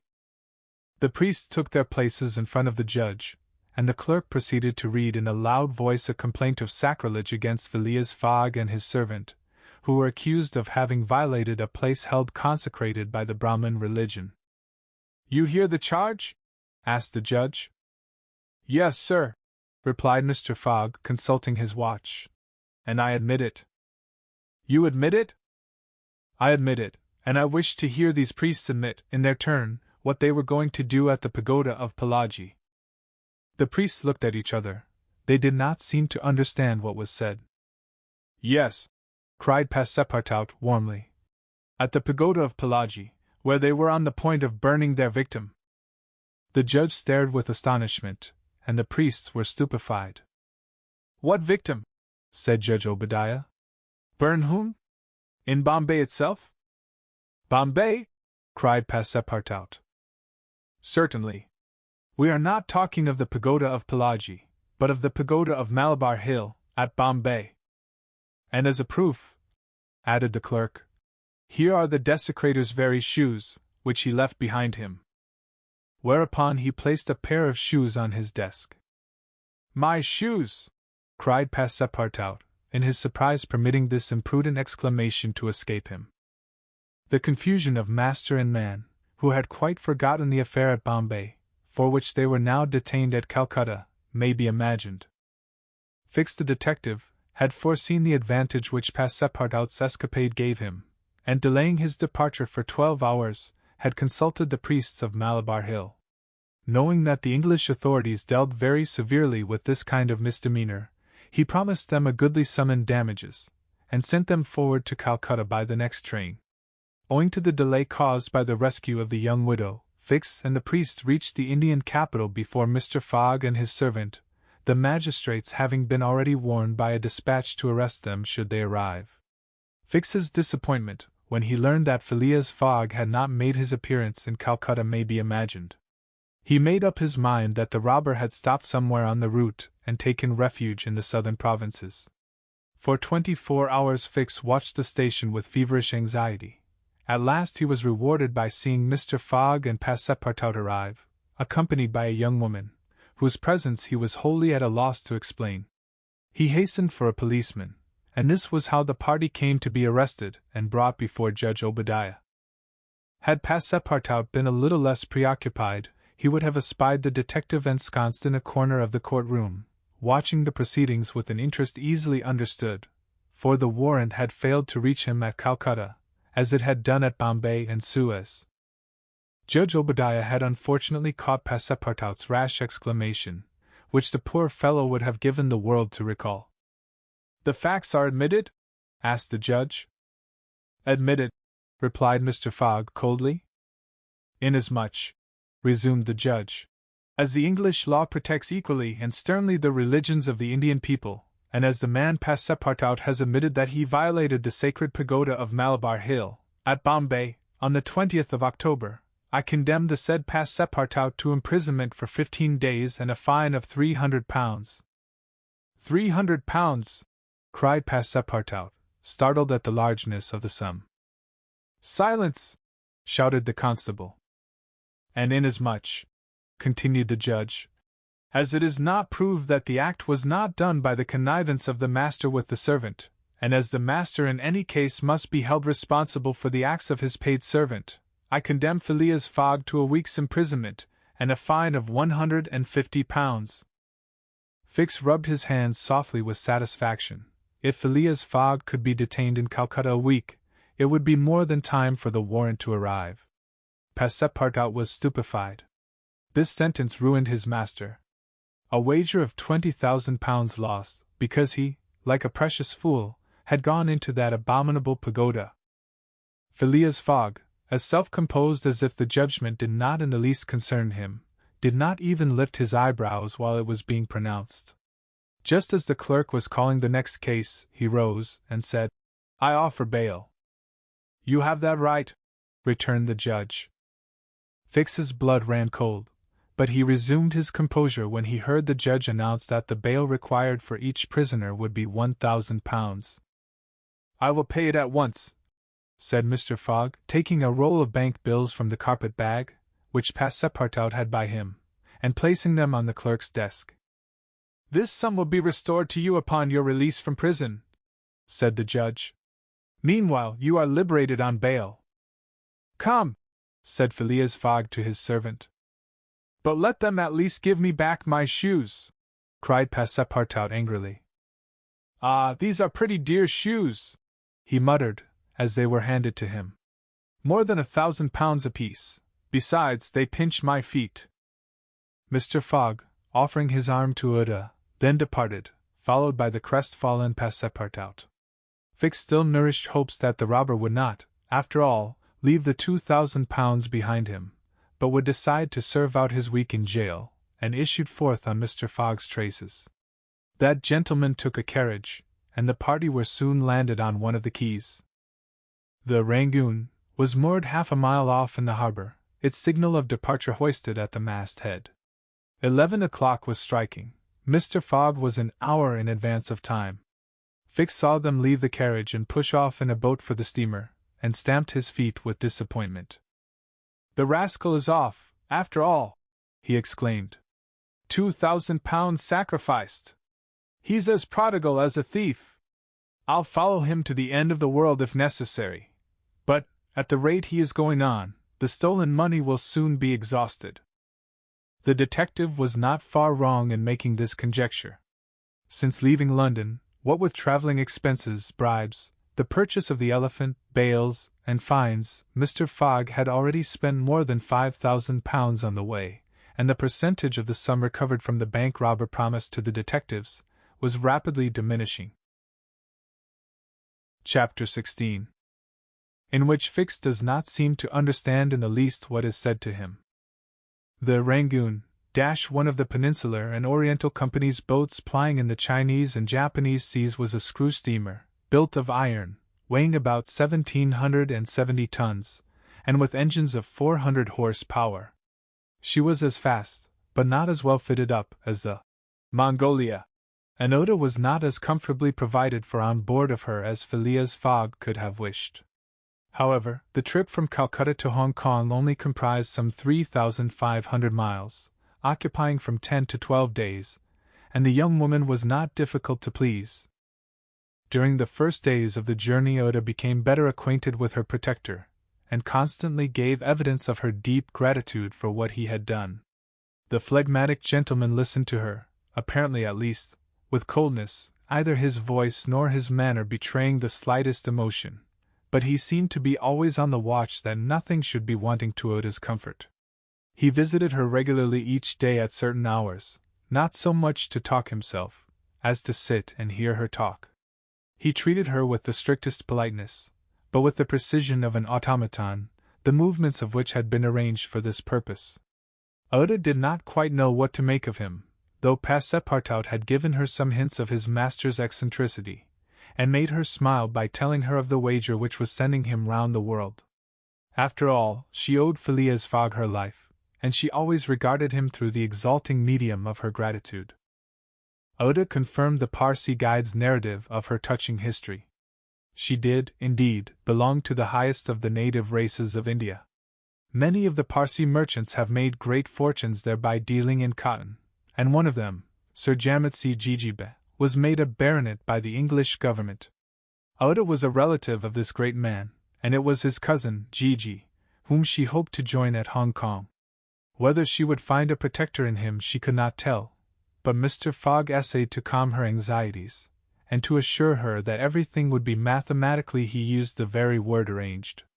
Oda fastened her great eyes, clear as the sacred lakes of the Himalaya, upon him, but the intractable Fogg, as reserved as ever, did not seem at all inclined to throw himself into this lake. The first few days of the voyage passed prosperously, amid favorable weather and propitious winds, and they soon came in sight of the Great Andaman, the principal of the islands in the Bay of Bengal, with its picturesque Saddle Peak, 2,400 feet high, looming above the waters. The steamer passed along near the shores, but the savage Papuans, who are in the lowest scale of humanity, but are not, as has been asserted, cannibals, did not make their appearance. The panorama of the islands, as they steamed by them, was superb. Vast forests of palms, arix, bamboo, teakwood, of the gigantic mimosa, and tree-like ferns covered the foreground, while behind, the graceful outlines of the mountains were traced against the sky, and along the coast swarmed by thousands the precious swallows whose nests furnish a luxurious dish to the tables of the celestial empire. The varied landscape afforded by the Andaman Islands was soon passed, however, and the Rangoon rapidly approached the Straits of Malacca, which gave access to the China Seas. What was Detective Fix, so unluckily drawn on from country to country, doing all this while? He had managed to embark on the Rangoon at Calcutta without being seen by Passepartout, after leaving orders that, if the warrant should arrive, it should be forwarded to him at Hong Kong, and he hoped to conceal his presence to the end of the voyage. It would have been difficult to explain why he was on board without awakening Passepartout's suspicions, who thought him still at Bombay. But necessity impelled him, nevertheless, to renew his acquaintance with the worthy servant, as will be seen. All the detective's hopes and wishes were now centered on Hong Kong, for the steamer's stay at Singapore would be too brief to enable him to take any steps there. The arrest must be made at Hong Kong, or the robber would probably escape him forever. Hong Kong was the last English ground on which he would set foot. Beyond, China, Japan, America offered to Fogg an almost certain refuge. If the warrant should at last make its appearance at Hong Kong, Fix could arrest him and give him into the hands of the local police, and there would be no further trouble. But beyond Hong Kong, a simple warrant would be of no avail. An extradition warrant would be necessary, and that would result in delays and obstacles, of which the rascal would take advantage to elude justice. Fix thought over these probabilities during the long hours which he spent in his cabin, and kept repeating to himself, "Now either the warrant will be at Hong Kong, in which case I shall arrest my man, or it will not be there, and this time it is absolutely necessary that I should delay his departure. I have failed at Bombay, and I have failed at Calcutta. If I fail at Hong Kong, my reputation is lost, cost what it may. I must succeed. But how shall I prevent his departure, if that should turn out to be my last resource?" Fix made up his mind that, if worst came to worst, he would make a confidant of Passepartout, and tell him what kind of a fellow his master really was. That Passepartout was not Fogg's accomplice, he was very certain. The servant, enlightened by his disclosure, and afraid of being himself implicated in the crime, would doubtless become an ally of the detective. But this method was a dangerous one, only to be employed when everything else had failed. A word from Passepartout to his master would ruin all. The detective was therefore in a sore strait. But suddenly a new idea struck him. The presence of Oda on the Rangoon, in company with Phileas Fogg, gave him new material for reflection. Who was this woman? What combination of events had made her Fogg's traveling companion? They had evidently met somewhere between Bombay and Calcutta, but where? Had they met accidentally, Or had Fogg gone into the interior purposely in quest of this charming damsel? Fix was fairly puzzled. He asked himself whether there had not been a wicked elopement, and this idea so impressed itself upon his mind that he determined to make use of the supposed intrigue. Whether the young woman were married or not, he would be able to create such difficulties for Mr. Fogg at Hong Kong that he could not escape by paying any amount of money. But could he even wait till they reached Hong Kong? Fogg had an abominable way of jumping from one boat to another, and before anything could be effected, might get full under way again for Yokohama. Fix decided that he must warn the English authorities, and signal the Rangoon before her arrival. This was easy to do, since the steamer stopped at Singapore, whence there is a telegraphic wire to Hong Kong. He finally resolved, moreover, before acting more positively, to question Passepartout. It would not be difficult to make him talk, and, as there was no time to lose, Fix prepared to make himself known. It was now the 30th of October, and on the following day the Rangoon was due at Singapore. Fix emerged from his cabin and went on deck. Passepartout was promenading up and down in the forward part of the steamer. The detective rushed forward with every appearance of extreme surprise, and exclaimed, "You here on the Rangoon?" "What, Monsieur Fix, are you on board?" returned the really astonished Passepartout, recognizing his crony of the Mongolia. "Why, I left you at Bombay, and here you are, on the way to Hong Kong. Are you going round the world too?" No, replied Fix. "I shall stop at Hong Kong at least for some days." "Hum," said Passepartout, who seemed for an instant perplexed. "But how is it I have not seen you on board since we left Calcutta?" "Oh, a trifle of seasickness. I've been staying in my berth. The Gulf of Bengal does not agree with me as well as the Indian Ocean." "And how is Mr. Fogg?" "As well and as punctual as ever, not a day behind time. But, Monsieur Fix, you don't know that we have a young lady with us." "A young lady?" replied the detective, not seeming to comprehend what was said. Passepartout thereupon recounted Uda's history, the affair at the Bombay Pagoda, the purchase of the elephant for £2,000, the rescue, the arrest, and sentence of the Calcutta court, and the restoration of Mr. Fogg and himself to liberty on bail. Fix, who was familiar with the last events, seemed to be equally ignorant of all that Passepartout related, and the latter was charmed to find so interested a listener. "But does your master propose to carry this young woman to Europe?" "Not at all. We are simply going to place her under the protection of one of her relatives, a rich merchant at Hong Kong." "Nothing to be done there," said Fix to himself, concealing his disappointment. "A glass of gin, Mr. Passepartout?" "Willingly, Monsieur Fix. We must at least have a friendly glass on board the Rangoon." Chapter 17. Showing what happened on the voyage from Singapore to Hong Kong. The detective and Passepartout met often on deck after this interview, though Fix was reserved, and did not attempt to induce his companion to divulge any more facts concerning Mr. Fogg. He caught a glimpse of that mysterious gentleman once or twice, but Mr. Fogg usually confined himself to the cabin, where he kept Uda company, or, according to his inveterate habit, took a hand at whist. Passepartout began very seriously to conjecture what strange chance kept Fix still on the route that his master was pursuing. It was really worth considering why this certainly very amiable and complacent person, whom he had first met at Suez, had then encountered on board the Mongolia, who disembarked at Bombay, which he announced as his destination, and now turned up so unexpectedly on the Rangoon, was following Mr. Fogg's tracks step by step. What was Fix's object? Passepartout was ready to wager his Indian shoes, which he religiously preserved, that Fix would also leave Hong Kong at the same time with them, and probably on the same steamer. Passepartout might have cudgelled his brain for a century without hitting upon the real object which the detective had in view. He never could have imagined that Phileas Fogg was being tracked as a robber around the globe. But as it is in human nature to attempt the solution of every mystery, Passepartout suddenly discovered an explanation of Fix's movements, which was in truth far from unreasonable. Fix, he thought, could only be an agent of Mr. Fogg's friends at the Reform Club, sent to follow him up, and to ascertain that he really went round the world as had been agreed upon.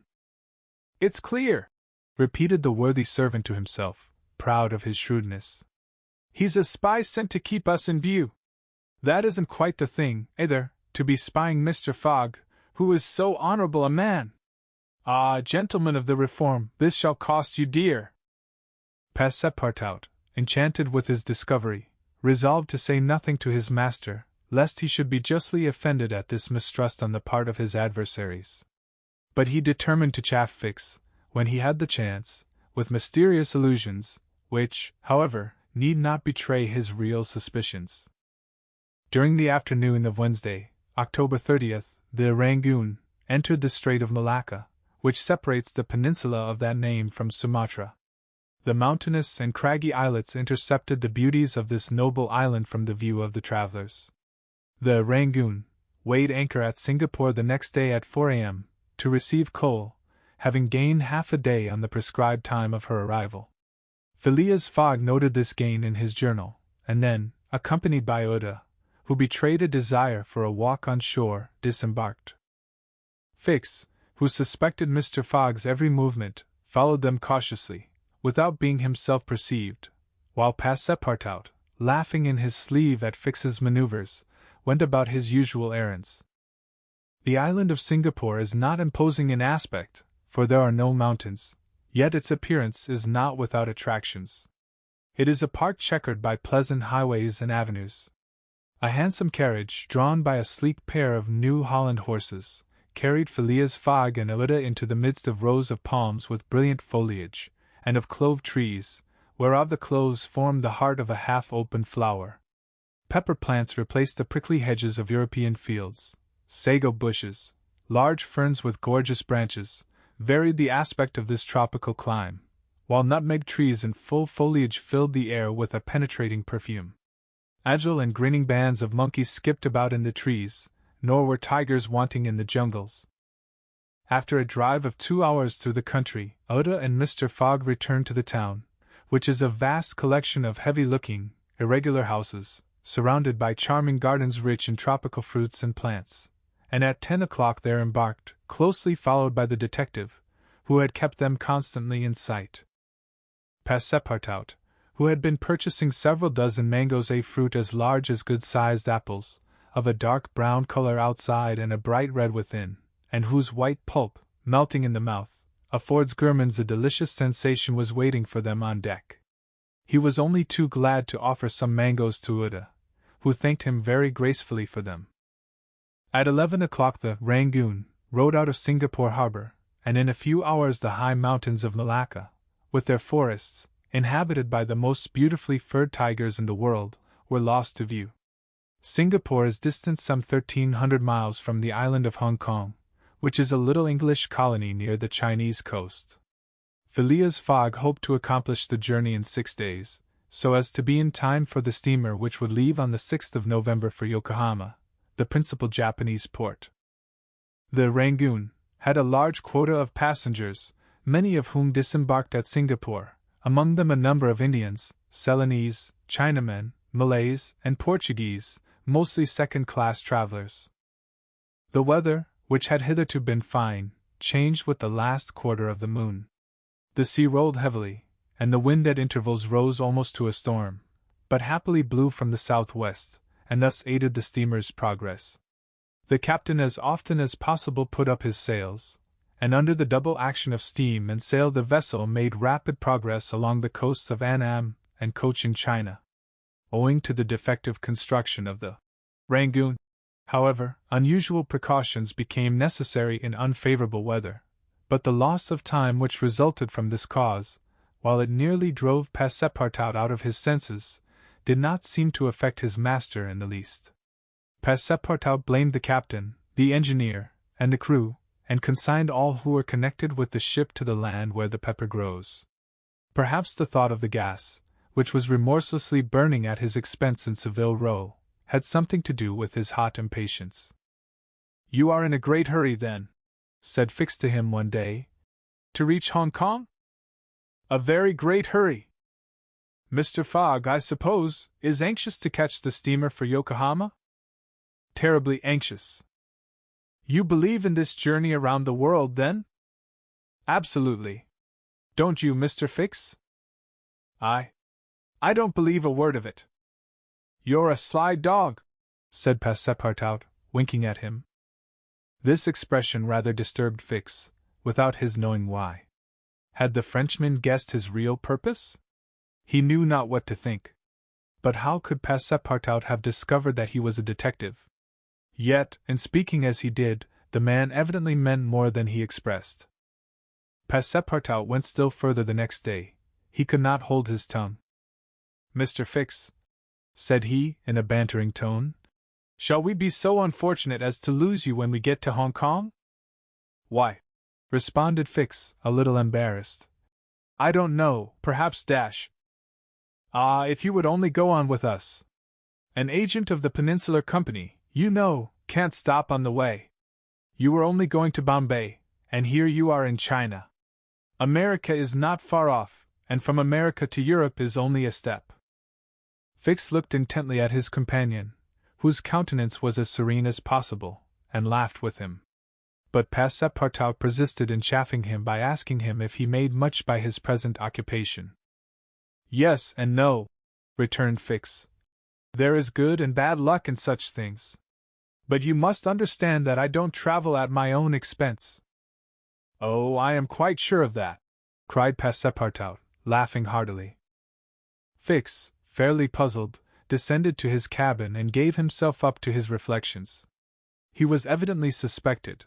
Somehow or other the Frenchman had found out that he was a detective. But had he told his master? What part was he playing in all this? Was he an accomplice or not? Was the game then up? Fix spent several hours turning these things over in his mind, sometimes thinking that all was lost, then persuading himself that Fogg was ignorant of his presence, and then undecided what course it was best to take. Nevertheless, he preserved his coolness of mind, and at last resolved to deal plainly with Passepartout. If he did not find it practicable to arrest Fogg at Hong Kong, and if Fogg made preparations to leave that last foothold of English territory, he, Fix, would tell Passepartout all. Either the servant was the accomplice of his master, and in this case the master knew of his operations, and he should fail, or else the servant knew nothing about the robbery, and then his interest would be to abandon the robber. Such was the situation between Fix and Passepartout. Meanwhile Phileas Fogg moved about above them in the most majestic and unconscious indifference. He was passing methodically in his orbit around the world, regardless of the lesser stars which gravitated around him. Yet there was nearby what the astronomers would call a disturbing star, which might have produced an agitation in this gentleman's heart. But no! The charms of Oda failed to act, to Passepartout's great surprise, and the disturbances, if they existed, would have been more difficult to calculate than those of Uranus which led to the discovery of Neptune. It was every day an increasing wonder to Passepartout, who read in Oda's eyes the depths of her gratitude to his master. Phileas Fogg, though brave and gallant, must be, he thought, quite heartless. As to the sentiment which this journey might have awakened in him, there was clearly no trace of such a thing, while poor Passepartout existed in perpetual reveries.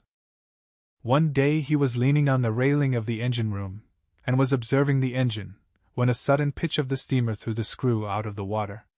The steam came hissing out of the valves, and this made Passepartout indignant. "The valves are not sufficiently charged," he exclaimed. "We are not going. Oh, these English! If this was an American craft, we should blow up, perhaps, but we should at all events go faster." Chapter 18, in which Phileas Fogg, Passepartout, and Fix go each about his business. The weather was bad during the latter days of the voyage. The wind, obstinately remaining in the northwest, blew a gale, and retarded the steamer. The Rangoon rolled heavily, and the passengers became impatient of the long, monstrous waves which the wind raised before their path. A sort of tempest arose on the 3rd of November, the squall knocking the vessel about with fury, and the waves running high. The Rangoon reefed all her sails, and even the rigging proved too much, whistling and shaking amid the squall. The steamer was forced to proceed slowly, and the captain estimated that she would reach Hong Kong 20 hours behind time, and more if the storm lasted. Phileas Fogg gazed at the tempestuous sea, which seemed to be struggling especially to delay him, with his habitual tranquillity.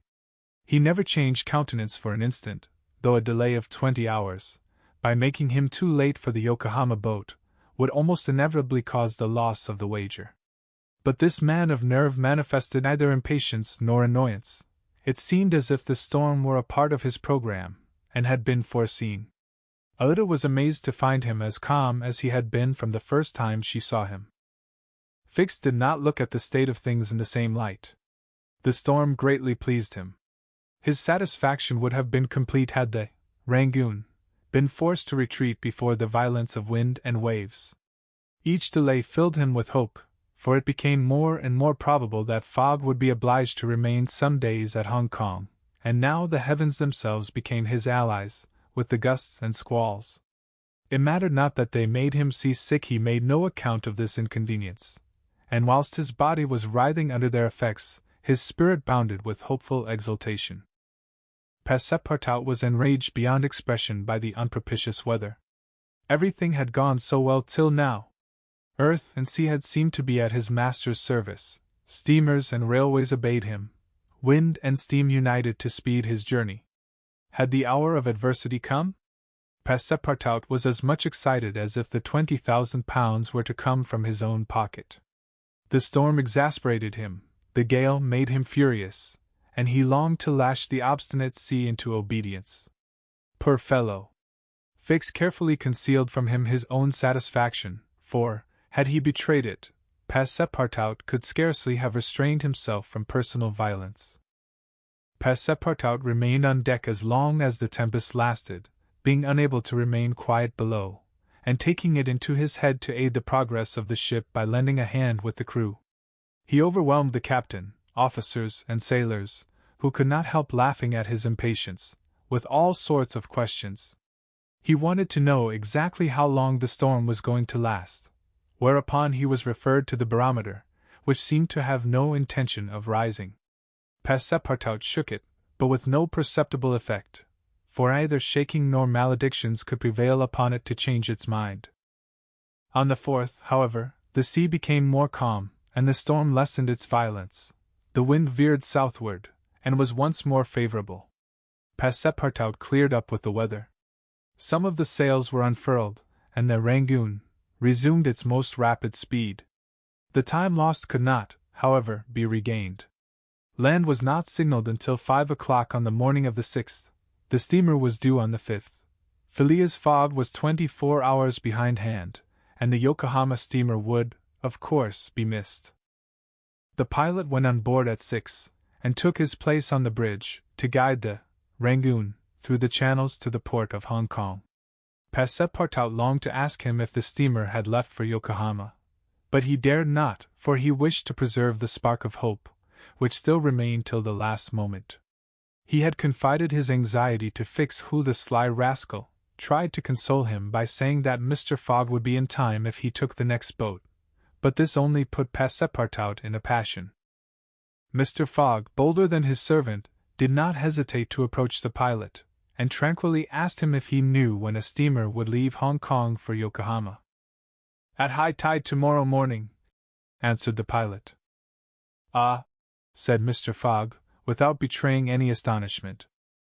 Passepartout, who heard what passed, would willingly have embraced the pilot, while Fix would have been glad to twist his neck.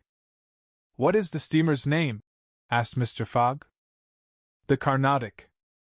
"Ought she not to have gone yesterday?" "Yes, sir, but they had to repair one of her boilers, and so her departure was postponed till tomorrow." "Thank you," returned Mr. Fogg, descending mathematically to the saloon. Passepartout clasped the pilot's hand and shook it heartily in his delight, exclaiming, "Pilot, you are the best of good fellows!" The pilot probably does not know to this day why his responses won him this enthusiastic greeting. He remounted the bridge, and guided the steamer through the flotilla of junks, tonkas, and fishing boats which crowd the harbor of Hong Kong. At 1 o'clock the Rangoon was at the quay, and the passengers were going ashore. Chance had strangely favored Phileas Fogg, for had not the Carnatic been forced to lie over for repairing her boilers, she would have left on the 6th of November, and the passengers for Japan would have been obliged to await for a week the sailing of the next steamer. Mr. Fogg was, it is true, 24 hours behind his time, but this could not seriously imperil the remainder of his tour. The steamer which crossed the Pacific from Yokohama to San Francisco made a direct connection with that from Hong Kong, and it could not sail until the latter reached Yokohama, and if Mr. Fogg was 24 hours late on reaching Yokohama, this time would no doubt be easily regained in the voyage of 22 days across the Pacific. He found himself, then, about 24 hours behindhand, 35 days after leaving London. The Carnatic was announced to leave Hong Kong at 5 the next morning. Mr. Fogg had 16 hours in which to attend to his business there, which was to deposit Oda safely with her wealthy relative. On landing, he conducted her to a palanquin, in which they repaired to the club hotel. A room was engaged for the young woman, and Mr. Fogg, after seeing that she wanted for nothing, set out in search of her cousin Gigi. He instructed Passepartout to remain at the hotel until his return, that Alida might not be left entirely alone. Mr. Fogg repaired to the exchange, where, he did not doubt, every one would know so wealthy and considerable a personage as the Parsi merchant. Meeting a broker, he made the inquiry, to learn that Gigi had left China 2 years before, and retiring from business with an immense fortune, had taken up his residence in Europe and Holland. The broker thought, with the merchants of which country he had principally traded. Phileas Fogg returned to the hotel, begged a moment's conversation with Uda, and without more ado, apprised her that Gigi was no longer at Hong Kong, but probably in Holland. Uda at first said nothing. She passed her hand across her forehead, and reflected a few moments. Then, in her sweet, soft voice, she said, "What ought I to do, Mr. Fogg?" "It is very simple," responded the gentleman. "Go on to Europe." "But I cannot intrude, dash." "You do not intrude, nor do you in the least embarrass my project. Passepartout." "Monsieur." "Go to the Carnatic, and engage 3 cabins." Passepartout, delighted that the young woman, who was very gracious to him, was going to continue the journey with them, went off at a brisk gait to obey his master's order. Chapter 19, in which Passepartout takes a too great interest in his master, and what comes of it. Hong Kong is an island which came into the possession of the English by the Treaty of Nanking, after the War of 1842, and the colonizing genius of the English has created upon it an important city and an excellent port. The island is situated at the mouth of the Canton River, and is separated by about 60 miles from the Portuguese town of Macau, on the opposite coast. Hong Kong has beaten Macau in the struggle for the Chinese trade, and now the greater part of the transportation of Chinese goods finds its depot at the former place. Docks, hospitals, wharves, a Gothic cathedral, a government house, macadamized streets, give to Hong Kong the appearance of a town in Kent or Surrey transferred by some strange magic to the antipodes. Passepartout wandered, with his hands in his pockets, towards the Victoria Port, gazing as he went at the curious palanquins and other modes of conveyance, and the groups of Chinese, Japanese, and Europeans who passed to and fro in the streets.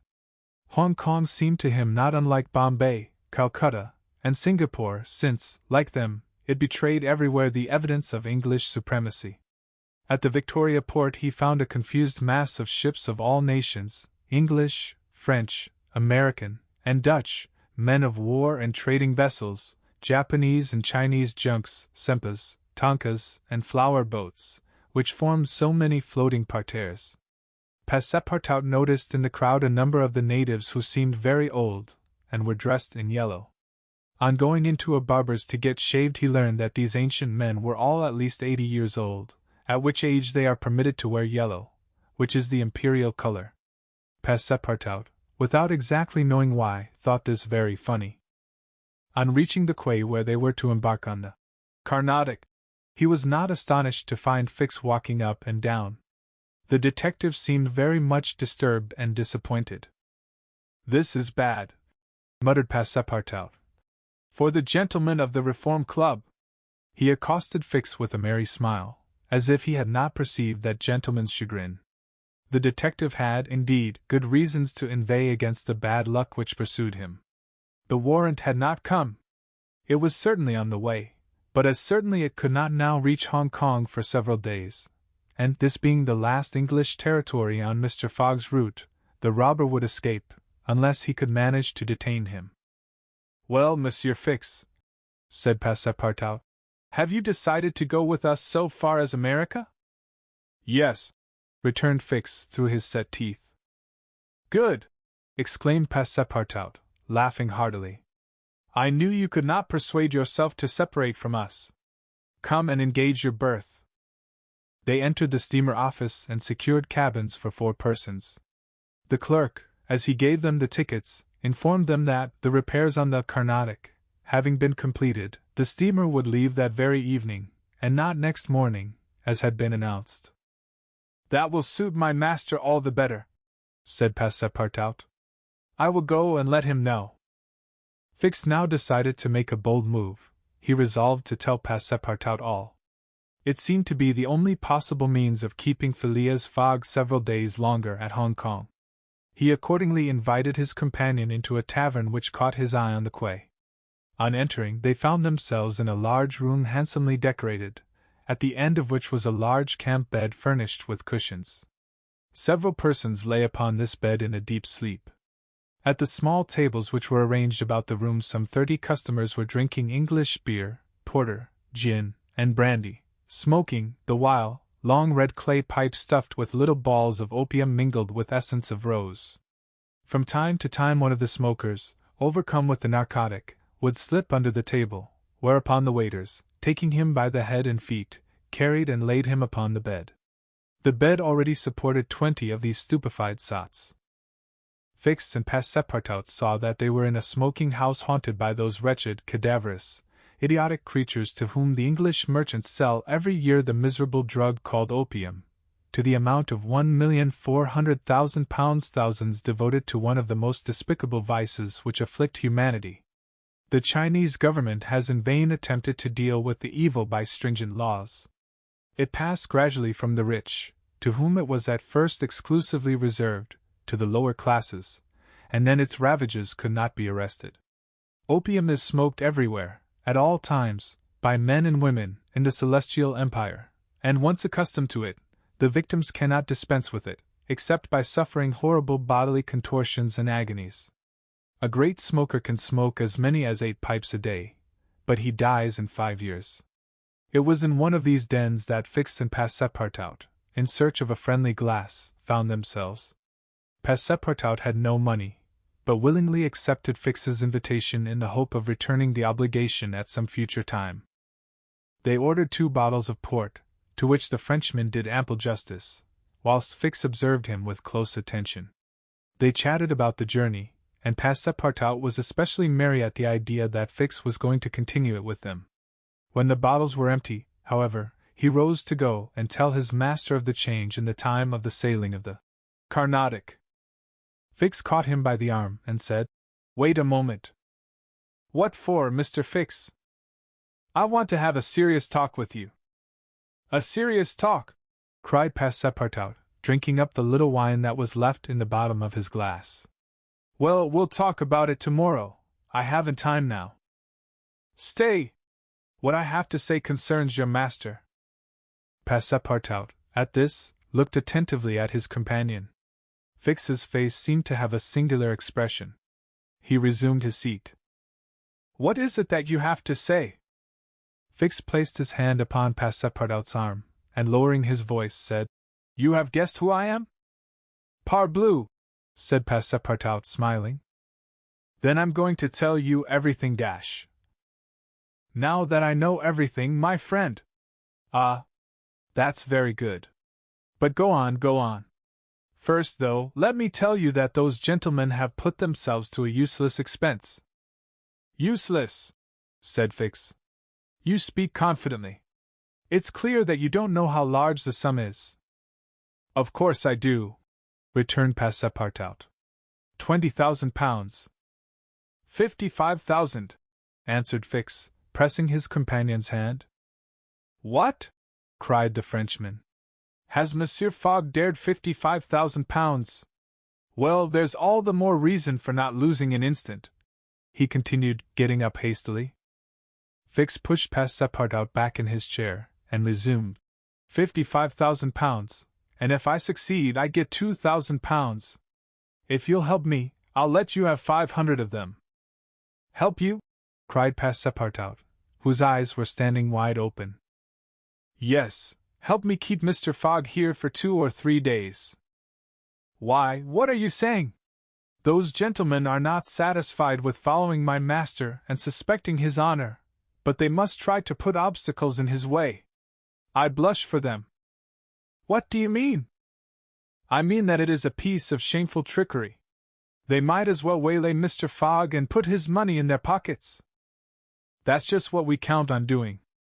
It's a conspiracy, then, cried Passepartout, who became more and more excited as the liquor mounted in his head, for he drank without perceiving it. A real conspiracy! And gentlemen, too! Bah! Fix began to be puzzled. Members of the Reform Club, continued Passepartout. You must know, Monsieur Fix, that my master is an honest man, and that, when he makes a wager, he tries to win it fairly. But who do you think I am? Asked Fix, looking at him intently. Parbleu! An agent of the members of the Reform Club, sent out here to interrupt my master's journey. But though I found you out some time ago, I've taken good care to say nothing about it to Mr. Fogg. He knows nothing, then?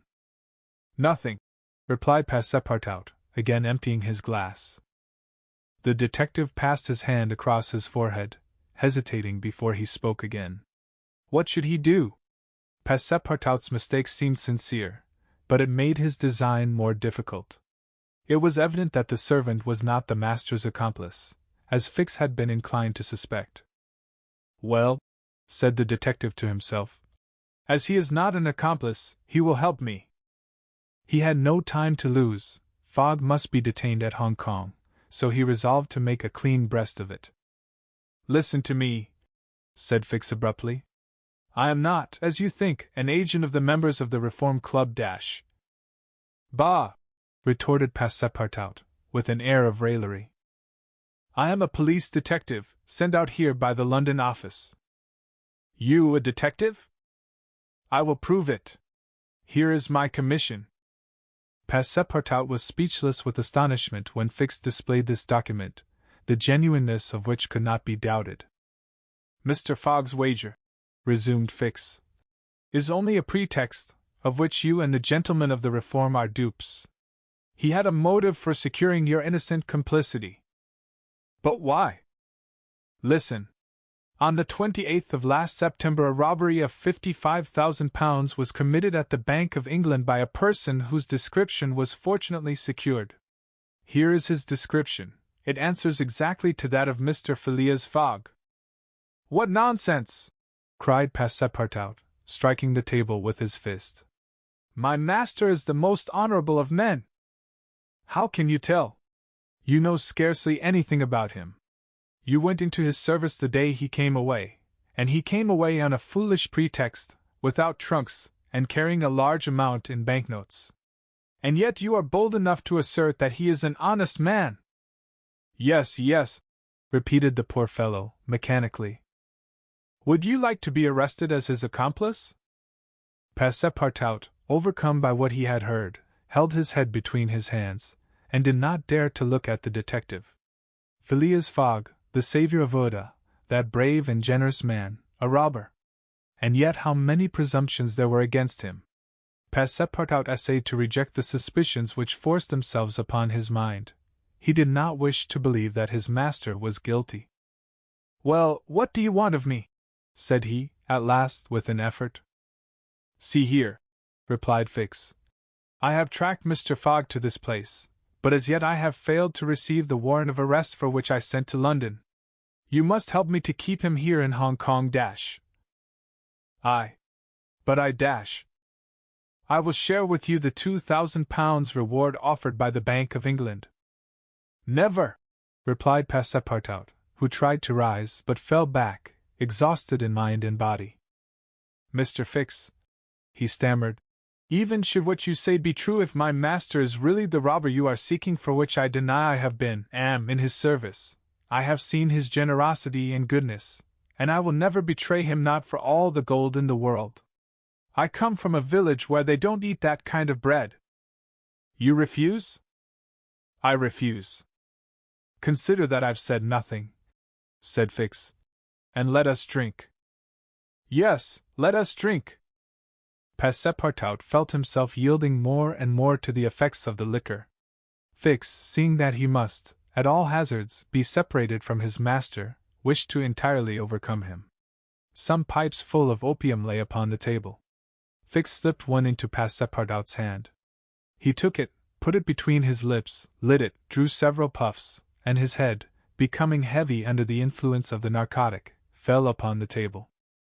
"At last," said Fix, seeing Passepartout unconscious. "Mr. Fogg will not be informed of the Carnatic's departure, and if he is, he will have to go without this cursed Frenchman." And after paying his bill, Fix left the tavern. Chapter 20, in which Fix comes face to face with Phileas Fogg. While these events were passing at the opium house, Mr. Fogg, unconscious of the danger he was in of losing the steamer, was quietly escorting Aouda about the streets of the English quarter, making the necessary purchases for the long voyage before them. It was all very well for an Englishman like Mr. Fogg to make the tour of the world with a carpet bag. A lady could not be expected to travel comfortably under such conditions. He acquitted his task with characteristic serenity, and invariably replied to the remonstrances of his fair companion, who was confused by his patience and generosity. "It is in the interest of my journey, a part of my programme." The purchases made, they returned to the hotel, where they dined at a sumptuously served table d'hôte, after which Aouda, shaking hands with her protector after the English fashion, retired to her room for rest. Mr. Fogg absorbed himself throughout the evening in the perusal of the Times and Illustrated London News. Had he been capable of being astonished at anything, it would have been not to see his servant return at bedtime. But knowing that the steamer was not to leave for Yokohama until the next morning, he did not disturb himself about the matter. When Passepartout did not appear the next morning to answer his master's bell, Mr. Fogg, not betraying the least vexation, contented himself with taking his carpet bag, calling Aouda, and sending for a palanquin. It was then 8 o'clock. At 9:30, it being then high tide, the Carnatic would leave the harbor. Mr. Fogg and Aouda got into the palanquin, their luggage being brought after on a wheelbarrow, and half an hour later stepped upon the quay whence they were to embark. Mr. Fogg then learned that the Carnatic had sailed the evening before. He had expected to find not only the steamer, but his domestic, and was forced to give up both, but no sign of disappointment appeared on his face, and he merely remarked to Aouda, "It is an accident, madam, nothing more." At this moment a man who had been observing him attentively approached. It was Fix, who, bowing, addressed Mr. Fogg. "Were you not, like me, sir, a passenger by the Rangoon, which arrived yesterday?" "I was, sir," replied Mr. Fogg coldly. "But I have not the honor dash." "Pardon me, I thought I should find your servant here." "Do you know where he is, sir?" asked Aouda anxiously. "What?" responded Fix, feigning surprise. "Is he not with you?" "No," said Aouda. "He has not made his appearance since yesterday." "Could he have gone on board the Carnatic without us?" "Without you, madam?" answered the detective. "Excuse me, did you intend to sail in the Carnatic?" "Yes, sir." "So did I, madam, and I am excessively disappointed. The Carnatic, its repairs being completed, left Hong Kong 12 hours before the stated time, without any notice being given, and we must now wait a week for another steamer." As he said, a week, Fix felt his heart leap for joy. Fogg detained at Hong Kong for a week! There would be time for the warrant to arrive, and fortune at last favored the representative of the law. His horror may be imagined when he heard Mr. Fogg say, in his placid voice, "But there are other vessels besides the Carnatic, it seems to me, in the harbor of Hong Kong." and offering his arm to Uda, he directed his steps toward the docks in search of some craft about to start. Fix, stupefied, followed. It seemed as if he were attached to Mr. Fogg by an invisible thread. Chance, however, appeared really to have abandoned the man it had hitherto served so well. For 3 hours Phileas Fogg wandered about the docks, with the determination, if necessary, to charter a vessel to carry him to Yokohama. But he could only find vessels which were loading or unloading, and which could not therefore set sail. Fix began to hope again.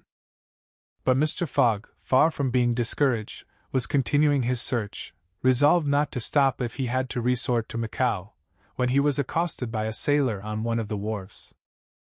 "Is your honor looking for a boat? Have you a boat ready to sail?" "Yes, your honor, a pilot boat No. 43, the best in the harbor." "Does she go fast?" "Between 8 and 9 knots the hour." "Will you look at her?" "Yes." "Your honor will be satisfied with her. Is it for a sea excursion?" "No, for a voyage." "A voyage?" "Yes, will you agree to take me to Yokohama?" The sailor leaned on the railing, opened his eyes wide, and said, "Is your honor joking?" "No. I have missed the Carnatic, and I must get to Yokohama by the 14th at the latest, to take the boat for San Francisco." "I am sorry," said the sailor, "but it is impossible. I offer you £100 per day, and an additional reward of £200 if I reach Yokohama in time." "Are you in earnest?" "Very much so." The pilot walked away a little distance, and gazed out to sea, evidently struggling between the anxiety to gain a large sum and the fear of venturing so far. Fix was in mortal suspense. Mr. Fogg turned to Uda and asked her, "You would not be afraid, would you, madam?" "Not with you, Mr. Fogg," was her answer. The pilot now returned, shuffling his hat in his hands. "Well, pilot?" said Mr. Fogg. "Well, your honor," replied he, "I could not risk myself, my men, or my little boat of scarcely 20 tons on so long a voyage at this time of year.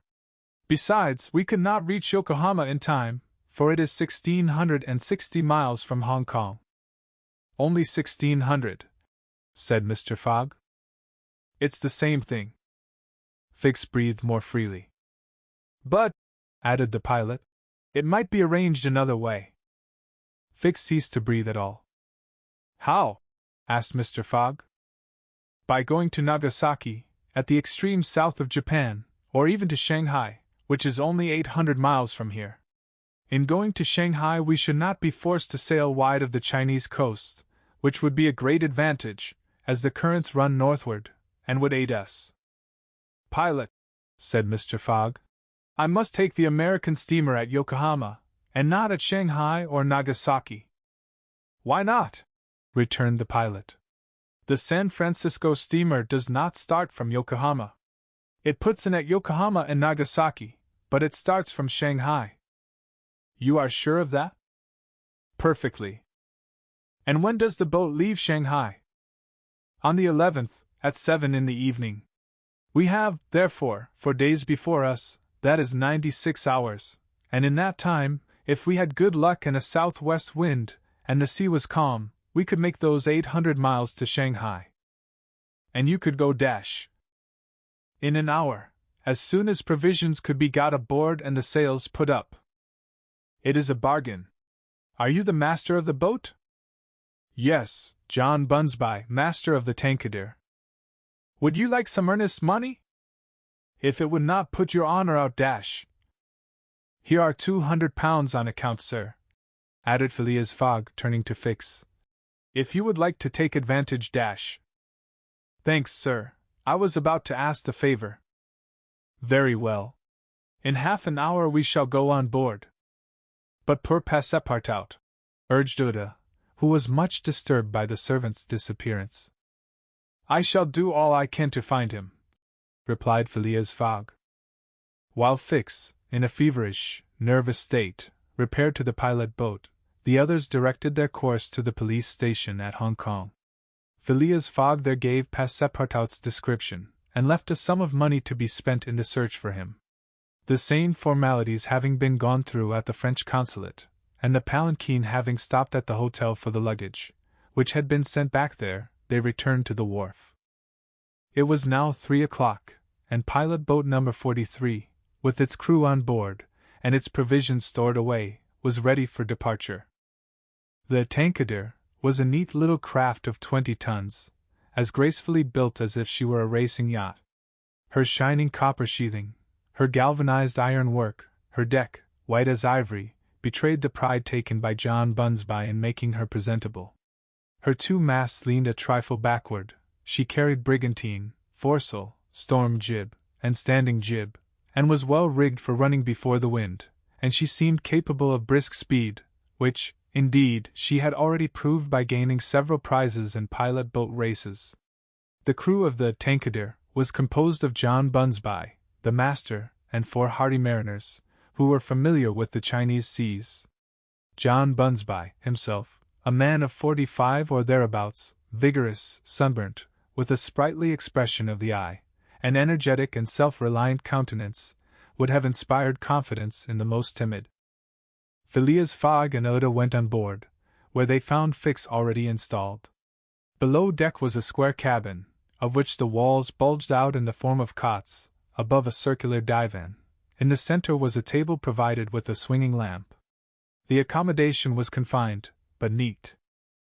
"I am sorry to have nothing better to offer you," said Mr. Fogg to Fix, who bowed without responding.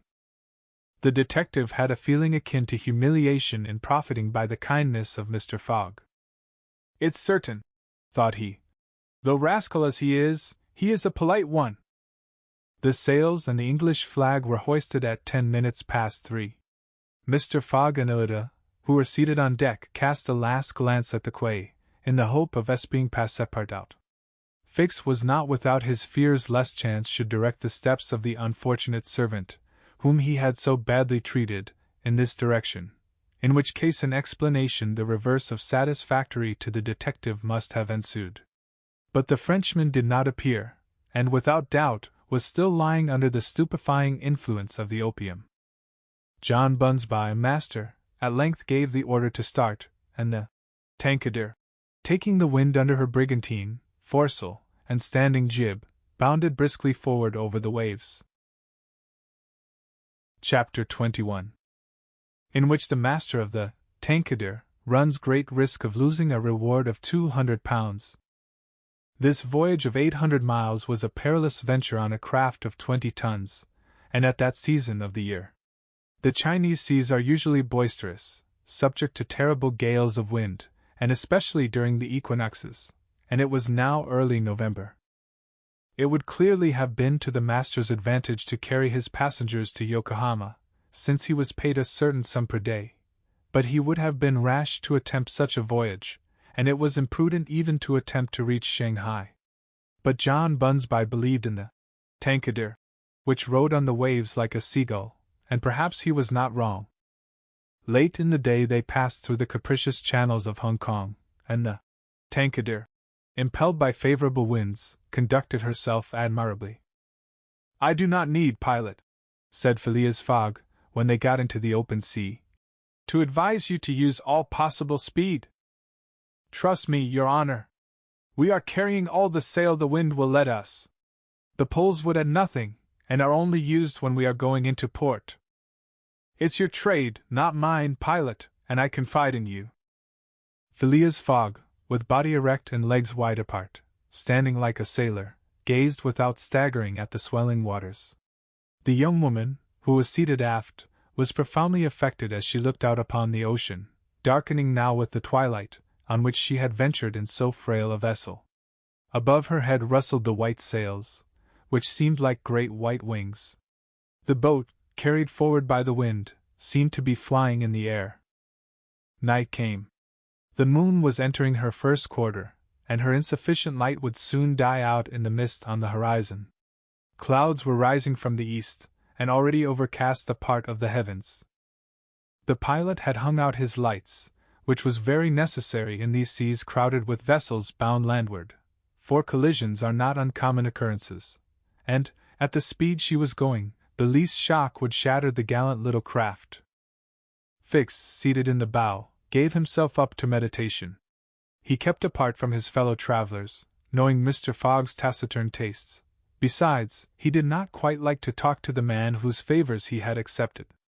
He was thinking, too, of the future.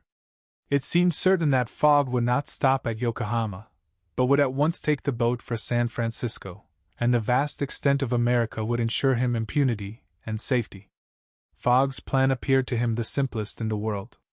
Instead of sailing directly from England to the United States, like a common villain, he had traversed 3/4 of the globe, so as to gain the American continent more surely, and there, after throwing the police off his track, he would quietly enjoy himself with the fortune stolen from the bank.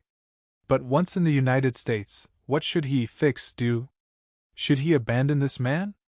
No, 100 times no! Until he had secured his extradition, he would not lose sight of him for an hour. It was his duty, and he would fulfill it to the end. At all events, there was one thing to be thankful for: Passepartout was not with his master, and it was above all important, after the confidences Fix had imparted to him, that the servant should never have speech with his master. Phileas Fogg was also thinking of Passepartout, who had so strangely disappeared. Looking at the matter from every point of view, it did not seem to him impossible that, by some mistake, the man might have embarked on the Carnatic at the last moment, and this was also Oda's opinion, who regretted very much the loss of the worthy fellow to whom she owed so much.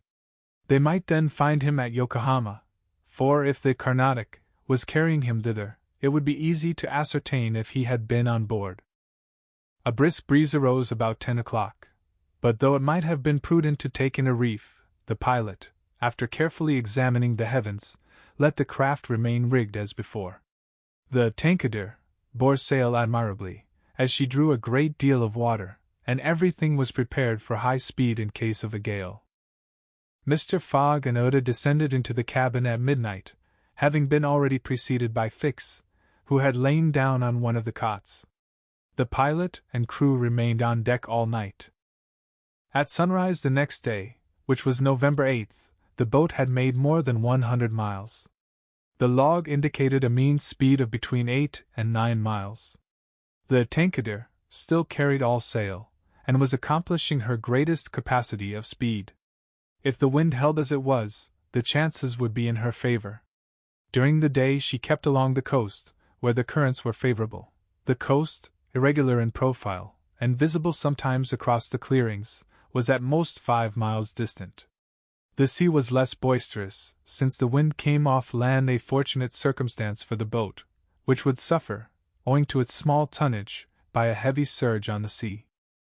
The breeze subsided a little towards noon, and set in from the southwest. The pilot put up his poles, but took them down again within 2 hours, as the wind freshened up anew. Mr. Fogg and Oda, happily unaffected by the roughness of the sea, ate with a good appetite, Fix being invited to share their repast, which he accepted with secret chagrin. To travel at this man's expense, and live upon his provisions, was not palatable to him. Still, he was obliged to eat, and so he ate. When the meal was over, he took Mr. Fogg apart, and said, "Sir, this, sir," scorched his lips, and he had to control himself to avoid collaring this gentleman, "Sir, you have been very kind to give me a passage on this boat.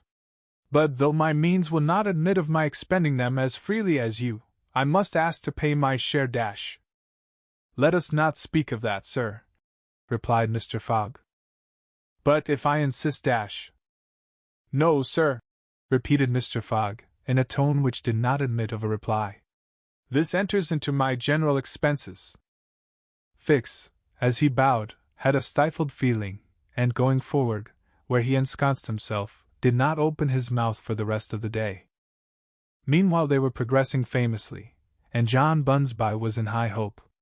He several times assured Mr. Fogg that they would reach Shanghai in time, to which that gentleman responded that he counted upon it. The crew set to work in good earnest, inspired by the reward to be gained. There was not a sheet which was not tightened, not a sail which was not vigorously hoisted, not a lurch could be charged to the man at the helm. They worked as desperately as if they were contesting in a royal yacht regatta. By evening, The log showed that 220 miles had been accomplished from Hong Kong, and Mr. Fogg might hope that he would be able to reach Yokohama without recording any delay in his journal. In which case, the many misadventures which had overtaken him since he left London would not seriously affect his journey. The Tankadere entered the Straits of Fokien, which separate the island of Formosa from the Chinese coast, in the small hours of the night, and crossed the Tropic of Cancer. The sea was very rough in the straits, full of eddies formed by the counter-currents, and the chopping waves broke her course, whilst it became very difficult to stand on deck. At daybreak the wind began to blow hard again, and the heavens seemed to predict a gale. The barometer announced a speedy change, the mercury rising and falling capriciously. The sea also, in the southeast, raised long surges which indicated a tempest. The sun had set the evening before in a red mist, in the midst of the phosphorescent scintillations of the ocean. John Bunsby long examined the threatening aspect of the heavens, muttering indistinctly between his teeth. At last he said in a low voice to Mr. Fogg, "Shall I speak out to your honor?" "Of course." "Well, we are going to have a squall." "Is the wind north or south?" asked Mr. Fogg quietly. "South. Look! A typhoon is coming up." "Glad it's a typhoon from the south, for it will carry us forward." "Oh, if you take it that way," said John Bunsby, "I've nothing more to say." John Bunsby's suspicions were confirmed. At a less advanced season of the year the typhoon, according to a famous meteorologist, would have passed away like a luminous cascade of electric flame, but in the winter equinox it was to be feared that it would burst upon them with great violence. The pilot took his precautions in advance. He reefed all sail, the pole masts were dispensed with, all hands went forward to the bows. A single triangular sail, of strong canvas, was hoisted as a storm jib, so as to hold the wind from behind. Then they waited. John Bunsby had requested his passengers to go below, but this imprisonment in so narrow a space, with little air, and the boat bouncing in the gale, was far from pleasant. Neither Mr. Fogg, Fix, nor Uda consented to leave the deck. The storm of rain and wind descended upon them towards 8 o'clock. With but its bit of sail, the Tankadere was lifted like a feather by a wind, an idea of whose violence can scarcely be given. To compare her speed to 4 times that of a locomotive going on full steam would be below the truth. The boat scud thus northward during the whole day, borne on by monstrous waves, preserving always, fortunately, a speed equal to theirs.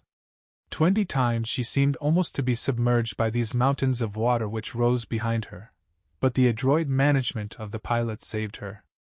The passengers were often bathed in spray, but they submitted to it philosophically. Fix cursed it, no doubt, but Uda, with her eyes fastened upon her protector, whose coolness amazed her, showed herself worthy of him, and bravely weathered the storm. As for Phileas Fogg, it seemed just as if the typhoon were a part of his program. Up to this time the Tankadere had always held her course to the north, but towards evening the wind, veering 3/4, bore down from the northwest. The boat, now lying in the trough of the waves, shook and rolled terribly. The sea struck her with fearful violence. At night the tempest increased in violence. John Bunsby saw the approach of darkness, and the rising of the storm with dark misgivings. He thought a while, and then asked his crew if it was not time to slacken speed. After a consultation he approached Mr. Fogg, and said, "I think, your honor, that we should do well to make for one of the ports on the coast." "I think so too." "Ah," said the pilot. "But which one?" "I know of but one," returned Mr. Fogg tranquilly. "And that is Shanghai." The pilot, at first, did not seem to comprehend. He could scarcely realize so much determination and tenacity. Then he cried, "Well, yes! Your honor is right. To Shanghai." So the Tankadere kept steadily on her northward track. The night was really terrible. It would be a miracle if the craft did not founder. Twice it could have been all over with her if the crew had not been constantly on the watch. Aouda was exhausted, but did not utter a complaint. More than once Mr. Fogg rushed to protect her from the violence of the waves. day reappeared. The tempest still raged with undiminished fury, but the wind now returned to the southeast. It was a favorable change, and the Tankadere again bounded forward on this mountainous sea, though the waves crossed each other and imparted shocks and counter-shocks which would have crushed a craft less solidly built. From time to time the coast was visible through the broken mist, but no vessel was in sight. The Tankadere was alone upon the sea. There were some signs of a calm at noon, and these became more distinct as the sun descended toward the horizon. The tempest had been as brief as terrific. The passengers, thoroughly exhausted, could now eat a little and take some repose. The night was comparatively quiet. Some of the sails were again hoisted, and the speed of the boat was very good. The next morning at dawn they espied the coast, and John Bunsby was able to assert that they were not 100 miles from Shanghai. 100 miles, and only 1 day to traverse them. That very evening Mr. Fogg was due at Shanghai, if he did not wish to miss the steamer to Yokohama.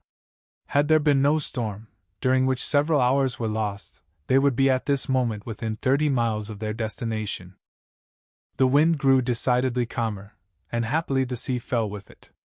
All sails were now hoisted, and at noon the Tankadere was within 45 miles of Shanghai. There remained yet 6 hours in which to accomplish that distance. All on board feared that it could not be done, and every one Phileas Fogg, no doubt, excepted felt his heart beat with impatience.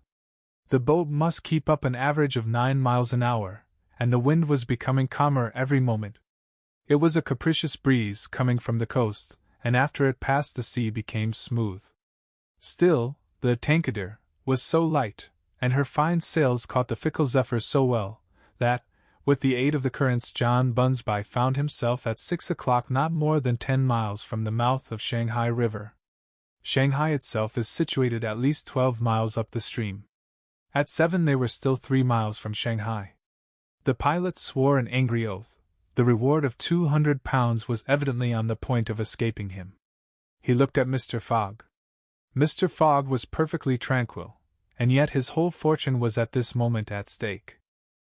At this moment, also, a long black funnel, crowned with wreaths of smoke, appeared on the edge of the waters. It was the American steamer, leaving for Yokohama at the appointed time. "Confound her!" cried John Bunsby, pushing back the rudder with a desperate jerk. "Signal her," said Phileas Fogg quietly. A small brass cannon stood on the forward deck of the Tankadere, for making signals in the fogs.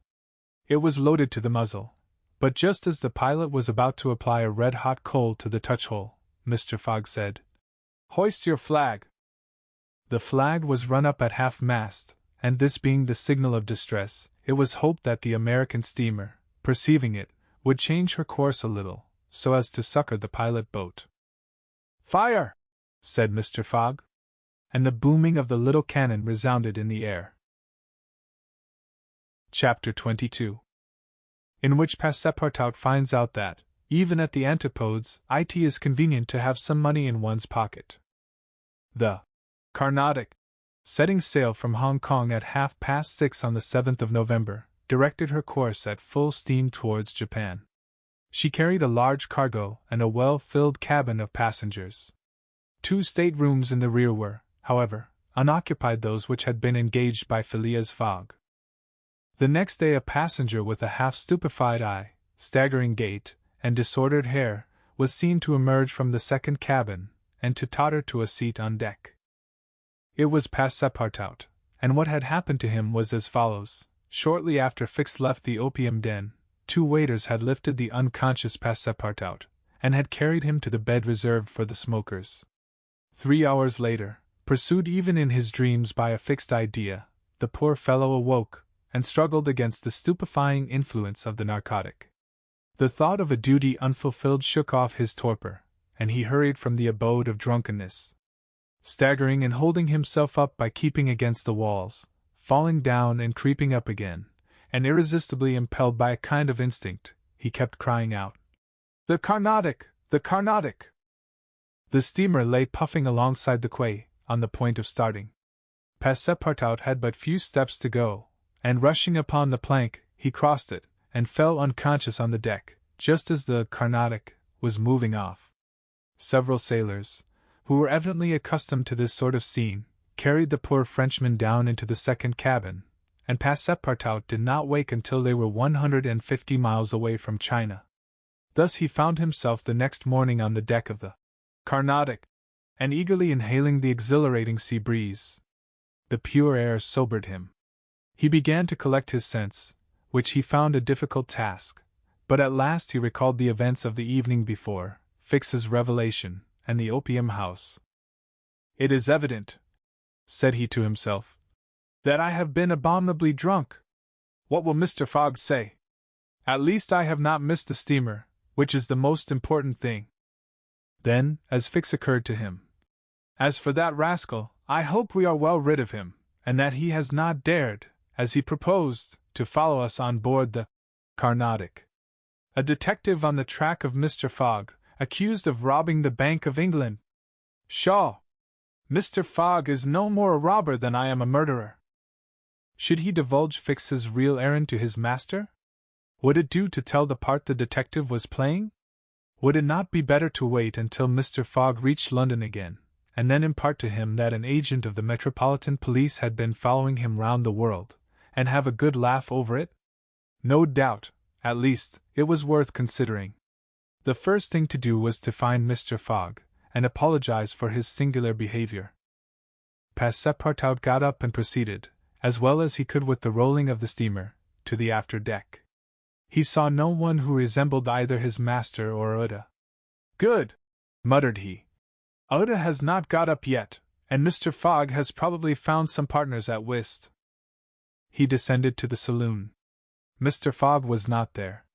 Passepartout had only, however, to ask the purser the number of his master's stateroom. The purser replied that he did not know any passenger by the name of Fogg. "I beg your pardon," said Passepartout persistently.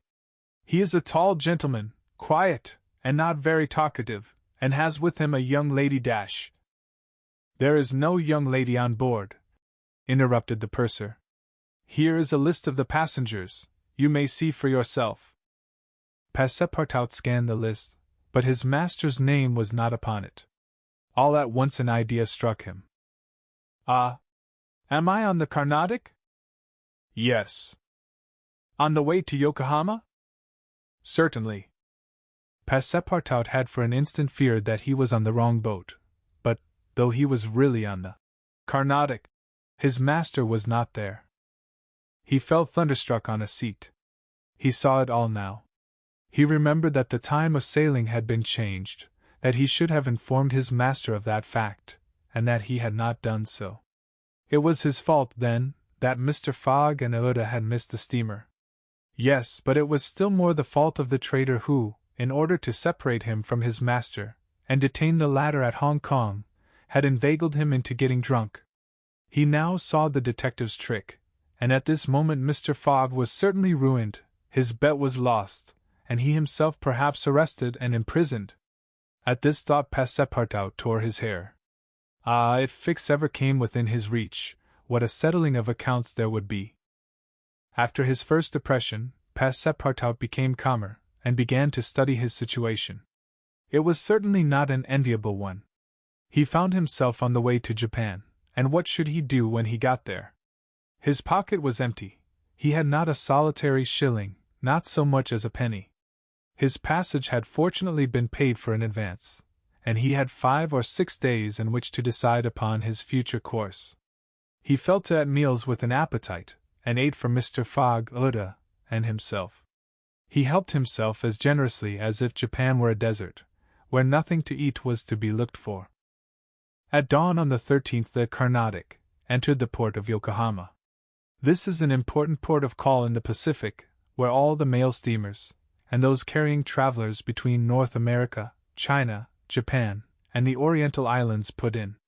It is situated in the Bay of Yedo, and at but a short distance from that second capital of the Japanese Empire, and the residence of the Tycoon, the civil emperor, before the Mikado, the spiritual emperor, absorbed his office in his own. The Carnatic anchored at the quay near the custom house, in the midst of a crowd of ships bearing the flags of all nations. Passepartout went timidly ashore on this so curious territory of the sons of the sun. He had nothing better to do than, taking chance for his guide, to wander aimlessly through the streets of Yokohama. He found himself at first in a thoroughly European quarter, the houses having low fronts, and being adorned with verandas, beneath which he caught glimpses of neat peristyles. This quarter occupied, with its streets, squares, docks, and warehouses, all the space between the promontory of the treaty and the river. Here, as at Hong Kong and Calcutta, were mixed crowds of all races, Americans and English, Chinamen and Dutchmen, mostly merchants ready to buy or sell anything. The Frenchman felt himself as much alone among them as if he had dropped down in the midst of Hottentots. He had, at least, one resource, to call on the French and English consuls at Yokohama for assistance. But he shrank from telling the story of his adventures, intimately connected as it was with that of his master, and before doing so, he determined to exhaust all other means of aid. As chance did not favor him in the European quarter, he penetrated that inhabited by the native Japanese, determined, if necessary, to push on to Yedo. The Japanese quarter of Yokohama is called Benten, after the goddess of the sea, who is worshipped on the islands round about.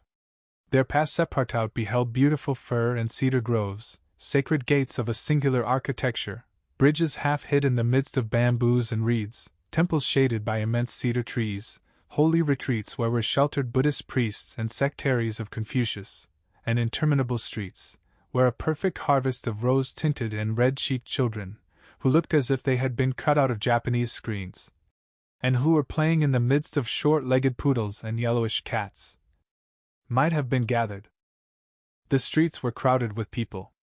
Priests were passing in processions, beating their dreary tambourines. Police and custom-house officers with pointed hats encrusted with lac and carrying 2 sabers hung to their waists. Soldiers, clad in blue cotton with white stripes, and bearing guns. The Mikado's guards, enveloped in silken doubles, hauberks and coats of mail.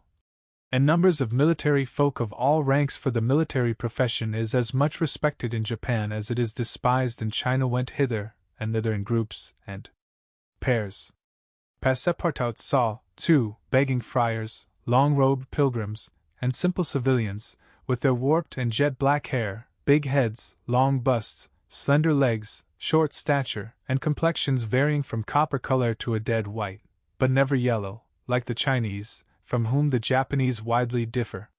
He did not fail to observe the curious equipages, carriages and palanquins, barrows supplied with sails, and litters made of bamboo, nor the women whom he thought not especially handsome, who took little steps with their little feet, whereon they wore canvas shoes, straw sandals, and clogs of worked wood, and who displayed tight-looking eyes, flat chests, teeth fashionably blackened, and gowns crossed with silken scarfs, tied in an enormous knot behind an ornament which the modern Parisian ladies seemed to have borrowed from the dames of Japan. Passepartout wandered for several hours in the midst of this motley crowd, looking in at the windows of the rich and curious shops, the jewelry establishments glittering with quaint Japanese ornaments, the restaurants decked with streamers and banners, the tea-houses, where the odorous beverage was being drunk with sake, a liquor concocted from the fermentation of rice, and the comfortable smoking houses, where they were puffing, not opium, which is almost unknown in Japan, but a very fine, stringy tobacco. He went until he found himself in the fields, in the midst of vast rice plantations. There he saw dazzling camellias expanding themselves, with flowers which were giving forth their last colors and perfumes, not on bushes, but on trees, and within bamboo enclosures, cherry, plum, and apple trees, which the Japanese cultivate rather for their blossoms than their fruit, and which queerly fashioned, grinning scarecrows protected from the sparrows, pigeons, ravens, and other voracious birds. On the branches of the cedars were perched large eagles, amid the foliage of the weeping willows were herons, solemnly standing on one leg, and on every hand were crows, ducks, hawks, wild birds, and a multitude of cranes, which the Japanese consider sacred, and which to their minds symbolize long life and prosperity. As he was strolling along, Passepartout espied some violets among the shrubs. "Good," said he. "I'll have some supper." But on smelling them, he found that they were odorless. No chance there, thought he. The worthy fellow had certainly taken good care to eat as hearty a breakfast as possible before leaving the Carnatic. But, as he had been walking about all day, the demands of hunger were becoming importunate. He observed that the butcher's stalls contain neither mutton, goat, nor pork, and knowing also that it is a sacrilege to kill cattle, which are preserved solely for farming, he made up his mind that meat was far from plentiful in Yokohama, nor was he mistaken, and in default of butcher's meat, he could have wished for a quarter of wild boar or deer, a partridge, or some quails, some game or fish, which, with rice, the Japanese eat almost exclusively. But he found it necessary to keep up a stout heart, and to postpone the meal he craved till the following morning. Night came, and Passepartout re-entered the native quarter, where he wandered through the streets, lit by vari-colored lanterns, looking on at the dancers, who were executing skillful steps and boundings, and the astrologers who stood in the open air with their telescopes. Then he came to the harbor, which was lit up by the resin torches of the fishermen, who were fishing from their boats. The streets at last became quiet, and the patrol, the officers of which, in their splendid costumes, and surrounded by their suites, Passepartout thought seemed like ambassadors, succeeded the bustling crowd. Each time a company passed, Passepartout chuckled, and said to himself, "Good! Another Japanese embassy departing for Europe!" Chapter 23, in which Passepartout's nose becomes outrageously long. The next morning poor, jaded, famished Passepartout said to himself that he must get something to eat at all hazards, and the sooner he did so the better. He might, indeed, sell his watch, but he would have starved first. Now or never he must use the strong, if not melodious voice which nature had bestowed upon him. He knew several French and English songs, and resolved to try them upon the Japanese, who must be lovers of music, since they were forever pounding on their cymbals, tam-tams, and tambourines, and could not but appreciate European talent. It was, perhaps, rather early in the morning to get up a concert, and the audience, prematurely aroused from their slumbers, might not possibly pay their entertainer with coin bearing the Mikado's features. Passepartout therefore decided to wait several hours, and, as he was sauntering along, it occurred to him that he would seem rather too well dressed for a wandering artist. The idea struck him to change his garments for clothes more in harmony with his project, by which he might also get a little money to satisfy the immediate cravings of hunger. The resolution taken, it remained to carry it out. It was only after a long search that Passepartout discovered a native dealer in old clothes, to whom he applied for an exchange. The man liked the European costume, and ere long Passepartout issued from his shop accoutred in an old Japanese coat, and a sort of one-sided turban, faded with long use. A few small pieces of silver, moreover, jingled in his pocket. "Good!" thought he. "I will imagine I am at the carnival." His first care, after being thus Japanese, was to enter a tea-house of modest appearance, and upon half a bird and a little rice, to breakfast like a man for whom dinner was as yet a problem to be solved. "No," thought he, when he had eaten heartily, "I mustn't lose my head. I can't sell this costume again for one still more Japanese. I must consider how to leave this country of the sun, of which I shall not retain the most delightful of memories, as quickly as possible." It occurred to him to visit the steamers which were about to leave for America. He would offer himself as a cook or servant, in payment of his passage and meals. Once at San Francisco, he would find some means of going on. The difficulty was, how to traverse the 4,700 miles of the Pacific which lay between Japan and the New World. Passepartout was not the man to let an idea go begging, and directed his steps towards the docks. But as he approached them, his project, which at first had seemed so simple, began to grow more and more formidable to his mind.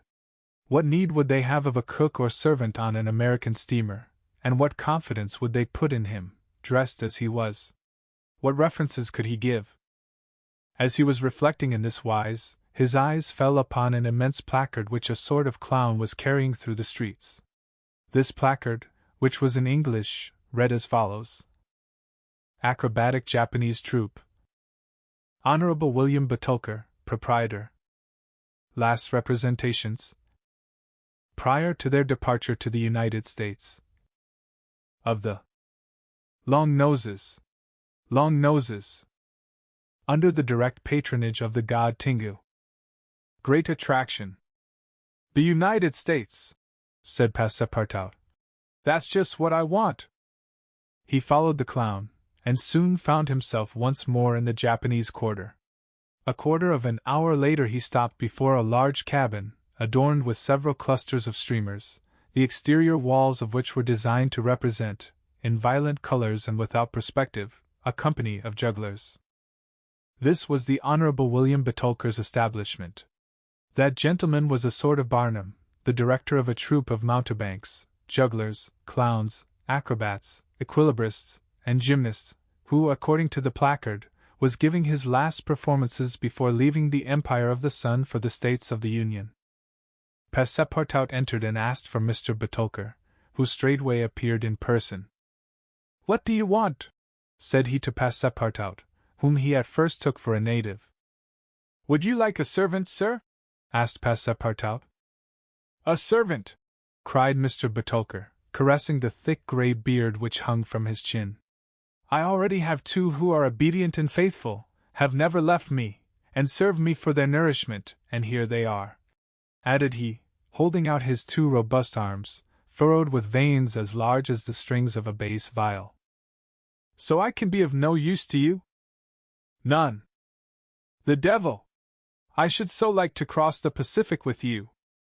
"Ah," said the Honorable Mr. Betulker, "you are no more a Japanese than I am a monkey. Who are you dressed up in that way?" "A man dresses as he can."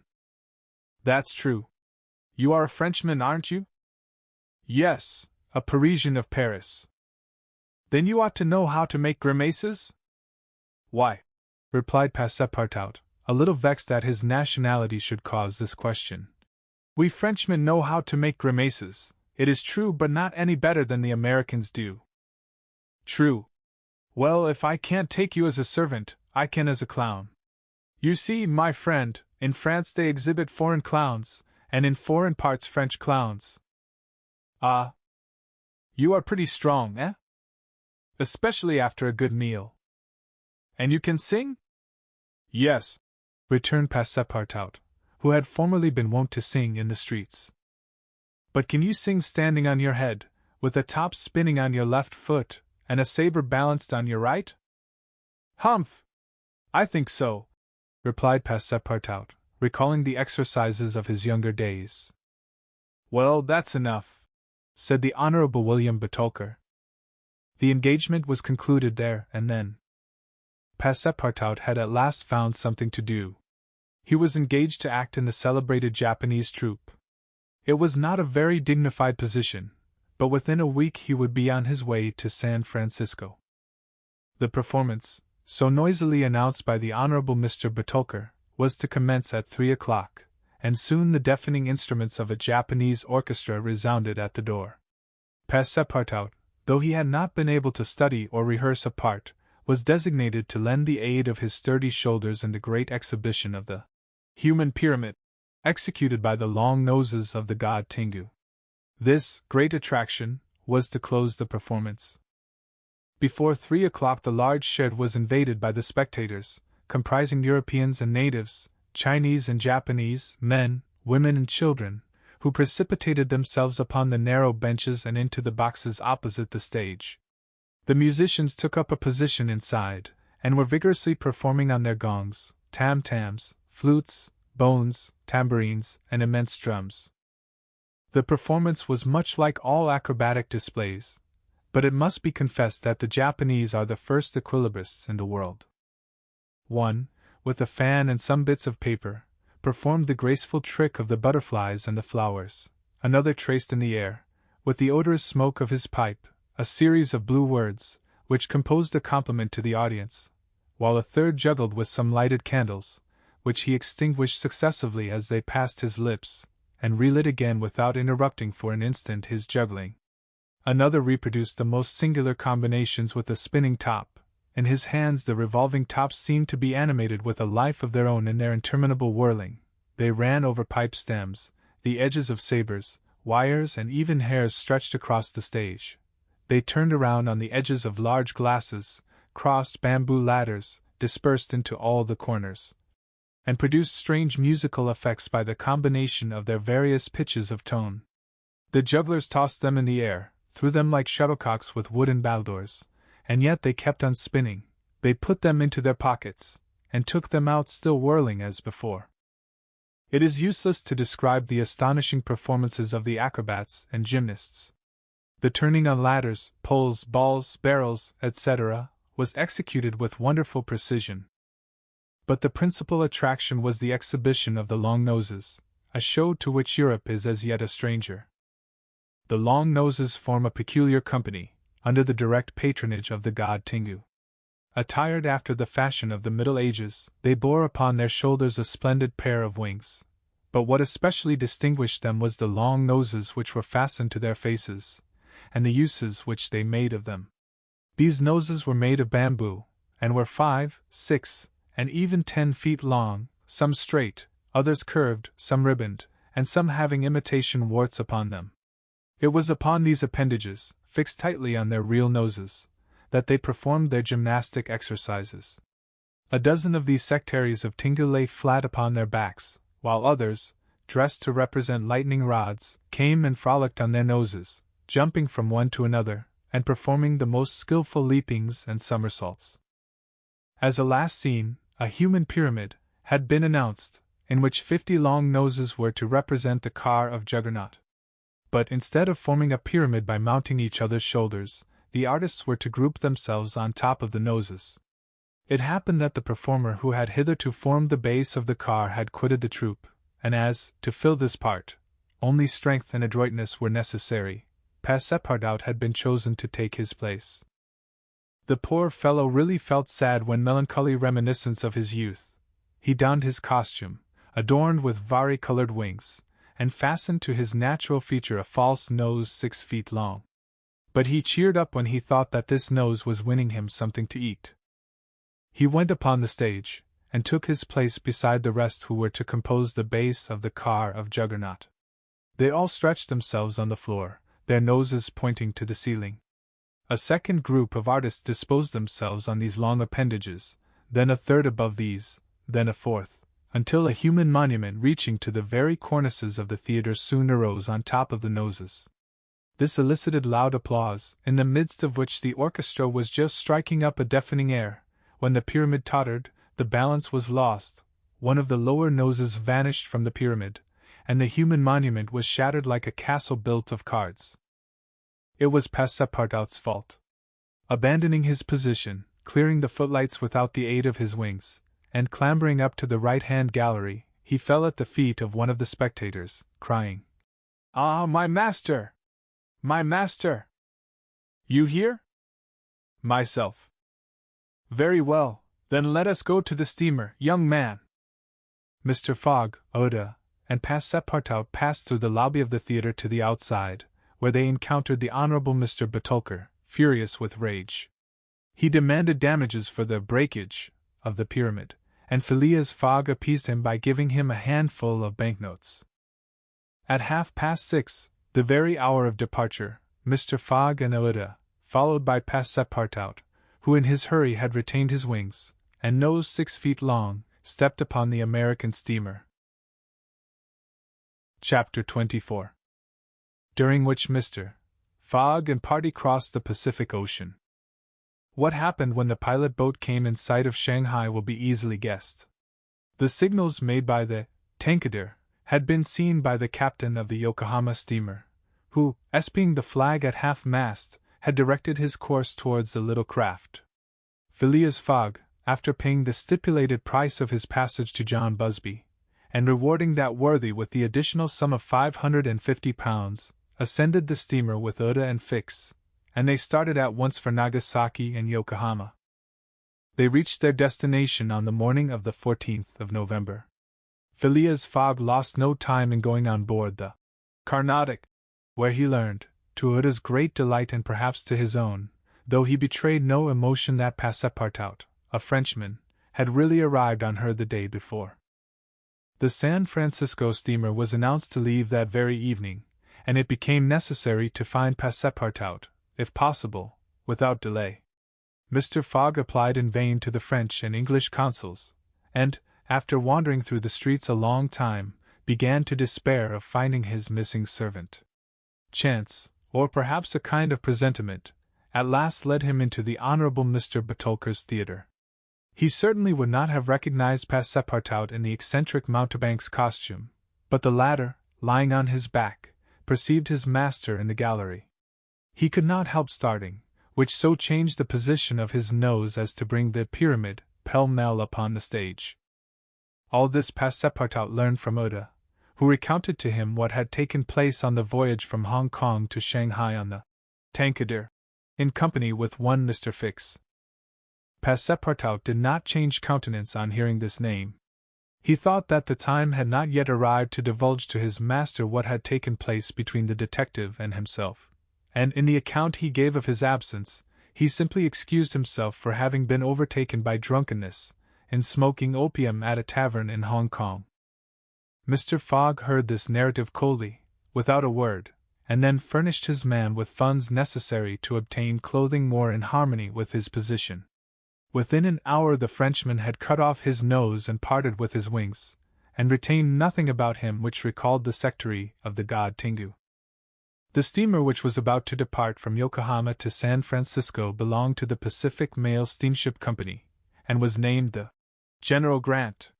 She was a large paddle-wheel steamer of 2,500 tons, well equipped and very fast. The massive walking beam rose and fell above the deck. At one end a piston rod worked up and down, and at the other was a connecting rod which, in changing the rectilinear motion to a circular one, was directly connected with the shaft of the paddles. The General Grant was rigged with 3 masts, giving a large capacity for sails, and thus materially aiding the steam power. By making 12 miles an hour, she would cross the ocean in 21 days. Phileas Fogg was therefore justified in hoping that he would reach San Francisco by the 2nd of December, New York by the 11th, and London on the 20th, thus gaining several hours on the fatal date of the 21st of December. There was a full complement of passengers on board, among them English, many Americans, a large number of coolies on their way to California, and several East Indian officers, who were spending their vacation in making the tour of the world. Nothing of moment happened on the voyage. The steamer, sustained on its large paddles, rolled but little, and the Pacific almost justified its name. Mr. Fogg was as calm and taciturn as ever. His young companion felt herself more and more attached to him by other ties than gratitude. His silent but generous nature impressed her more than she thought, and it was almost unconsciously that she yielded to emotions which did not seem to have the least effect upon her protector. Oda took the keenest interest in his plans, and became impatient at any incident which seemed likely to retard his journey. She often chatted with Passepartout, who did not fail to perceive the state of the lady's heart, and being the most faithful of domestics, he never exhausted his eulogies of Phileas Fogg's honesty, generosity, and devotion. He took pains to calm Oda's doubts of a successful termination of the journey, telling her that the most difficult part of it had passed, that now they were beyond the fantastic countries of Japan and China, and were fairly on their way to civilized places again. A railway train from San Francisco to New York, and a transatlantic steamer from New York to Liverpool, would doubtless bring them to the end of this impossible journey round the world within the period agreed upon. On the 9th day after leaving Yokohama, Phileas Fogg had traversed exactly 1/2 of the terrestrial globe. The General Grant passed, on the 23rd of November, the 180th meridian, and was at the very antipodes of London. Mr. Fogg had, it is true, exhausted 52 of the 80 days in which he was to complete the tour, and there were only 28 left. But though he was only halfway by the difference of meridians, he had really gone over 2/3 of the whole journey, for he had been obliged to make long circuits from London to Aden, from Aden to Bombay, from Calcutta to Singapore, and from Singapore to Yokohama. Could he have followed without deviation the 50th parallel, which is that of London, the whole distance would only have been about 12,000 miles, whereas he would be forced, by the irregular methods of locomotion, to traverse 26,000, of which he had, on the 23rd of November, accomplished 17,500. And now the course was a straight one, and Fix was no longer there to put obstacles in their way. It happened also, on the 23rd of November, that Passepartout made a joyful discovery. It will be remembered that the obstinate fellow had insisted on keeping his famous family watch at London time, and on regarding that of the countries he had passed through as quite false and unreliable. Now, on this day, though he had not changed the hands, he found that his watch exactly agreed with the ship's chronometers. His triumph was hilarious. He would have liked to know what Fix would say if he were aboard. "The rogue told me a lot of stories," repeated Passepartout. "About the meridians, the sun, and the moon." "Moon, indeed! Moonshine more likely! If one listened to that sort of people, a pretty sort of time one would keep. I was sure that the sun would some day regulate itself by my watch." Passepartout was ignorant that, if the face of his watch had been divided into 24 hours, like the Italian clocks, he would have no reason for exultation, for the hands of his watch would then, instead of as now indicating 9 o'clock in the morning, indicate 9 o'clock in the evening, that is, the 21st hour after midnight, precisely the difference between London time and that of the 180th meridian. But if Fix had been able to explain this purely physical effect, Passepartout would not have admitted, even if he had comprehended it. Moreover, if the detective had been on board at that moment, Passepartout would have joined issue with him on a quite different subject, and in an entirely different manner. Where was Fix at that moment? He was actually on board the General Grant. On reaching Yokohama, the detective, leaving Mr. Fogg, whom he expected to meet again during the day, had repaired at once to the English consulate, where he at last found the warrant of arrest. It had followed him from Bombay, and had come by the Carnatic, on which steamer he himself was supposed to be. Fix's disappointment may be imagined when he reflected that the warrant was now useless. Mr. Fogg had left English ground, and it was now necessary to procure his extradition. "Well," thought Fix, after a moment of anger, "my warrant is not good here, but it will be in England. The rogue evidently intends to return to his own country, thinking he has thrown the police off his track. Good! I will follow him across the Atlantic. As for the money, heaven grant there may be some left. But the fellow has already spent in traveling, rewards, trials, bail, elephants, and all sorts of charges, more than £5,000. Yet, after all, the bank is rich." His course decided on, he went on board the General Grant, and was there when Mr. Fogg and Elida arrived. To his utter amazement, he recognized Passepartout, despite his theatrical disguise. He quickly concealed himself in his cabin, to avoid an awkward explanation, and hoped, thanks to the number of passengers, to remain unperceived by Mr. Fogg's servant. On that very day, however, he met Passepartout face to face on the forward deck. The latter, without a word, made a rush for him, grasped him by the throat, and much to the amusement of a group of Americans, who immediately began to bet on him, administered to the detective a perfect volley of blows, which proved the great superiority of French over English pugilistic skill. When Passepartout had finished, he found himself relieved and comforted.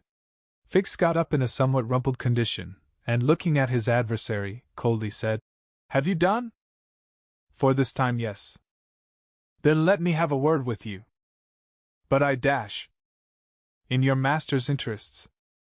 Passepartout seemed to be vanquished by Fix's coolness, for he quietly followed him, and they sat down aside from the rest of the passengers. "You have given me a thrashing," said Fix. "Good, I expected it. Now listen to me. Up to this time I have been Mr. Fogg's adversary. I am now in his game." "Aha!" cried Passepartout. "You are convinced he is an honest man?" "No," replied Fix coldly. "I think him a rascal. Sh. Don't budge, and let me speak. As long as Mr. Fogg was on English ground, it was for my interest to detain him there until my warrant of arrest arrived. I did everything I could to keep him back. I sent the Bombay priests after him, I got you intoxicated at Hong Kong, I separated you from him, and I made him miss the Yokohama steamer. Passepartout listened, with closed fists. No, resumed Fix. Mr. Fogg seems to be going back to England. Well, I will follow him there. But hereafter I will do as much to keep obstacles out of his way as I have done up to this time to put them in his path. I've changed my game, you see, and simply because it was for my interest to change it. Your interest is the same as mine, for it is only in England that you will ascertain whether you are in the service of a criminal or an honest man. Passepartout listened very attentively to Fix, and was convinced that he spoke with entire good faith. Are we friends? Asked the detective. Friends, no, replied Passepartout. But allies, perhaps. At the least sign of treason, however, I'll twist your neck for you. Agreed, said the detective quietly. 11 days later, on the 3rd of December, the General Grant entered the Bay of the Golden Gate and reached San Francisco. Mr. Fogg had neither gained nor lost a single day. Chapter 25, in which a slight glimpse is had of San Francisco. It was 7 in the morning when Mr. Fogg, Oda, and Passepartout set foot upon the American continent, if this name can be given to the floating quay upon which they disembarked. These quays, rising and falling with the tide, thus facilitate the loading and unloading of vessels.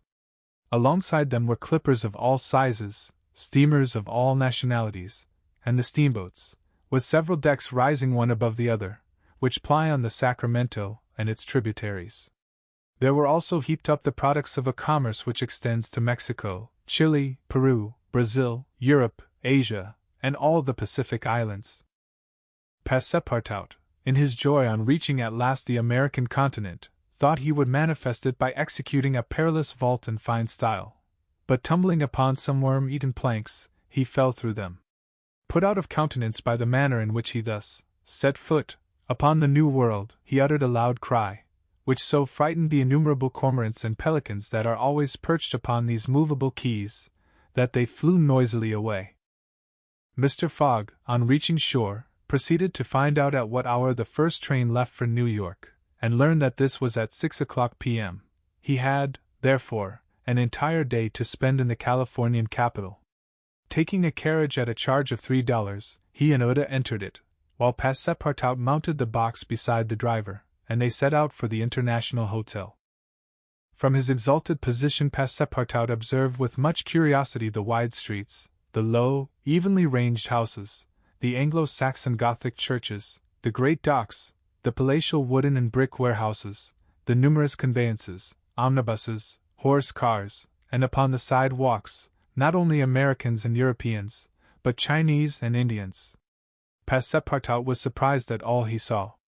San Francisco was no longer the legendary city of 1849, a city of banditti, assassins, and incendiaries, who had flocked hither in crowds in pursuit of plunder, a paradise of outlaws, where they gambled with gold dust, a revolver in one hand and a bowie knife in the other.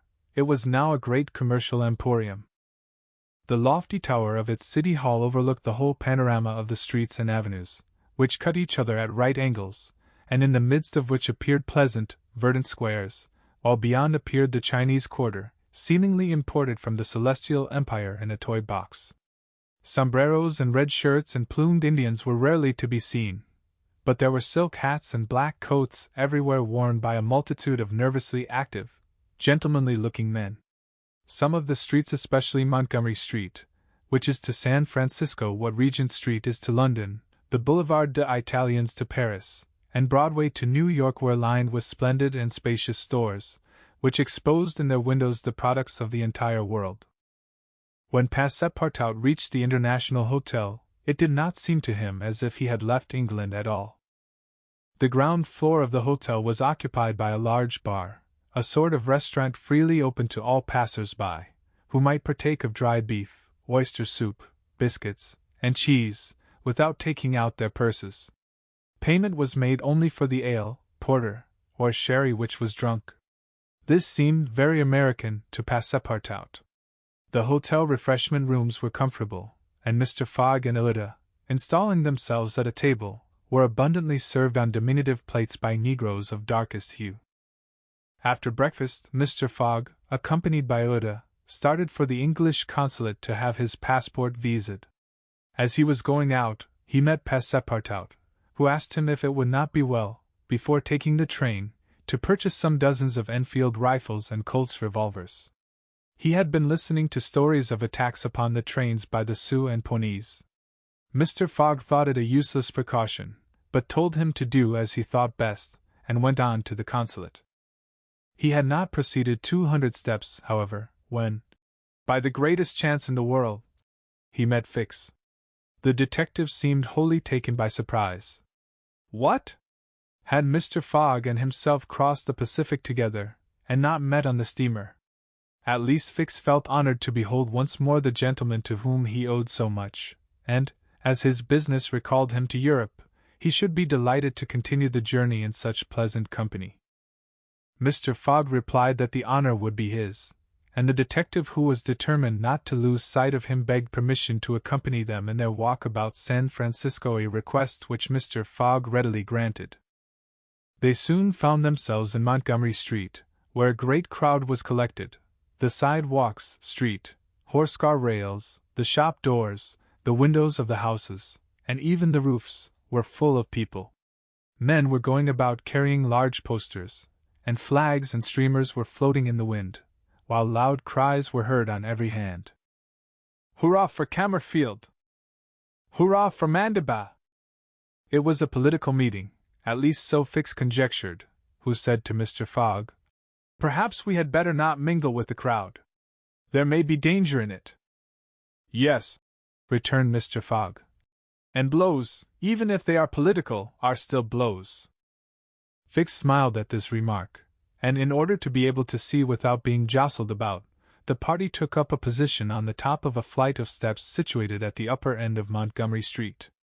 Opposite them, on the other side of the street, between a coal wharf and a petroleum warehouse, a large platform had been erected in the open air, towards which the current of the crowd seemed to be directed. For what purpose was this meeting? What was the occasion of this excited assemblage? Phileas Fogg could not imagine. Was it to nominate some high official, a governor or member of Congress? It was not improbable, so agitated was the multitude before them. Just at this moment there was an unusual stir in the human mass. All the hands were raised in the air. Some, tightly closed, seemed to disappear suddenly in the midst of the cries, an energetic way, no doubt, of casting a vote. The crowd swayed back, the banners and flags wavered, disappeared an instant, then reappeared in tatters. The undulations of the human surge reached the steps, while all the heads floundered on the surface like a sea agitated by a squall. Many of the black hats disappeared, and the greater part of the crowd seemed to have diminished in height. "It is evidently a meeting," said Fix, "and its object must be an exciting one. I should not wonder if it were about the Alabama, despite the fact that that question is settled." "Perhaps," replied Mr. Fogg simply. "At least there are two champions in presence of each other, the Honorable Mr. Cammerfield and the Honorable Mr. Mandible." Oda, leaning upon Mr. Fogg's arm, observed the tumultuous scene with surprise, while Fix asked a man near him what the cause of it all was. Before the man could reply, a fresh agitation arose. Hurrahs and excited shouts were heard, the staffs of the banners began to be used as offensive weapons, and fists flew about in every direction. Thumps were exchanged from the tops of the carriages and omnibuses which had been blocked up in the crowd. Boots and shoes went whirling through the air, and Mr. Fogg thought he even heard the crack of revolvers mingling in the din. The rout approached the stairway, and flowed over the lower step. One of the parties had evidently been repulsed, but the mere lookers-on could not tell whether Mandiboy or Cammerfield had gained the upper hand. "It would be prudent for us to retire," said Fix, who was anxious that Mr. Fogg should not receive any injury, at least until they got back to London. "If there is any question about England in all this, and we were recognized, I fear it would go hard with us." "An English subject began Mr. Fogg. He did not finish his sentence, for a terrific hubbub now arose on the terrace behind the flight of steps where they stood, and there were frantic shouts of Hurrah for Mandiba! Hip hip hurrah! It was a band of voters coming to the rescue of their allies, and taking the Camerfield forces in flank. Mr. Fogg, Uda, and Fix found themselves between two fires. It was too late to escape. The torrent of men, armed with loaded canes and sticks, was irresistible. Phileas Fogg and Fix were roughly hustled in their attempts to protect their fair companion. The former, as cool as ever, tried to defend himself with the weapons which nature has placed at the end of every Englishman's arm, but in vain. A big brawny fellow with a red beard, flushed face, and broad shoulders, who seemed to be the chief of the band, raised his clenched fist to strike Mr. Fogg, whom he would have given a crushing blow, had not Fix rushed in and received it in his stead. An enormous bruise immediately made its appearance under the detective's silk hat, which was completely smashed in. "Yankee!" exclaimed Mr. Fogg, darting a contemptuous look at the ruffian. "Englishman!" returned the other. "We will meet again." "When you please." "What is your name?" "Phileas Fogg." "And yours?" "Colonel Stamp Proctor." The human tide now swept by, after overturning Fix, who speedily got upon his feet again, though with tattered clothes. Happily, he was not seriously hurt. His traveling overcoat was divided into two unequal parts, and his trousers resembled those of certain Indians, which fit less compactly than they are easy to put on. Uda had escaped unharmed, and Fix alone bore marks of the fray in his black and blue bruise. "Thanks," said Mr. Fogg to the detective, as soon as they were out of the crowd. "No thanks are necessary," replied Fix. "But let us go." "Where?" "To a tailor's." Such a visit was, indeed, opportune. The clothing of both Mr. Fogg and Fix was in rags, as if they had themselves been actively engaged in the contest between Camerfield and Mandible. An hour after, they were once more suitably attired, and with the litter returned to the International Hotel. Passepartout was waiting for his master, armed with half a dozen six-barreled revolvers. When he perceived Fix, he knit his brows, but Uda having, in a few words, told him of their adventure, his countenance resumed its placid expression. Fix evidently was no longer an enemy, but an ally. He was faithfully keeping his word. Dinner over, the coach which was to convey the passengers and their luggage to the station drew up to the door. As he was getting in, Mr. Fogg said to Fix, "You have not seen this Colonel Proctor again?" "No." "I will come back to America to find him," said Phileas Fogg calmly. "It would not be right for an Englishman to permit himself to be treated in that way, without retaliating." The detective smiled, but did not reply. It was clear that Mr. Fogg was one of those Englishmen who, while they do not tolerate dueling at home, fight abroad when their honor is attacked. At 6:15 the travelers reached the station, and found the train ready to depart. As he was about to enter it, Mr. Fogg called a porter, and said to him, "My friend, was there not some trouble today in San Francisco?" "It was a political meeting, sir," replied the porter. "But I thought there was a great deal of disturbance in the streets." "It was only a meeting assembled for an election." "The election of a general-in-chief, no doubt?" asked Mr. Fogg. "No, sir, of a justice of the peace." Phileas Fogg got into the train, which started off at full speed. Chapter 26, in which Phileas Fogg and party travel by the Pacific Railroad. From ocean to ocean, so say the Americans, and these four words compose the general designation of the Great Trunk Line, which crosses the entire width of the United States. The Pacific Railroad is, however, really divided into two distinct lines: the Central Pacific, between San Francisco and Ogden, and the Union Pacific, between Ogden and Omaha. 5 main lines connect Omaha with New York. New York and San Francisco are thus united by an uninterrupted metal ribbon, which measures no less than 3,786 miles.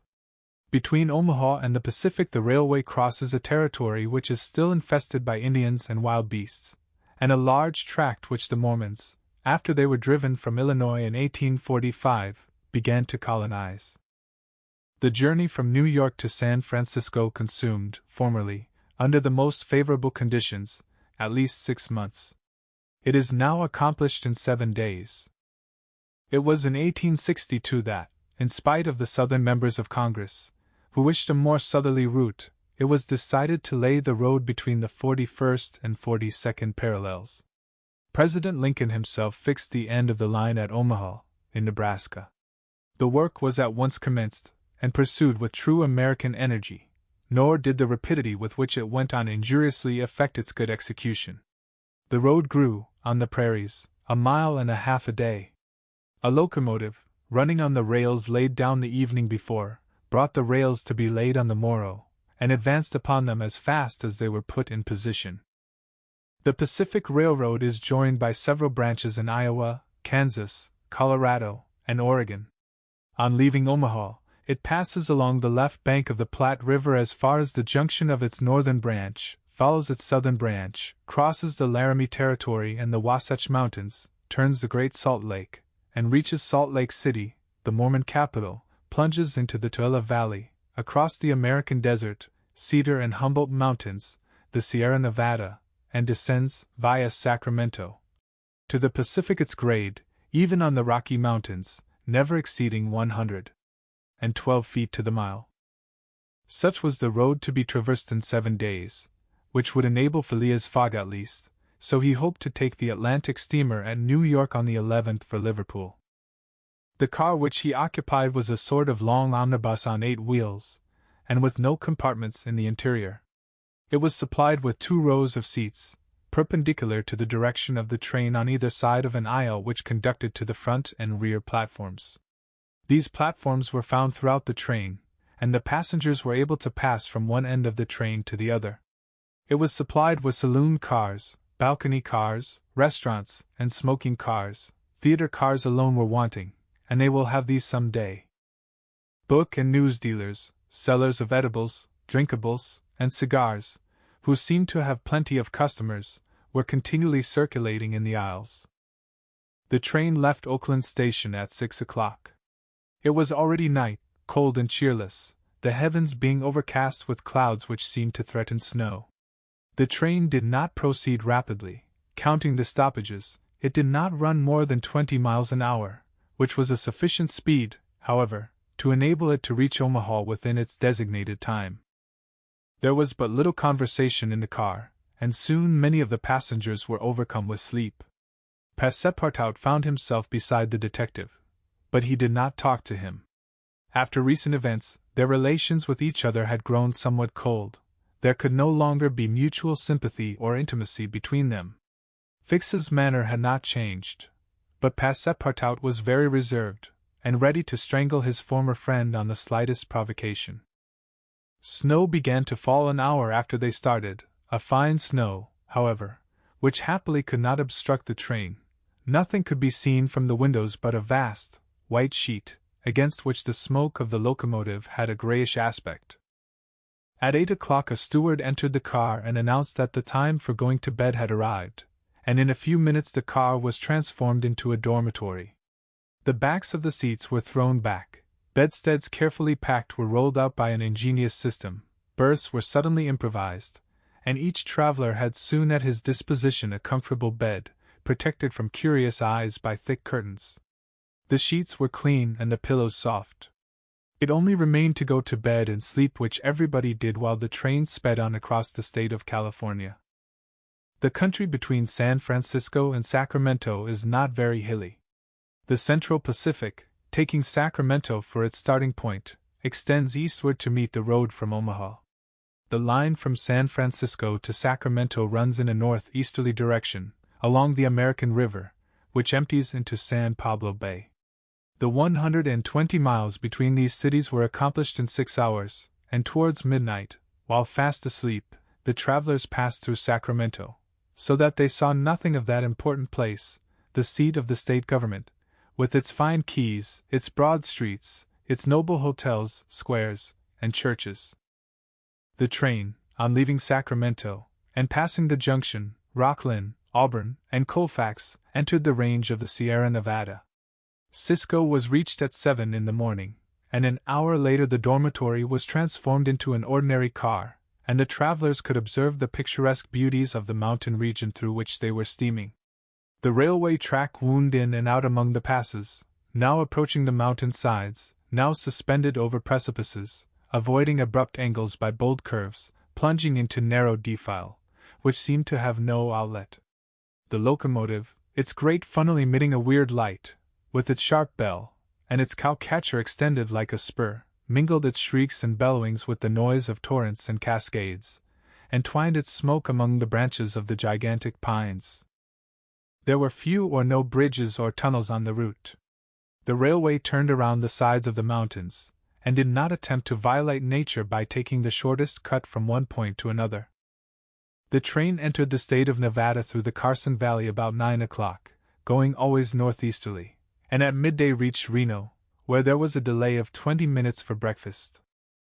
From this point the road, running along Humboldt River, passed northward for several miles by its banks. Then it turned eastward, and kept by the river until it reached the Humboldt Range, nearly at the extreme eastern limit of Nevada. Having breakfasted, Mr. Fogg and his companions resumed their places in the car, and observed the varied landscape which unfolded itself as they passed along the vast prairies, the mountains lining the horizon, and the creeks, with their frothy, foaming streams. Sometimes a great herd of buffaloes, massing together in the distance, seemed like a movable dam. These innumerable multitudes of ruminating beasts often form an insurmountable obstacle to the passage of the trains. Thousands of them have been seen passing over the track for hours together, in compact ranks. The locomotive is then forced to stop and wait till the road is once more clear. This happened, indeed, to the train in which Mr. Fogg was traveling. About 12 o'clock a troop of 10 or 12,000 head of buffalo encumbered the track. The locomotive, slackening its speed, tried to clear the way with its cow-catcher, but the mass of animals was too great. The buffaloes marched along with a tranquil gait, uttering now and then deafening bellowings.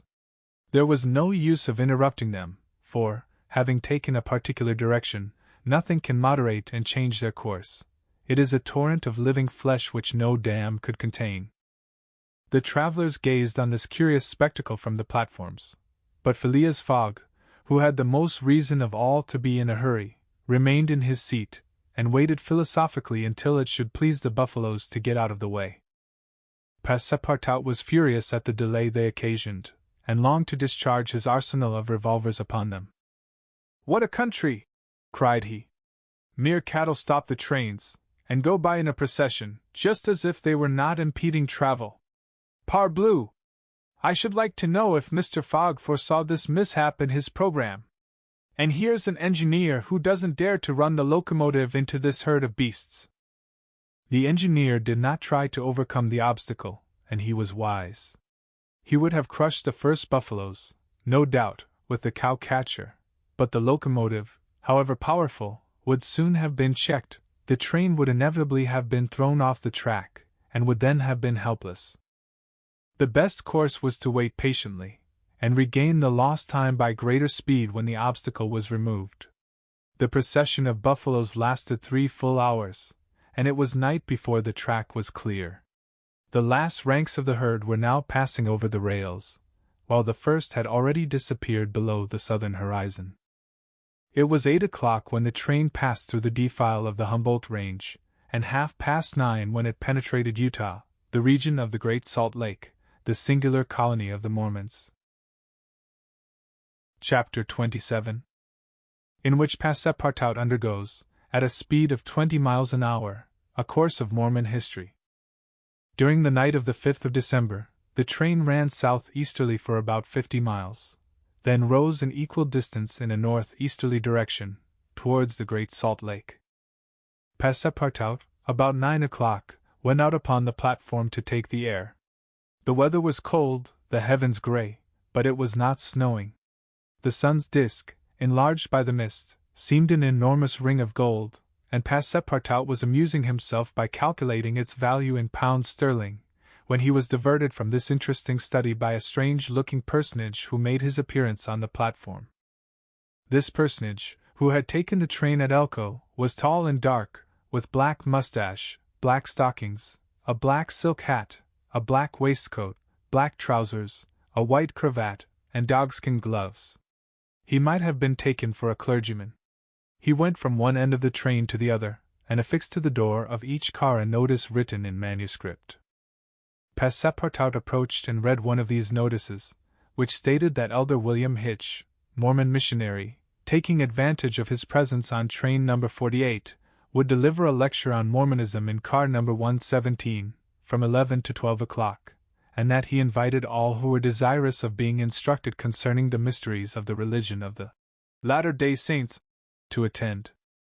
"I'll go," said Passepartout to himself. He knew nothing of Mormonism except the custom of polygamy, which is its foundation.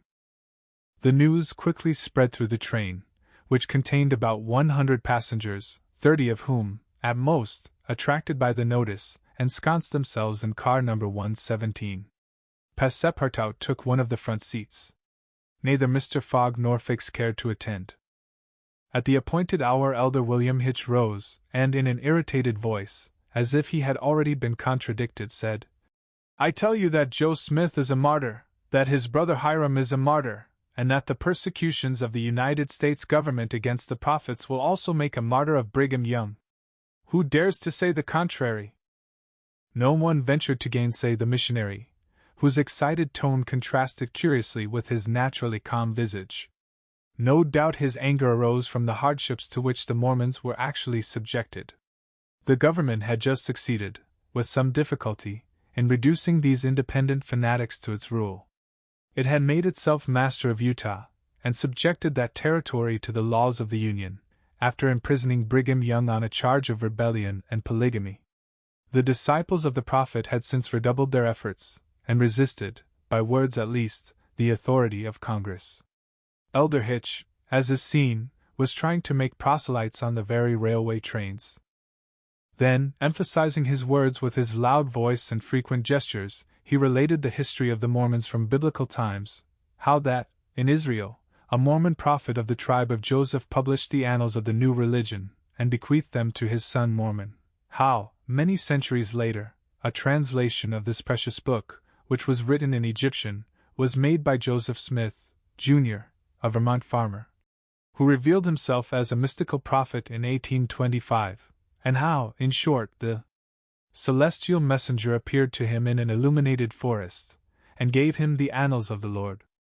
Several of the audience, not being much interested in the missionary's narrative, here left the car, but Elder Hitch, continuing his lecture, related how Smith, Jr., with his father, 2 brothers, and a few disciples, founded the Church of the Latter-day Saints, which, adopted not only in America, but in England, Norway and Sweden, and Germany, counts many artisans, as well as men engaged in the liberal professions, among its members, how a colony was established in Ohio, a temple erected there at a cost of $200,000, and a town built at Kirkland, how Smith became an enterprising banker, and received from a simple mummy showman a papyrus scroll written by Abraham, and several famous Egyptians. The elder's story became somewhat wearisome, and his audience grew gradually less, until it was reduced to 20 passengers. But this did not disconcert the enthusiast, who proceeded with the story of Joseph Smith's bankruptcy in 1837, and how his ruined creditors gave him a coat of tar and feathers, his reappearance some years afterwards, more honorable and honored than ever, at Independence, Missouri, the chief of a flourishing colony of 3,000 disciples, and his pursuit thence by outraged Gentiles, and retirement into the far west. 10 hearers only were now left, among them honest Passepartout, who was listening with all his ears.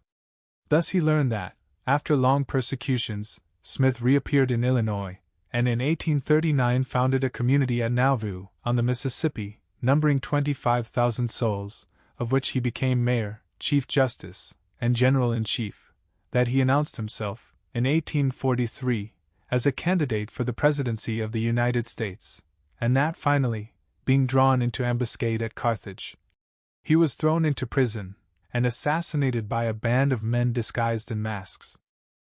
Passepartout was now the only person left in the car, and the elder, looking him full in the face, reminded him that, 2 years after the assassination of Joseph Smith, the inspired prophet, Brigham Young, his successor, left Nauvoo for the banks of the Great Salt Lake, where, in the midst of that fertile region, directly on the route of the emigrants who crossed Utah on their way to California, the new colony, thanks to the polygamy practiced by the Mormons, had flourished beyond expectations.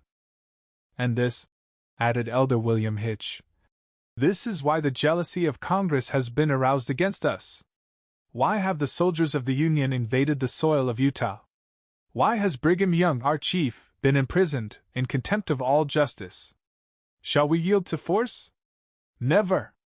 Driven from Vermont, driven from Illinois, driven from Ohio, driven from Missouri, driven from Utah, we shall yet find some independent territory on which to plant our tents.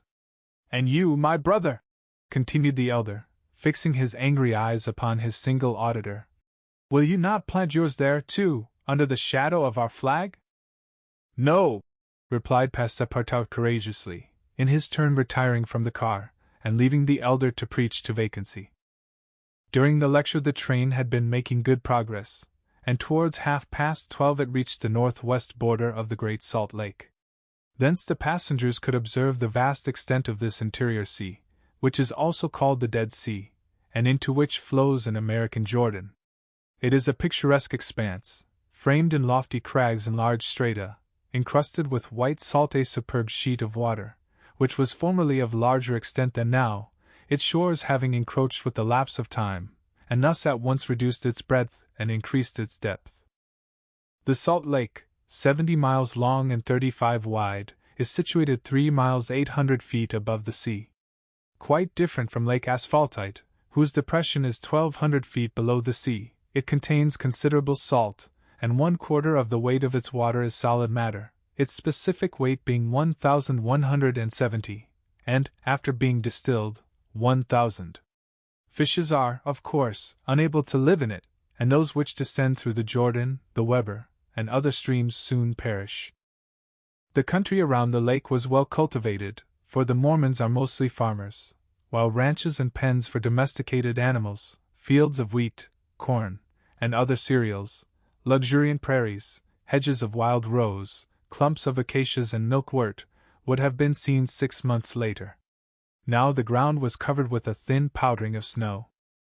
The train reached Ogden at 2 o'clock, where it rested for 6 hours. Mr. Fogg and his party had time to pay a visit to Salt Lake City, connected with Ogden by a branch road, and they spent 2 hours in this strikingly American town, built on the pattern of other cities of the Union, like a checkerboard, with the somber sadness of right angles, as Victor Hugo expresses it. The founder of the City of the Saints could not escape from the taste for symmetry which distinguishes the Anglo-Saxons. In this strange country, where the people are certainly not up to the level of their institutions, everything is done squarely, cities, houses, and follies. The travelers, then, were promenading, at 3 o'clock, about the streets of the town built between the banks of the Jordan and the spurs of the Wasatch Range. They saw few or no churches, but the prophet's mansion, the courthouse, and the arsenal, blue brick houses with verandas and porches, surrounded by gardens bordered with acacias, palms, and locusts. A clay and pebble wall, built in 1853, surrounded the town, and in the principal street were the market and several hotels adorned with pavilions. The place did not seem thickly populated. The streets were almost deserted, except in the vicinity of the temple, which they only reached after having traversed several quarters surrounded by palisades. There were many women, which was easily accounted for by the peculiar institution of the Mormons, but it must not be supposed that all the Mormons are polygamists. They are free to marry or not, as they please, but it is worth noting that it is mainly the female citizens of Utah who are anxious to marry, as, according to the Mormon religion, maiden ladies are not admitted to the possession of its highest joys. These poor creatures seemed to be neither well off nor happy. Some the more well-to-do, no doubt, wore short, open, black silk dresses, under a hood or modest shawl. Others were habited in Indian fashion. Passepartout could not behold without a certain fright these women, charged, in groups, with conferring happiness on a single Mormon. His common sense pitted, above all, the husband. It seemed to him a terrible thing to have to guide so many wives at once across the vicissitudes of life, and to conduct them, as it were, in a body to the Mormon paradise with the prospect of seeing them in the company of the glorious Smith, who doubtless was the chief ornament of that delightful place, to all eternity. He felt decidedly repelled from such a vocation, and he imagined perhaps he was mistaken that the fair ones of Salt Lake City cast rather alarming glances on his person. Happily, his stay there was but brief. At 4 the party found themselves again at the station, took their places in the train, and the whistle sounded for starting. Just at the moment, however, that the locomotive wheels began to move, cries of "Stop! Stop!" were heard. Trains, like time and tide, stop for no one. The gentleman who uttered the cries was evidently a belated Mormon. He was breathless with running. Happily for him, the station had neither gates nor barriers. He rushed along the track, jumped on the rear platform of the train, and fell, exhausted, into one of the seats. Passepartout, who had been anxiously watching this amateur gymnast, approached him with lively interest, and learned that he had taken flight after an unpleasant domestic scene. When the Mormon had recovered his breath, Passepartout ventured to ask him politely how many wives he had, for, from the manner in which he had decamped, it might be thought that he had 20 at least. "One, sir," replied the Mormon, raising his arms heavenward. "One, and that was enough." Chapter 28, in which Passepartout does not succeed in making anybody listen to reason. The train, on leaving Great Salt Lake at Ogden, passed northward for an hour as far as Weber River, having completed nearly 900 miles from San Francisco. From this point it took an easterly direction towards the jagged Wasatch Mountains. It was in the section included between this range and the Rocky Mountains that the American engineers found the most formidable difficulties in laying the road, and that the government granted a subsidy of $48,000 per mile, instead of $16,000 allowed for the work done on the plains. But the engineers, instead of violating nature, avoided its difficulties by winding around, instead of penetrating the rocks. One tunnel only, 14,000 feet in length, was pierced in order to arrive at the Great Basin. The track up to this time had reached its highest elevation at the Great Salt Lake. From this point it described a long curve, descending towards Bitter Creek Valley, to rise again to the dividing ridge of the waters between the Atlantic and the Pacific. There were many creeks in this mountainous region, and it was necessary to cross Muddy Creek, Green Creek, and others, upon culverts. Passepartout grew more and more impatient as they went on, while Fix longed to get out of this difficult region, and was more anxious than Phileas Fogg himself to be beyond the danger of delays and accidents, and set foot on English soil. At 10 o'clock at night the train stopped at Fort Bridger Station, and 20 minutes later entered Wyoming territory, following the valley of Bitter Creek throughout. The next day, December 7th, they stopped for a quarter of an hour at Green River Station. Snow had fallen abundantly during the night, but being mixed with rain, it had half melted, and did not interrupt their progress. The bad weather, however, annoyed Passepartout, for the accumulation of snow, by blocking the wheels of the cars, would certainly have been fatal to Mr. Fogg's tour. "What an idea!" he said to himself. "Why did my master make this journey in winter? Couldn't he have waited for the good season to increase his chances?" While the worthy Frenchman was absorbed in the state of the sky and the depression of the temperature, Oda was experiencing fears from a totally different cause. Several passengers had got off at Green River, and were walking up and down the platforms, and among these Oda recognized Colonel Stamp Proctor, the same who had so grossly insulted Phileas Fogg at the San Francisco meeting. Not wishing to be recognized, the young woman drew back from the window, feeling much alarm at her discovery. She was attached to the man who, however coldly, gave her daily evidences of the most absolute devotion. She did not comprehend, perhaps, the depth of the sentiment with which her protector inspired her, which she called gratitude, but which, though she was unconscious of it, was really more than that. Her heart sank within her when she recognized the man whom Mr. Fogg desired, sooner or later, to call to account for his conduct. Chance alone, it was clear, had brought Colonel Proctor on this train, but there he was, and it was necessary, at all hazards, that Phileas Fogg should not perceive his adversary. Oda seized a moment when Mr. Fogg was asleep to tell Fix and Passepartout whom she had seen. "That proctor on this train!" cried Fix. "Well, reassure yourself, madam, before he settles with Mr. Fogg, he has got to deal with me. It seems to me that I was the more insulted of the two. And, besides," added Passepartout, "I'll take charge of him, colonel as he is." "Mr. Fix," resumed Oda, "Mr. Fogg will allow no one to avenge him. He said that he would come back to America to find this man. Should he perceive Colonel Proctor, we could not prevent a collision which might have terrible results. He must not see him." "You are right, madam," replied Fix. "A meeting between them might ruin all. Whether he were victorious or beaten, Mr. Fogg would be delayed, and dash." "And," added Passepartout, "that would play the game of the gentlemen of the Reform Club. In 4 days we shall be in New York. Well, if my master does not leave this car during those 4 days, we may hope that chance will not bring him face to face with this confounded American. We must, if possible, prevent his stirring out of it." The conversation dropped. Mr. Fogg had just woke up, and was looking out of the window. Soon after, Passepartout, without being heard by his master or Oda, whispered to the detective, "Would you really fight for him?" "I would do anything," replied Fix, in a tone which betrayed determined will, "to get him back living to Europe." Passepartout felt something like a shudder shoot through his frame, but his confidence in his master remained unbroken. Was there any means of detaining Mr. Fogg in the car, to avoid a meeting between him and the colonel? It ought not to be a difficult task, since that gentleman was naturally sedentary and little curious. The detective, at least, seemed to have found a way, for, after a few moments, he said to Mr. Fogg, "These are long and slow hours, sir, that we are passing on the railway." "Yes," replied Mr. Fogg, "but they pass." "You were in the habit of playing whist," resumed Fix, "on the steamers." "Yes, but it would be difficult to do so here. I have neither cards nor partners." "Oh, but we can easily buy some cards, for they are sold on all the American trains.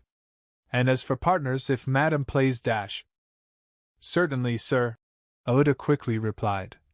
"I understand whist. It is part of an English education. I myself have some pretensions to playing a good game. Well, here are 3 of us, and a dummy dash." "As you please, sir," replied Phileas Fogg, heartily glad to resume his favorite pastime even on the railway.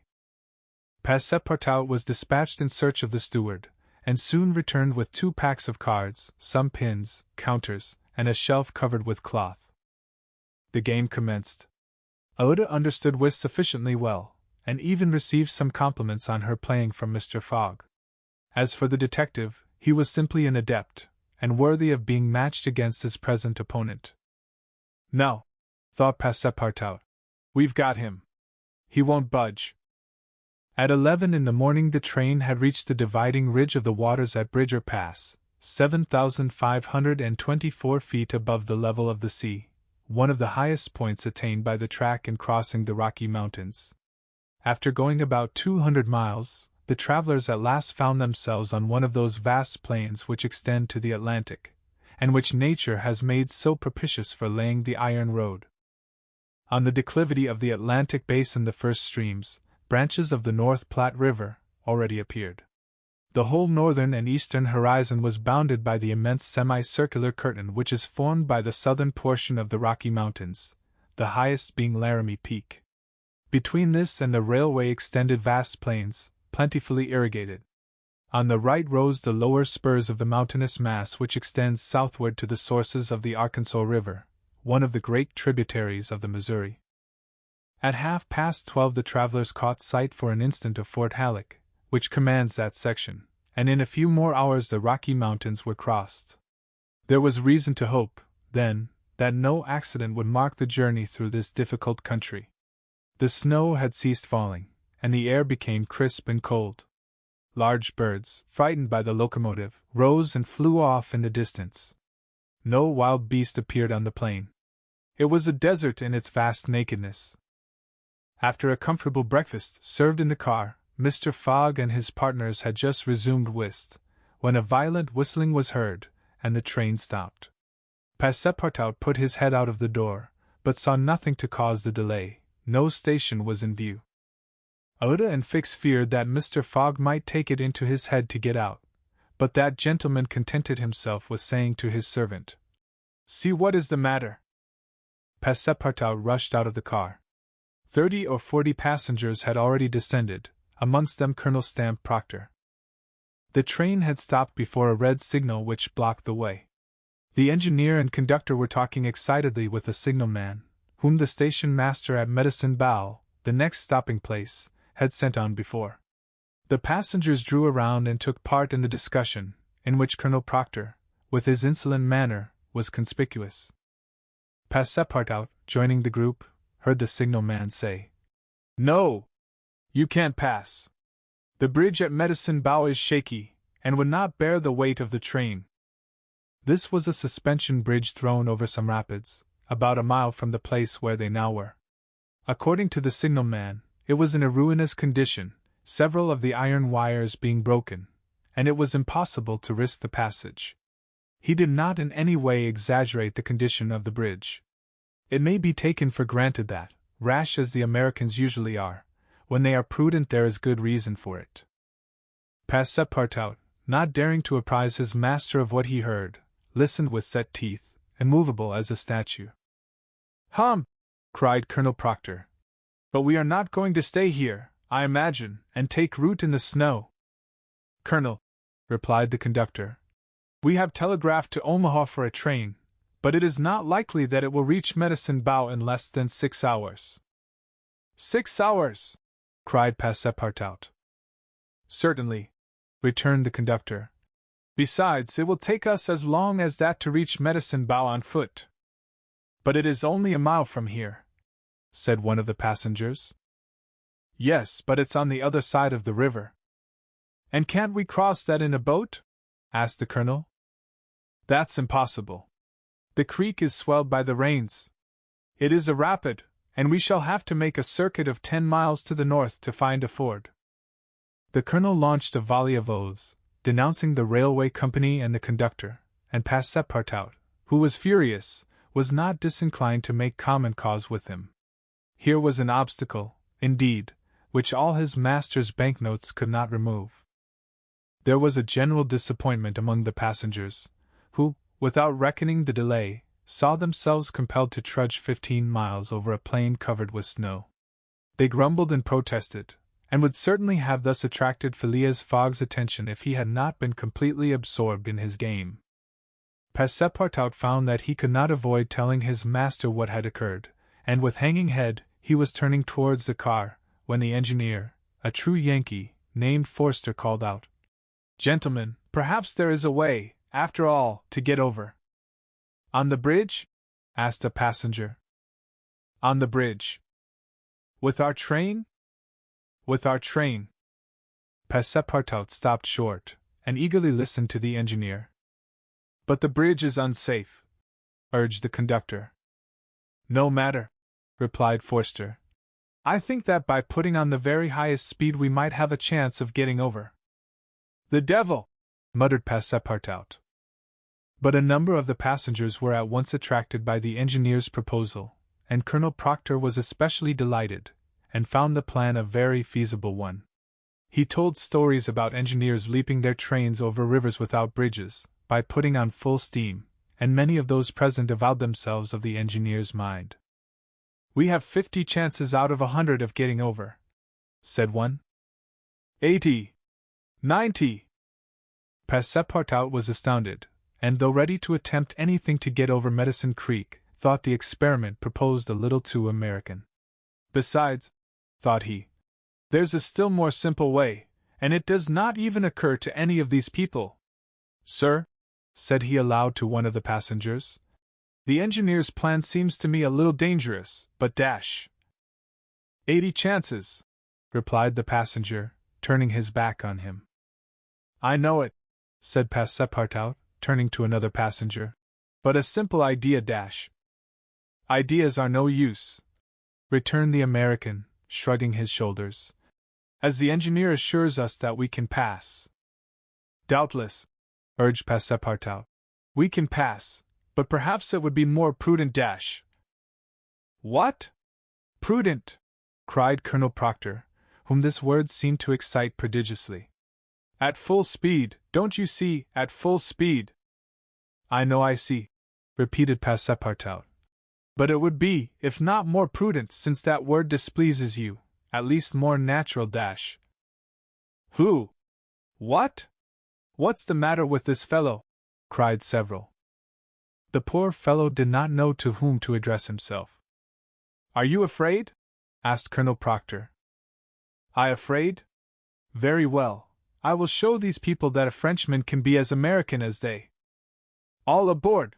Cried the conductor. Yes, all aboard! Repeated Passepartout, and immediately. But they can't prevent me from thinking that it would be more natural for us to cross the bridge on foot, and let the train come after. But no one heard this sage reflection, nor would anyone have acknowledged its justice. The passengers resumed their places in the cars. Passepartout took his seat without telling what had passed. The whist players were quite absorbed in their game. The locomotive whistled vigorously. The engineer, reversing the steam, backed the train for nearly a mile, retiring, like a jumper, in order to take a longer leap. Then, with another whistle, he began to move forward. The train increased its speed, and soon its rapidity became frightful. A prolonged screech issued from the locomotive. The piston worked up and down 20 strokes to the second.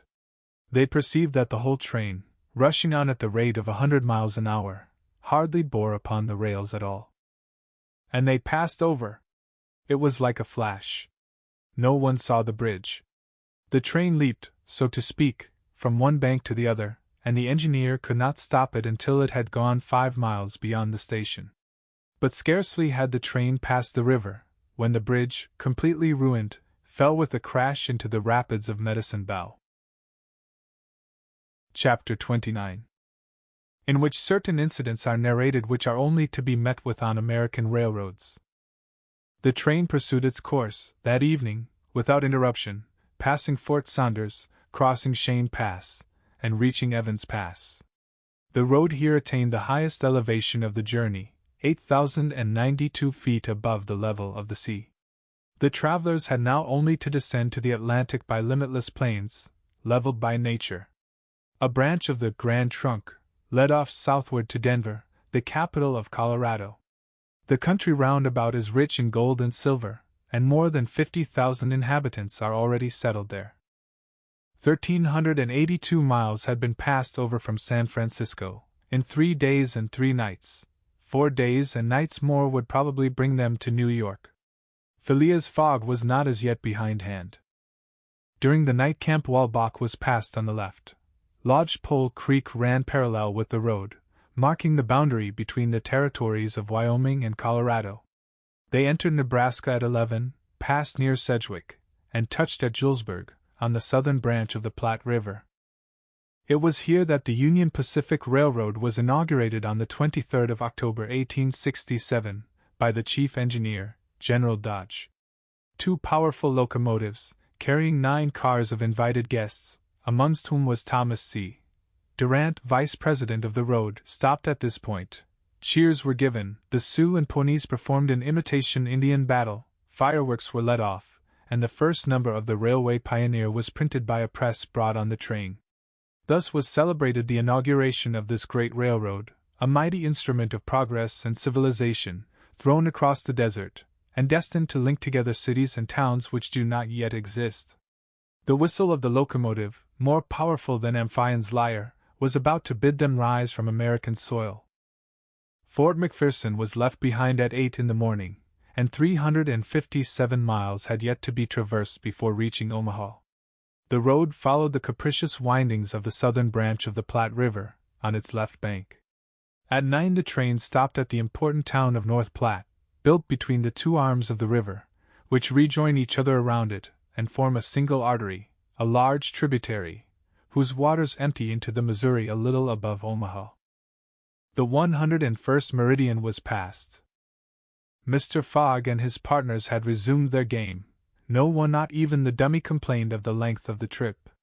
Fix had begun by winning several guineas, which he seemed likely to lose, but he showed himself a not less eager whist player than Mr. Fogg. During the morning, chance distinctly favored that gentleman. Trumps and honors were showered upon his hands. Once, having resolved on a bold stroke, he was on the point of playing a spade, when a voice behind him said, "I should play a diamond." Mr. Fogg, Oda, and Fix raised their heads, and beheld Colonel Proctor. Stamp Proctor and Phileas Fogg recognized each other at once. "Ah! It's you, is it, Englishman?" cried the Colonel. "It's you who are going to play a spade." "And who plays it?" replied Phileas Fogg coolly, throwing down the 10 of spades. "Well, it pleases me to have it diamonds," replied Colonel Proctor, in an insolent tone. He made a movement as if to seize the card which had just been played, adding, "You don't understand anything about whist." "Perhaps I do, as well as another," said Phileas Fogg, rising.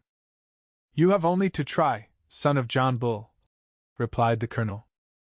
Oda turned pale, and her blood ran cold. She seized Mr. Fogg's arm and gently pulled him back. Passepartout was ready to pounce upon the American, who was staring insolently at his opponent. But Fix got up, and going to Colonel Proctor said, "You forget that it is I with whom you have to deal, sir, for it was I whom you not only insulted, but struck." "Mr. Fix," said Mr. Fogg, "pardon me, but this affair is mine, and mine only. The Colonel has again insulted me, by insisting that I should not play a spade, and he shall give me satisfaction for it." "When and where you will," replied the American, "and with whatever weapon you choose." Oda in vain attempted to retain Mr. Fogg, as vainly did the detective endeavor to make the quarrel his. Passepartout wished to throw the Colonel out of the window, but a sign from his master checked him. Phileas Fogg left the car, and the American followed him upon the platform. "Sir," said Mr. Fogg to his adversary, "I am in a great hurry to get back to Europe, and any delay whatever will be greatly to my disadvantage." "Well, what's that to me?" replied Colonel Proctor. "Sir," said Mr. Fogg very politely, "after our meeting at San Francisco, I determined to return to America and find you as soon as I had completed the business which called me to England." "Really? Will you appoint a meeting for 6 months hence? Why not 10 years hence?" "I say 6 months," returned Phileas Fogg, "and I shall be at the place of meeting promptly." "All this is an evasion," cried Stamp Proctor. "Now or never." "Very good. You are going to New York?" "No." "To Chicago?" "No." "To Omaha?" "What difference is it to you? Do you know Plum Creek?" "No," replied Mr. Fogg. "It's the next station. The train will be there in an hour, and will stop there 10 minutes. In 10 minutes several revolver shots could be exchanged." "Very well," said Mr. Fogg. "I will stop at Plum Creek." "And I guess you'll stay there too," added the American insolently. "Who knows?" replied Mr. Fogg, returning to the car as coolly as usual. He began to reassure Oda, telling her that blusterers were never to be feared, and begged Fix to be his second at the approaching duel, a request which the detective could not refuse. Mr. Fogg resumed the interrupted game with perfect calmness. At 11 o'clock the locomotive's whistle announced that they were approaching Plum Creek Station. Mr. Fogg rose, and, followed by Fix, went out upon the platform. Passepartout accompanied him, carrying a pair of revolvers. Oda remained in the car, as pale as death. The door of the next car opened, and Colonel Proctor appeared on the platform, attended by a Yankee of his own stamp as his second. But just as the combatants were about to step from the train, the conductor hurried up, and shouted, "You can't get off, gentlemen!" "Why not?" asked the Colonel. "We are 20 minutes late, and we shall not stop." "But I am going to fight a duel with this gentleman." "I am sorry," said the conductor, "but we shall be off at once. There's the bell ringing now." The train started. "I'm really very sorry, gentlemen," said the conductor. "Under any other circumstances I should have been happy to oblige you. But, after all, as you have not had time to fight here, why not fight as we go along?" "That wouldn't be convenient, perhaps, for this gentleman," said the colonel, in a jeering tone. "It would be perfectly so," replied Phileas Fogg. "Well, we are really in America," thought Passepartout, "and the conductor is a gentleman of the first order." So muttering, he followed his master.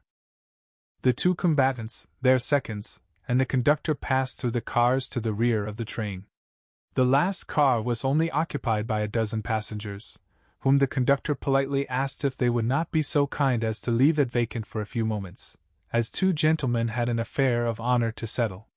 The passengers granted the request with alacrity, and straightway disappeared on the platform.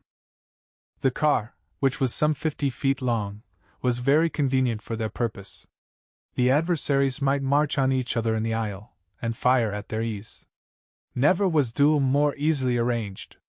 Mr. Fogg and Colonel Proctor, each provided with 2 6-barreled revolvers, entered the car. The seconds, remaining outside, shut them in. They were to begin firing at the first whistle of the locomotive. After an interval of 2 minutes, what remained of the two gentlemen would be taken from the car. Nothing could be more simple.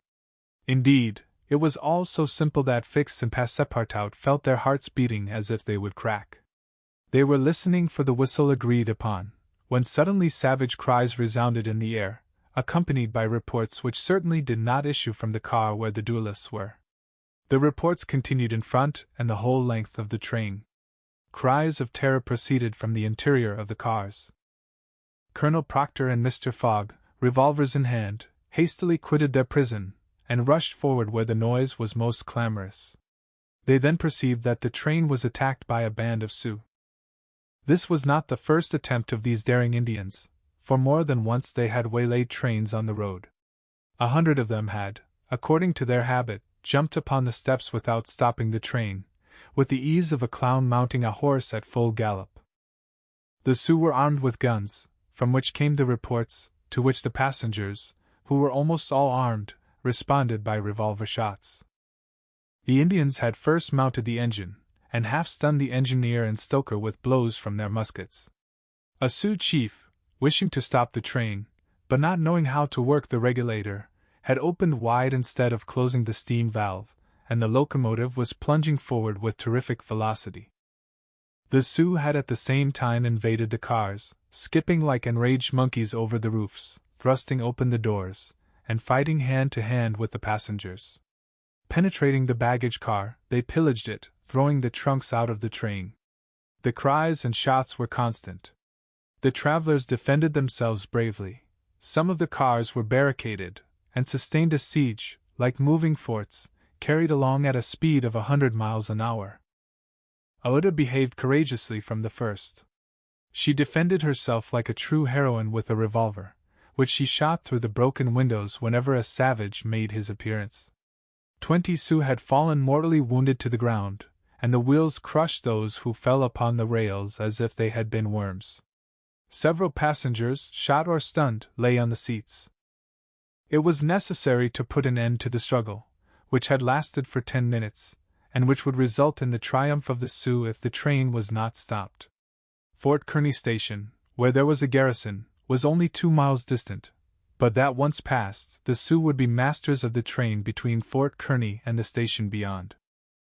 The conductor was fighting beside Mr. Fogg, when he was shot and fell. At the same moment he cried, "Unless the train is stopped in 5 minutes, we are lost!" "It shall be stopped," said Phileas Fogg, preparing to rush from the car. "Stay, monsieur," cried Passepartout. "I will go."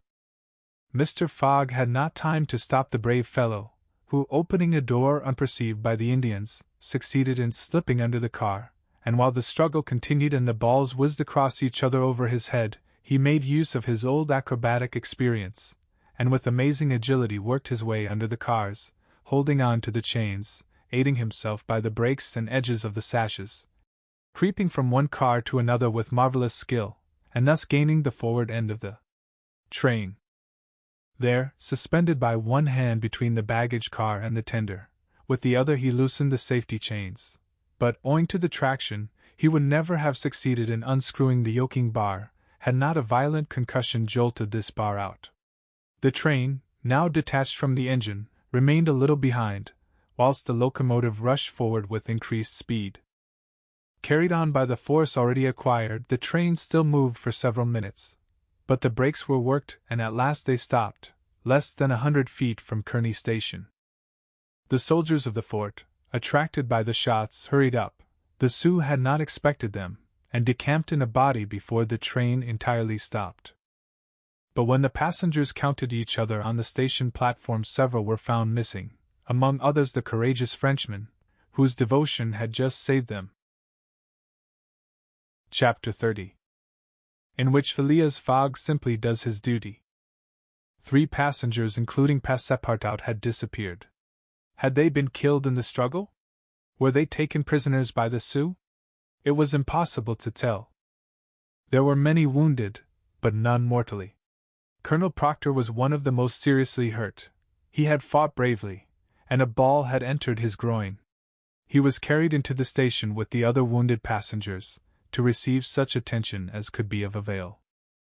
Aouda was safe, and Phileas Fogg, who had been in the thickest of the fight, had not received a scratch. Fix was slightly wounded in the arm. But Passepartout was not to be found, and tears coursed down Aouda's cheeks. All the passengers had got out of the train, the wheels of which were stained with blood. From the tires and spokes hung ragged pieces of flesh. As far as the eye could reach on the white plain behind, red trails were visible. The last Sioux were disappearing in the south, along the banks of Republican River. Mr. Fogg, with folded arms, remained motionless. He had a serious decision to make. Aouda, standing near him, looked at him without speaking, and he understood her look. If his servant was a prisoner, ought he not to risk everything to rescue him from the Indians? "I will find him, living or dead," said he quietly to Aouda. "Ah, Mr. Fogg!" cried she, clasping his hands and covering them with tears. "Living," added Mr. Fogg, "if we do not lose a moment."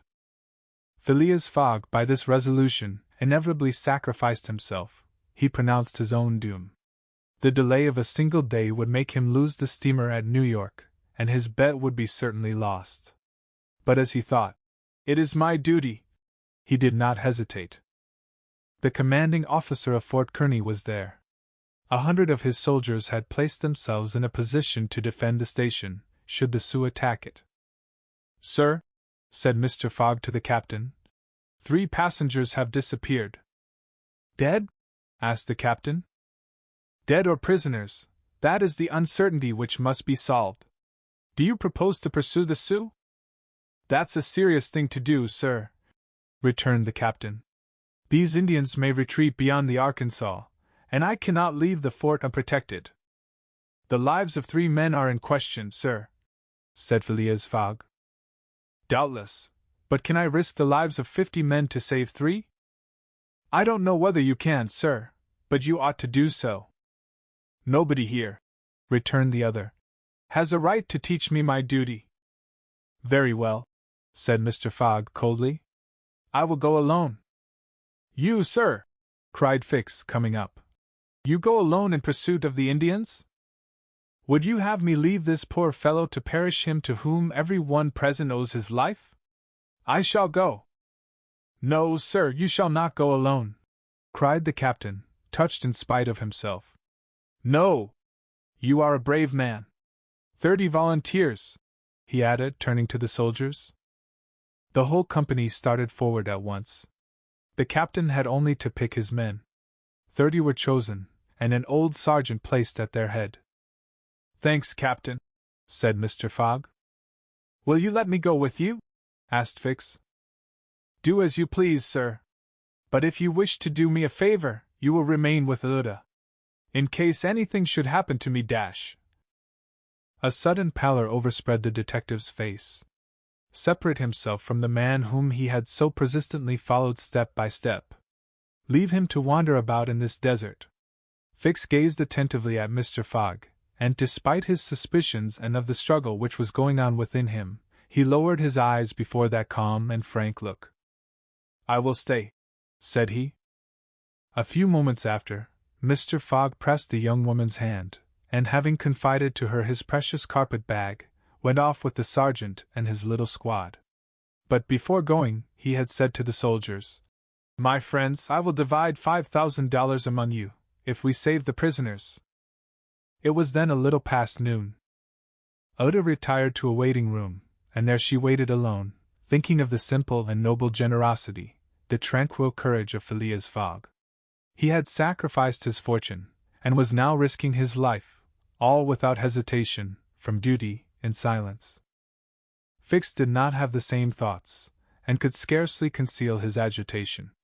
He walked feverishly up and down the platform, but soon resumed his outward composure. He now saw the folly of which he had been guilty in letting Fogg go alone. What? This man, whom he had just followed around the world, was permitted now to separate himself from him. He began to accuse and abuse himself, and, as if he were director of police, administered to himself a sound lecture for his greenness.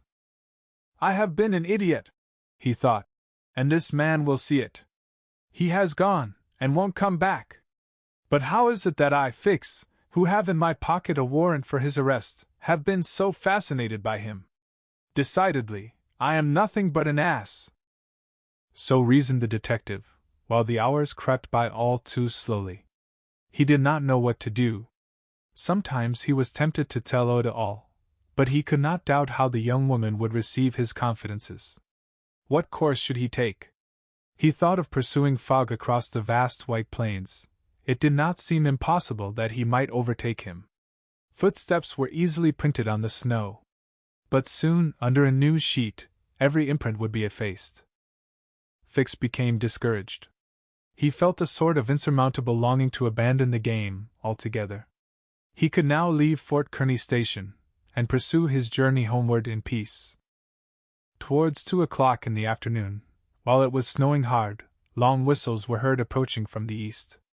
A great shadow, preceded by a wild light, slowly advanced, appearing still larger through the mist, which gave it a fantastic aspect. No train was expected from the east, either had there been time for the succor asked for by telegraph to arrive. The train from Omaha to San Francisco was not due till the next day. The mystery was soon explained. The locomotive, which was slowly approaching with deafening whistles, was that which, having been detached from the train, had continued its route with such terrific rapidity, carrying off the unconscious engineer and stoker. It had run several miles, when, the fire becoming low for want of fuel, the steam had slackened, and it had finally stopped an hour after, some 20 miles beyond Fort Kearny. Neither the engineer nor the stoker was dead, and, after remaining for some time in their swoon, had come to themselves. The train had then stopped. The engineer, when he found himself in the desert, and the locomotive without cars, understood what had happened. He could not imagine how the locomotive had become separated from the train, but he did not doubt that the train left behind was in distress. He did not hesitate what to do. It would be prudent to continue on to Omaha, for it would be dangerous to return to the train, which the Indians might still be engaged in pillaging. Nevertheless, he began to rebuild the fire in the furnace. The pressure again mounted, and the locomotive returned, running backwards to Fort Kearny. This it was which was whistling in the mist. The travelers were glad to see the locomotive resume its place at the head of the train. They could now continue the journey so terribly interrupted. Oda, on seeing the locomotive come up, hurried out of the station, and asked the conductor, "Are you going to start?" "At once, madam." "But the prisoners, our unfortunate fellow travelers dash." "I cannot interrupt the trip," replied the conductor. "We are already 3 hours behind time." "And when will another train pass here from San Francisco?" "Tomorrow evening, madam." "Tomorrow evening! But then it will be too late." "We must wait dash." "It is impossible," responded the conductor. "If you wish to go, please get in." "I will not go," said Uda. Fix had heard this conversation. A little while before, When there was no prospect of proceeding on the journey, he had made up his mind to leave Fort Kearney. But now that the train was there, ready to start, and he had only to take his seat in the car, an irresistible influence held him back. The station platform burned his feet, and he could not stir. The conflict in his mind again began. Anger and failure stifled him. He wished to struggle on to the end. Meanwhile the passengers and some of the wounded, among them Colonel Proctor, whose injuries were serious, had taken their places in the train. The buzzing of the overheated boiler was heard, and the steam was escaping from the valves. The engineer whistled, the train started, and soon disappeared, mingling its white smoke with the eddies of the densely falling snow. The detective had remained behind. Several hours passed. The weather was dismal, and it was very cold. Fix sat motionless on a bench in the station. He might have been thought asleep. Uda, despite the storm, kept coming out of the waiting room, going to the end of the platform, and peering through the tempest of snow, as if to pierce the mist which narrowed the horizon around her, and to hear, if possible, some welcome sound. She heard and saw nothing. Then she would return, chilled through, to issue out again after the lapse of a few moments, but always in vain. Evening came, and the little band had not returned. Where could they be? Had they found the Indians, and were they having a conflict with them, or were they still wandering amid the mist? The commander of the fort was anxious, though he tried to conceal his apprehensions. As night approached, the snow fell less plentifully, but it became intensely cold. Absolute silence rested on the plains. Neither flight of bird nor passing of beast troubled the perfect calm. Throughout the night Oda, full of sad forebodings, her heart stifled with anguish, wandered about on the verge of the plains. Her imagination carried her far off, and showed her innumerable dangers. What she suffered through the long hours it would be impossible to describe. Fix remained stationary in the same place, but did not sleep. Once a man approached and spoke to him, and the detective merely replied by shaking his head. Thus the night passed. At dawn, the half-extinguished disk of the sun rose above a misty horizon, but it was now possible to recognize objects 2 miles off. Phileas Fogg and the squad had gone southward. In the south all was still vacancy. It was then 7 o'clock.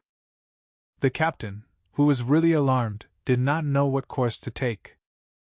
Should he send another detachment to the rescue of the first? Should he sacrifice more men, with so few chances of saving those already sacrificed? His hesitation did not last long, however. Calling one of his lieutenants, he was on the point of ordering a reconnaissance, when gunshots were heard. Was it a signal? The soldiers rushed out of the fort, and half a mile off they perceived a little band returning in good order. Mr. Fogg was marching at their head, and just behind him were Passepartout and the other 2 travelers, rescued from the Sioux. They had met and fought the Indians 10 miles south of Fort Kearney. Shortly before the detachment arrived, Passepartout and his companions had begun to struggle with their captors, 3 of whom the Frenchman had felled with his fists, when his master and the soldiers hastened up to their relief. All were welcomed with joyful cries. Phileas Fogg distributed the reward he had promised to the soldiers, while Passepartout, not without reason, muttered to himself, "It must certainly be confessed that I cost my master dear." Fix, without saying a word, looked at Mr. Fogg, and it would have been difficult to analyze the thoughts which struggled within him. As for Oda, she took her protector's hand and pressed it in her own, too much moved to speak. Meanwhile, Passepartout was looking about for the train. He thought he should find it there, ready to start for Omaha, and he hoped that the time lost might be regained. "The train!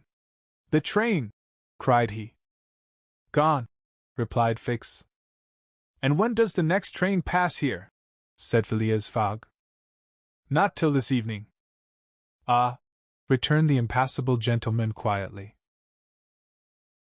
Chapter 31. In which Fix, the detective, considerably furthers the interests of Phileas Fogg. Phileas Fogg found himself 20 hours behind time. Passepartout, the involuntary cause of this delay, was desperate. He had ruined his master. At this moment the detective approached Mr. Fogg, and, looking him intently in the face, said, "Seriously, sir, are you in great haste?" "Quite seriously." "I have a purpose in asking," resumed Fix. "Is it absolutely necessary that you should be in New York on the 11th, before 9 o'clock in the evening, the time that the steamer leaves for Liverpool?" "It is absolutely necessary." "And if your journey had not been interrupted by these Indians, you would have reached New York on the morning of the 11th?" "Yes, with 11 hours to spare before the steamer left." "Good. You are therefore 20 hours behind. 12 from 20 leaves 8. You must regain 8 hours. Do you wish to try to do so?" "On foot?" asked Mr. Fogg. "No, on a sledge," replied Fix. "On a sledge with sails. A man has proposed such a method to me." It was the man who had spoken to Fix during the night, and whose offer he had refused. Phileas Fogg did not reply at once, but Fix, having pointed out the man, who was walking up and down in front of the station, Mr. Fogg went up to him. An instant after, Mr. Fogg and the American, whose name was Mudge, entered a hut built just below the fort. There Mr. Fogg examined a curious vehicle, a kind of frame on 2 long beams, a little raised in front like the runners of a sledge, and upon which there was room for 5 or 6 persons. A high mast was fixed on the frame, held firmly by metallic lashings, to which was attached a large brigantine sail. This mast held an iron stay upon which to hoist a jib sail. Behind, a sort of rudder served to guide the vehicle. It was, in short, a sledge rigged like a sloop. During the winter, when the trains are blocked up by the snow, these sledges make extremely rapid journeys across the frozen plains from one station to another. Provided with more sails than a cutter, and with the wind behind them, they slip over the surface of the prairies with a speed equal if not superior to that of the express trains. Mr. Fogg readily made a bargain with the owner of this land craft. The wind was favorable, being fresh, and blowing from the west. The snow had hardened, and Mudge was very confident of being able to transport Mr. Fogg in a few hours to Omaha. Thence the trains eastward run frequently to Chicago and New York. It was not impossible that the lost time might yet be recovered, and such an opportunity was not to be rejected. Not wishing to expose Ouida to the discomforts of traveling in the open air, Mr. Fogg proposed to leave her with Passepartout at Fort Kearny, the servant taking upon himself to escort her to Europe by a better route and under more favorable conditions. But Ouida refused to separate from Mr. Fogg, and Passepartout was delighted with her decision, for nothing could induce him to leave his master while Fix was with him. It would be difficult to guess the detective's thoughts. Was this conviction shaken by Phileas Fogg's return, or did he still regard him as an exceedingly shrewd rascal, who, his journey round the world completed, would think himself absolutely safe in England? Perhaps Fix's opinion of Phileas Fogg was somewhat modified, but he was nevertheless resolved to do his duty, and to hasten the return of the whole party to England as much as possible. At 8 o'clock the sledge was ready to start. The passengers took their places on it, and wrapped themselves up closely in their traveling cloaks. The 2 great sails were hoisted, and under the pressure of the wind the sledge slid over the hardened snow with a velocity of 40 miles an hour. The distance between Fort Kearny and Omaha, as the birds fly, is at most 200 miles. If the wind held good, the distance might be traversed in 5 hours. If no accident happened, the sledge might reach Omaha by 1 o'clock. What a journey!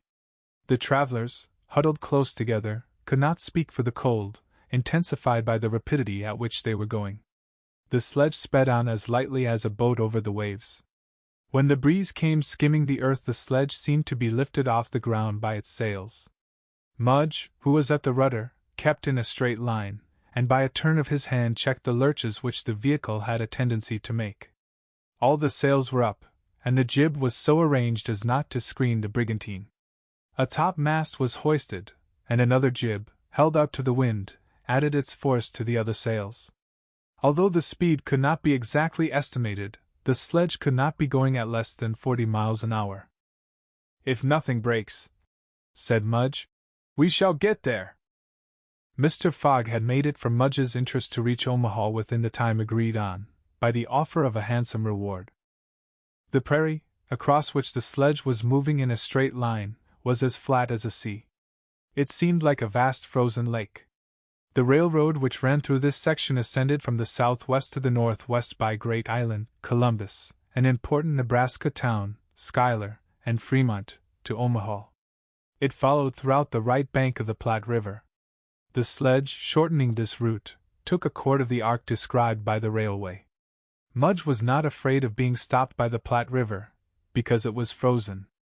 The road, then, was quite clear of obstacles, and Phileas Fogg had but two things to fear: an accident to the sledge, and a change or calm in the wind.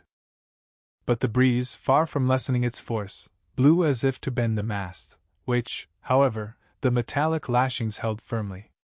These lashings, like the chords of a stringed instrument, resounded as if vibrated by a violin bow. The sledge slid along in the midst of a plaintively intense melody. "Those chords give the fifth and the octave," said Mr. Fogg. These were the only words he uttered during the journey. Oda, cozily packed in furs and cloaks, was sheltered as much as possible from the attacks of the freezing wind. As for Passepartout, his face was as red as the sun's disk when it sets in the mist, and he laboriously inhaled the biting air. With his natural buoyancy of spirits, he began to hope again. They would reach New York on the evening, if not on the morning, of the 11th, and there were still some chances that it would be before the steamer sailed for Liverpool. Passepartout even felt a strong desire to grasp his ally Fix by the hand. He remembered that it was the detective who procured the sledge, the only means of reaching Omaha in time, but checked by some presentiment, he kept his usual reserve. One thing, however, Passepartout would never forget, and that was the sacrifice which Mr. Fogg had made, without hesitation, to rescue him from the Sioux. Mr. Fogg had risked his fortune and his life. No! His servant would never forget that. While each of the party was absorbed in reflections so different, the sledge flew past over the vast carpet of snow. The creeks it passed over were not perceived. Fields and streams disappeared under the uniform whiteness. The plain was absolutely deserted. Between the Union Pacific Road and the branch which unites Kearney with St. Joseph it formed a great uninhabited island. Neither village, station, nor fort appeared. From time to time they sped by some phantom-like tree, whose white skeleton twisted and rattled in the wind. Sometimes flocks of wild birds rose, or bands of gaunt, famished, ferocious prairie wolves ran howling after the sledge. Passepartout, revolver in hand, held himself ready to fire on those which came too near. Had an accident then happened to the sledge, the travelers, attacked by these beasts, would have been in the most terrible danger, but it held on its even course, soon gained on the wolves, and ere long left the howling band at a safe distance behind. About noon Mudge perceived by certain landmarks that he was crossing the Platte River. He said nothing, but he felt certain that he was now within 20 miles of Omaha. In less than an hour he left the rudder and furled his sails, whilst the sledge, carried forward by the great impetus the wind had given it, went on half a mile further with its sails unspread. It stopped at last, and Mudge, pointing to a mass of roofs white with snow, said, "We have got there." Arrived at the station which is in daily communication, by numerous trains, with the Atlantic seaboard. Passepartout and Fix jumped off, stretched their stiffened limbs, and aided Mr. Fogg and the young woman to descend from the sledge. Phileas Fogg generously rewarded Mudge, whose hand Passepartout warmly grasped, and the party directed their steps to the Omaha railway station. The Pacific Railroad proper finds its terminus at this important Nebraska town. Omaha is connected with Chicago by the Chicago and Rock Island Railroad, which runs directly east, and passes 50 stations. A train was ready to start when Mr. Fogg and his party reached the station, and they only had time to get into the cars. They had seen nothing of Omaha, but Passepartout confessed to himself that this was not to be regretted, as they were not traveling to see the sights. The train passed rapidly across the state of Iowa, by Council Bluffs, Des Moines, and Iowa City. During the night it crossed the Mississippi at Davenport, and by Rock Island entered Illinois. The next day, which was the 10th, at 4 o'clock in the evening, it reached Chicago, already risen from its ruins, and more proudly seated than ever on the borders of its beautiful Lake Michigan. 900 miles separated Chicago from New York, but trains are not wanting at Chicago. Mr. Fogg passed at once from one to the other, and the locomotive of the Pittsburgh, Fort Wayne, and Chicago Railway left at full speed, as if it fully comprehended that that gentleman had no time to lose. It traversed Indiana, Ohio, Pennsylvania, and New Jersey like a flash, rushing through towns with antique names, some of which had streets and car tracks, but as yet no houses. At last the Hudson came into view, and, at 11:15 in the evening of the 11th, the train stopped in the station on the right bank of the river, before the very pier of the Cunard line. The China, for Liverpool, had started 3/4 of an hour before. Chapter 32, in which Phileas Fogg engages in a direct struggle with bad fortune. The China, in leaving, seemed to have carried off Phileas Fogg's last hope. None of the other steamers were able to serve his projects. The Piraille, of the French Transatlantic Company, whose admirable steamers are equal to any in speed and comfort, did not leave until the 14th. The Hamburg boats did not go directly to Liverpool or London, but to Havre, and the additional trip from Havre to Southampton would render Phileas Fogg's last efforts of no avail. The inland steamer did not depart till the next day, and could not cross the Atlantic in time to save the wager. Mr. Fogg learned all this in consulting his Bradshaw, which gave him the daily movements of the transatlantic steamers. Passepartout was crushed. It overwhelmed him to lose the boat by 3/4 of an hour. It was his fault, for, instead of helping his master, he had not ceased putting obstacles in his path. And when he recalled all the incidents of the tour, when he counted up the sums expended in pure loss and on his own account, when he thought that the immense stake, added to the heavy charges of this useless journey, would completely ruin Mr. Fogg, he overwhelmed himself with bitter self-accusations. Mr. Fogg, however, did not reproach him, and on leaving the Cunard pier, only said, "We will consult about what is best tomorrow. Come." The party crossed the Hudson in the Jersey City ferryboat, and drove in a carriage to the St. Nicholas Hotel, on Broadway. Rooms were engaged, and the night passed briefly to Phileas Fogg, who slept profoundly, but very long to Uda and the others, whose agitation did not permit them to rest. The next day was the 12th of December. From 7 in the morning of the 12th to 9:15 in the evening of the 21st there were 9 days, 13 hours, and 45 minutes. If Phileas Fogg had left in the China, one of the fastest steamers on the Atlantic, he would have reached Liverpool, and then London, within the period agreed upon. Mr. Fogg left the hotel alone, after giving Passepartout instructions to await his return, and inform Uda to be ready at an instant's notice. He proceeded to the banks of the Hudson, and looked about among the vessels moored or anchored in the river, for any that were about to depart. Several had departure signals, and were preparing to put to sea at morning tide, for in this immense and admirable port there is not one day in 100 that vessels do not set out for every quarter of the globe. But they were mostly sailing vessels, of which, of course, Phileas Fogg could make no use. He seemed about to give up all hope, when he espied, anchored at the battery, a cable's length off at most, a trading vessel, with a screw, well shaped, whose funnel, puffing a cloud of smoke, indicated that she was getting ready for departure. Phileas Fogg hailed a boat, got into it, and soon found himself on board the Henrietta, iron-hulled, wood-built above. He ascended to the deck, and asked for the captain, who forthwith presented himself. He was a man of 50, a sort of sea-wolf, with big eyes, a complexion of oxidized copper, red hair and thick neck, and a growling voice. "The captain?"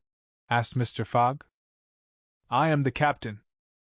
I am Phileas Fogg of London. And I am Andrew Speedy of Cardiff. You are going to put to sea? In an hour. You are bound for Bordeaux. And your cargo? No freight. Going in ballast. Have you any passengers? No passengers. Never have passengers. Too much in the way. Is your vessel a swift one? Between 11 and 12 knots. The Henrietta. Well known. Will you carry me and 3 other persons to Liverpool? To Liverpool? Why not to China? I said Liverpool. No. No. No. I am setting out for Bordeaux, and shall go to Bordeaux. Money is no object? None. The captain spoke in a tone which did not admit of a reply. But the owners of the Henrietta resumed Phileas Fogg. The owners are myself, replied the captain. The vessel belongs to me. I will freight it for you. No. I will buy it of you. No.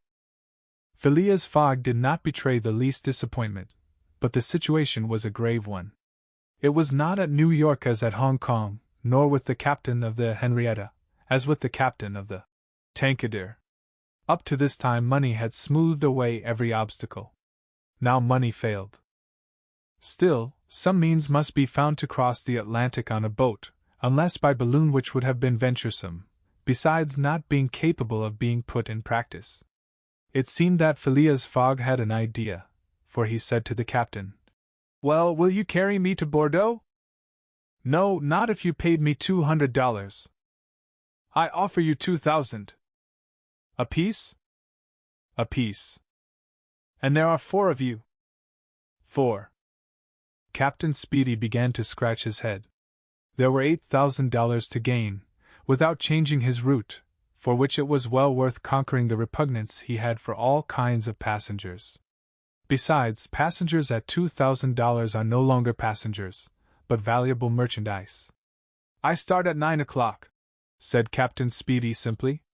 "Are you and your party ready?" "We will be on board at 9 o'clock, replied, no less simply, Mr. Fogg. It was 8:30. To disembark from the Henrietta, jump into a hack, hurry to the St. Nicholas, and return with Uda, Passepartout, and even the inseparable Fix was the work of a brief time, and was performed by Mr. Fogg with the coolness which never abandoned him. They were on board when the Henrietta made ready to weigh anchor. When Passepartout heard what this last voyage was going to cost, he uttered a prolonged "Oh!" which extended throughout his vocal gamut. As for Fix, he said to himself that the Bank of England would certainly not come out of this affair well indemnified. When they reached England, even if Mr. Fogg did not throw some handfuls of bank bills into the sea, more than £7,000 would have been spent. Chapter 33, in which Phileas Fogg shows himself equal to the occasion. An hour after, the Henrietta passed the lighthouse which marks the entrance of the Hudson, turned the point of Sandy Hook, and put to sea. During the day she skirted Long Island, passed Fire Island, and directed her course rapidly eastward. At noon the next day, a man mounted the bridge to ascertain the vessel's position. It might be thought that this was Captain Speedy. Not the least in the world. It was Phileas Fogg, Esquire. As for Captain Speedy, he was shut up in his cabin under lock and key, and was uttering loud cries, which signified an anger at once pardonable and excessive. What had happened was very simple. Phileas Fogg wished to go to Liverpool, but the captain would not carry him there. Then Phileas Fogg had taken passage for Bordeaux, and during the 30 hours he had been on board, had so shrewdly managed with his banknotes that the sailors and stokers, who were only an occasional crew, and were not on the best terms with the captain, went over to him in a body. This was why Phileas Fogg was in command instead of Captain Speedy, why the captain was a prisoner in his cabin, and why, in short, the Henrietta was directing her course towards Liverpool. It was very clear, to see Mr. Fogg manage the craft, that he had been a sailor. How the adventure ended will be seen anon. Oda was anxious, though she said nothing. As for Passepartout, he thought Mr. Fogg's maneuver simply glorious. The captain had said, "Between 11 and 12 knots," and the Henrietta confirmed his prediction. If then, for there were ifs, still the sea did not become too boisterous, if the wind did not veer round to the east, if no accident happened to the boat or its machinery, the Henrietta might cross the 3,000 miles from New York to Liverpool in the 9 days, between the 12th and the 21st of December. It is true that, once arrived, the affair on board the Henrietta, added to that of the Bank of England, might create more difficulties for Mr. Fogg than he imagined or could desire. During the first days, they went along smoothly enough. The sea was not very unpropitious, the wind seemed stationary in the northeast, the sails were hoisted, and the Henrietta ploughed across the waves like a real transatlantic steamer. Passepartout was delighted. His master's last exploit, the consequences of which he ignored, enchanted him. Never had the crew seen so jolly and dexterous a fellow. He formed warm friendships with the sailors, and amazed them with his acrobatic feats. He thought they managed the vessel like gentlemen, and that the stokers fired up like heroes. His loquacious good humor infected everyone. He had forgotten the past, its vexations and delays. He only thought of the end, so nearly accomplished, and sometimes he boiled over with impatience, as if heated by the furnaces of the Henrietta. Often, also, the worthy fellow revolved around Fix, looking at him with a keen, distrustful eye, but he did not speak to him, for their old intimacy no longer existed. Fix, it must be confessed, understood nothing of what was going on. The conquest of the Henrietta, the bribery of the crew, Fogg managing the boat like a skilled seaman, amazed and confused him. He did not know what to think. For, after all, a man who began by stealing £55,000 might end by stealing a vessel, and Fix was not unnaturally inclined to conclude that the Henrietta, under Fogg's command, was not going to Liverpool at all, but to some part of the world where the robber, turned into a pirate, would quietly put himself in safety. The conjecture was at least a plausible one, and the detective began to seriously regret that he had embarked on the affair. As for Captain Speedy, he continued to howl and growl in his cabin, and Passepartout, whose duty it was to carry him his meals, courageous as he was, took the greatest precautions. Mr. Fogg did not seem even to know that there was a captain on board. On the 13th they passed the edge of the banks of Newfoundland, a dangerous locality. During the winter, especially, there are frequent fogs and heavy gales of wind. Ever since the evening before, the barometer, suddenly falling, had indicated an approaching change in the atmosphere, and during the night the temperature varied, the cold became sharper, and the wind veered to the southeast. This was a misfortune. Mr. Fogg, in order not to deviate from his course, furled his sails and increased the force of the steam, but the vessel's speed slackened, owing to the state of the sea, the long waves of which broke against the stern. She pitched violently, and this retarded her progress. The breeze little by little swelled into a tempest, and it was to be feared that the Henrietta might not be able to maintain herself upright on the waves. Passepartout's visage darkened with the skies, and for 2 days the poor fellow experienced constant fright. But Phileas Fogg was a bold mariner, and knew how to maintain headway against the sea, and he kept on his course, without even decreasing his steam. The Henrietta, when she could not rise upon the waves, crossed them, swamping her deck, but passing safely. Sometimes the screw rose out of the water, beating its protruding end, when a mountain of water raised the stern above the waves, but the craft always kept straight ahead. The wind, however, did not grow as boisterous as might have been feared. It was not one of those tempests which burst and rush on with a speed of 90 miles an hour. It continued fresh, but unhappily it remained obstinately in the southeast, rendering the sails useless. The 16th of December was the 75th day since Phileas Fogg's departure from London, and the Henrietta had not yet been seriously delayed. Half of the voyage was almost accomplished, and the worst localities had been passed. In summer, success would have been well nigh certain. In winter, they were at the mercy of the bad season. Passepartout said nothing, but he cherished hope in secret, and comforted himself with the reflection that, if the wind failed them, they might still count on the steam. On this day the engineer came on deck, went up to Mr. Fogg, and began to speak earnestly with him. Without knowing why it was a presentiment, perhaps Passepartout became vaguely uneasy. He would have given one of his ears to hear what the engineer was saying. He finally managed to catch a few words, and was sure he heard his master say, "You are certain of what you tell me?" "Certain, sir," replied the engineer. "You must remember that, since we started, we have kept up hot fires in all our furnaces, and though we had coal enough to go on short steam from New York to Bordeaux, we haven't enough to go with all steam from New York to Liverpool." "I will consider," replied Mr. Fogg. Passepartout understood it all. He was seized with mortal anxiety. The coal was giving out. "Ah, if my master can get over that," muttered he, "he'll be a famous man." He could not help imparting to Fix what he had overheard. "Then you believe that we really are going to Liverpool?" "Of course." "Ass," replied the detective, shrugging his shoulders and turning on his heel. Passepartout was on the point of vigorously resenting the epithet, the reason of which he could not for the life of him comprehend, but he reflected that the unfortunate Fix was probably very much disappointed and humiliated in his self-esteem, after having so awkwardly followed a false scent around the world, and refrained. And now what course would Phileas Fogg adopt? It was difficult to imagine. Nevertheless he seemed to have decided upon one, for that evening he sent for the engineer, and said to him, "Feed all the fires until the coal is exhausted."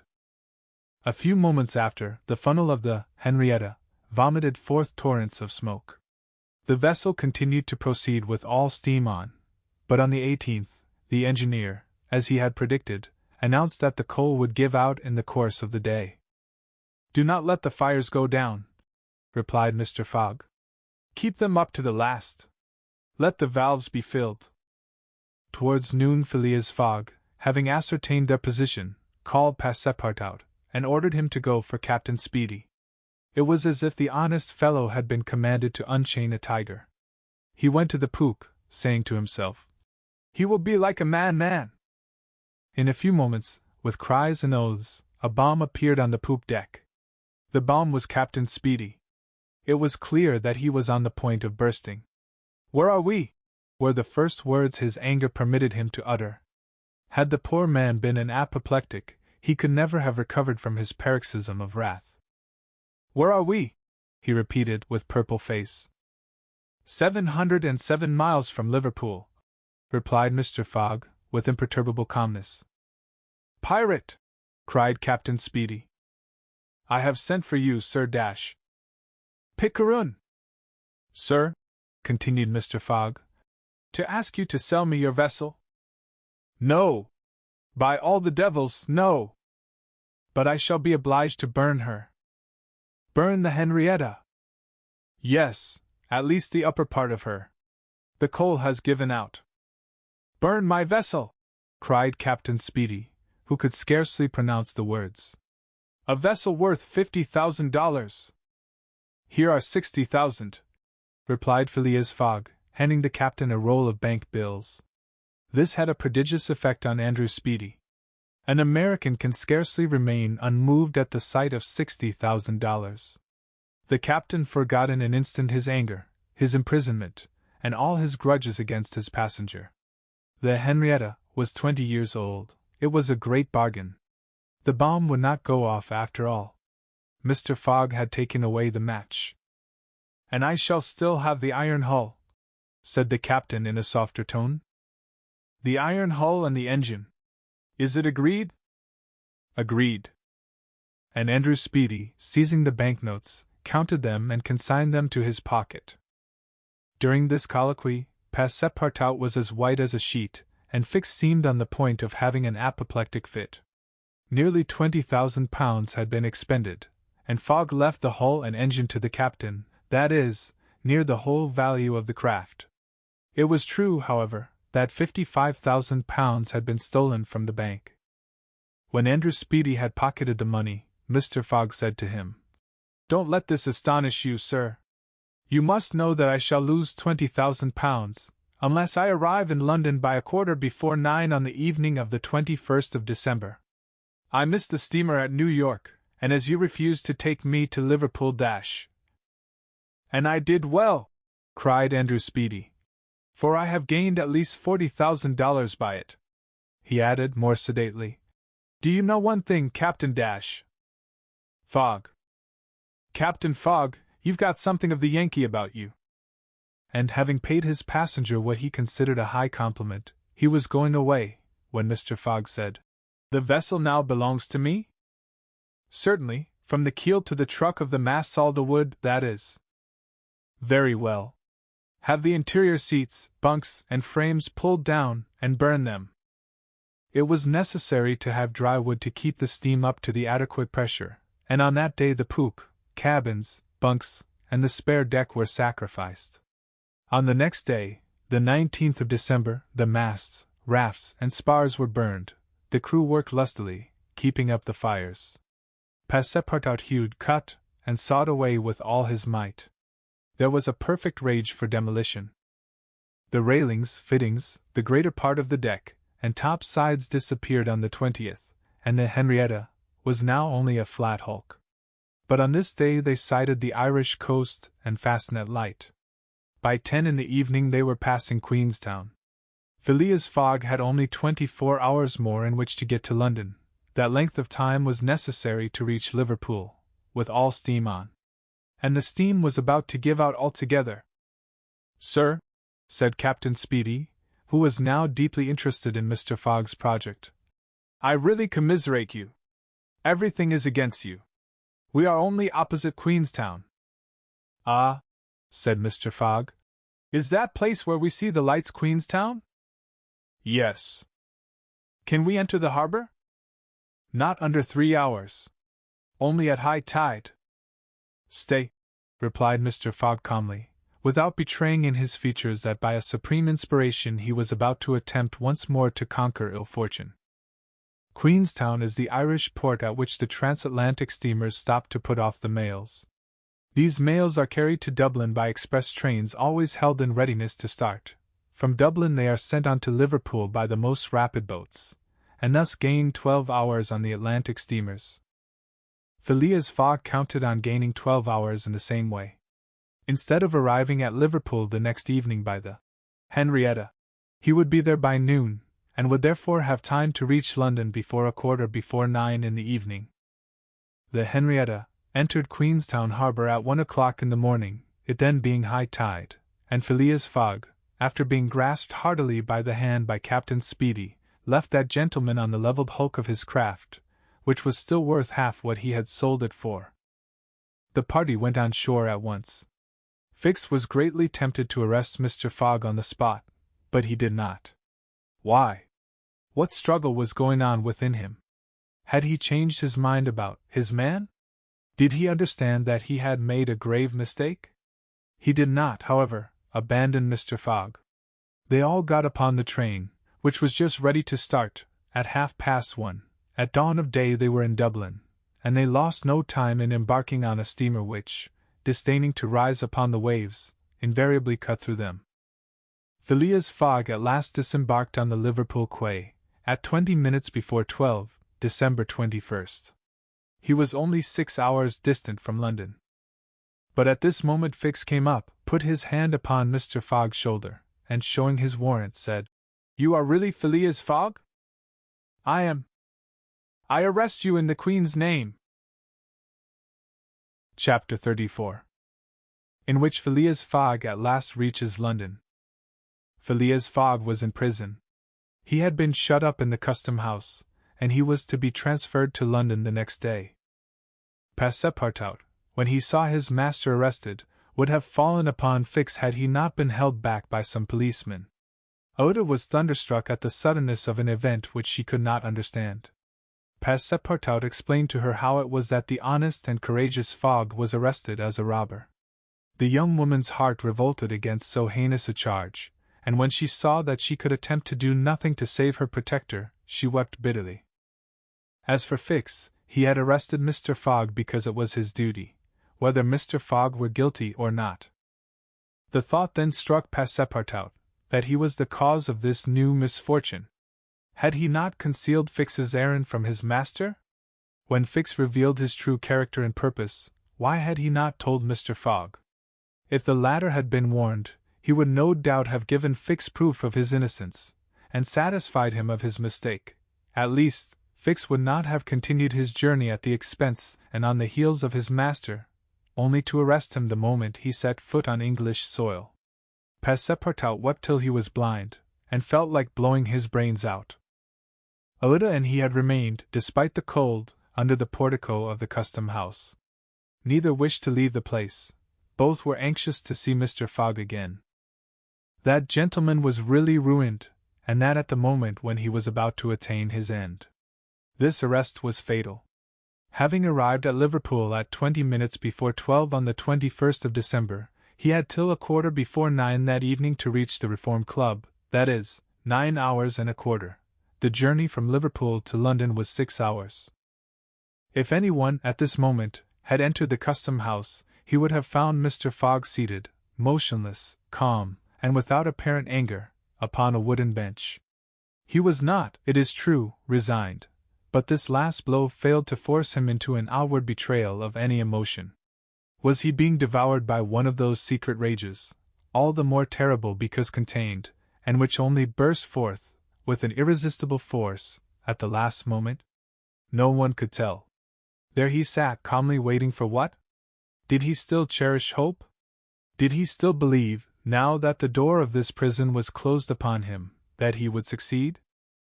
However that may have been, Mr. Fogg carefully put his watch upon the table, and observed its advancing hands. Not a word escaped his lips, but his look was singularly set and stern. The situation, in any event, was a terrible one, and might be thus stated: if Phileas Fogg was honest he was ruined, if he was a knave, he was caught. Did escape occur to him? Did he examine to see if there were any practicable outlet from his prison? Did he think of escaping from it? Possibly, for once he walked slowly around the room. But the door was locked, and the window heavily barred with iron rods. He sat down again, and drew his journal from his pocket.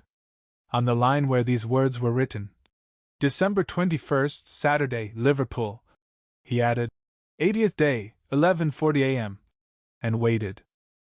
The custom house clock struck 1. Mr. Fogg observed that his watch was 2 hours too fast. 2 hours! Admitting that he was at this moment taking an express train, he could reach London and the Reform Club by 9:15 p.m. His forehead slightly wrinkled. At 33 minutes past 2 he heard a singular noise outside, then a hasty opening of doors. Passepartout's voice was audible, and immediately after that of Fix. Phileas Fogg's eyes brightened for an instant. The door swung open, and he saw Passepartout, Ouida, and Fix, who hurried towards him. Fix was out of breath, and his hair was in disorder. He could not speak. "Sir," he stammered, "sir, forgive me, most unfortunate resemblance robber arrested 3 days ago, you are free." Phileas Fogg was free. He walked to the detective, looked him steadily in the face, and with the only rapid motion he had ever made in his life, or which he ever would make, drew back his arms, and with the precision of a machine knocked Fix down. "Well hit!" cried Passepartout. "Parbleu! That's what you might call a good application of English fists." Fix, who found himself on the floor, did not utter a word. He had only received his deserts. Mr. Fogg, Ouida, and Passepartout left the custom house without delay, got into a cab, and in a few moments descended at the station. Phileas Fogg asked if there was an express train about to leave for London. It was 40 minutes past 2. The express train had left 35 minutes before. Phileas Fogg then ordered a special train. There were several rapid locomotives on hand, but the railway arrangements did not permit the special train to leave until 3 o'clock. At that hour Phileas Fogg, having stimulated the engineer by the offer of a generous reward, at last set out towards London with Ouida and his faithful servant. It was necessary to make the journey in 5 hours and a half, and this would have been easy on a clear road throughout. But there were forced delays, and when Mr. Fogg stepped from the train at the terminus, all the clocks in London were striking 10 minutes before 9. 1. Having made the tour of the world, he was behindhand 5 minutes. He had lost the wager. 1. A somewhat remarkable eccentricity on the part of the London clocks. Translator. Chapter 35, in which Phileas Fogg does not have to repeat his orders to Passepartout twice. The dwellers in Savile Row would have been surprised the next day, if they had been told that Phileas Fogg had returned home. His doors and windows were still closed, no appearance of change was visible. After leaving the station, Mr. Fogg gave Passepartout instructions to purchase some provisions, and quietly went to his domicile. He bore his misfortune with his habitual tranquillity. Ruined! And by the blundering of the detective.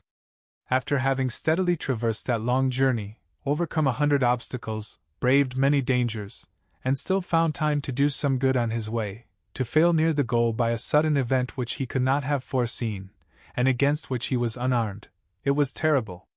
But a few pounds were left of the large sum he had carried with him. There only remained of his fortune the £20,000 deposited at Barings, and this amount he owed to his friends of the Reform Club.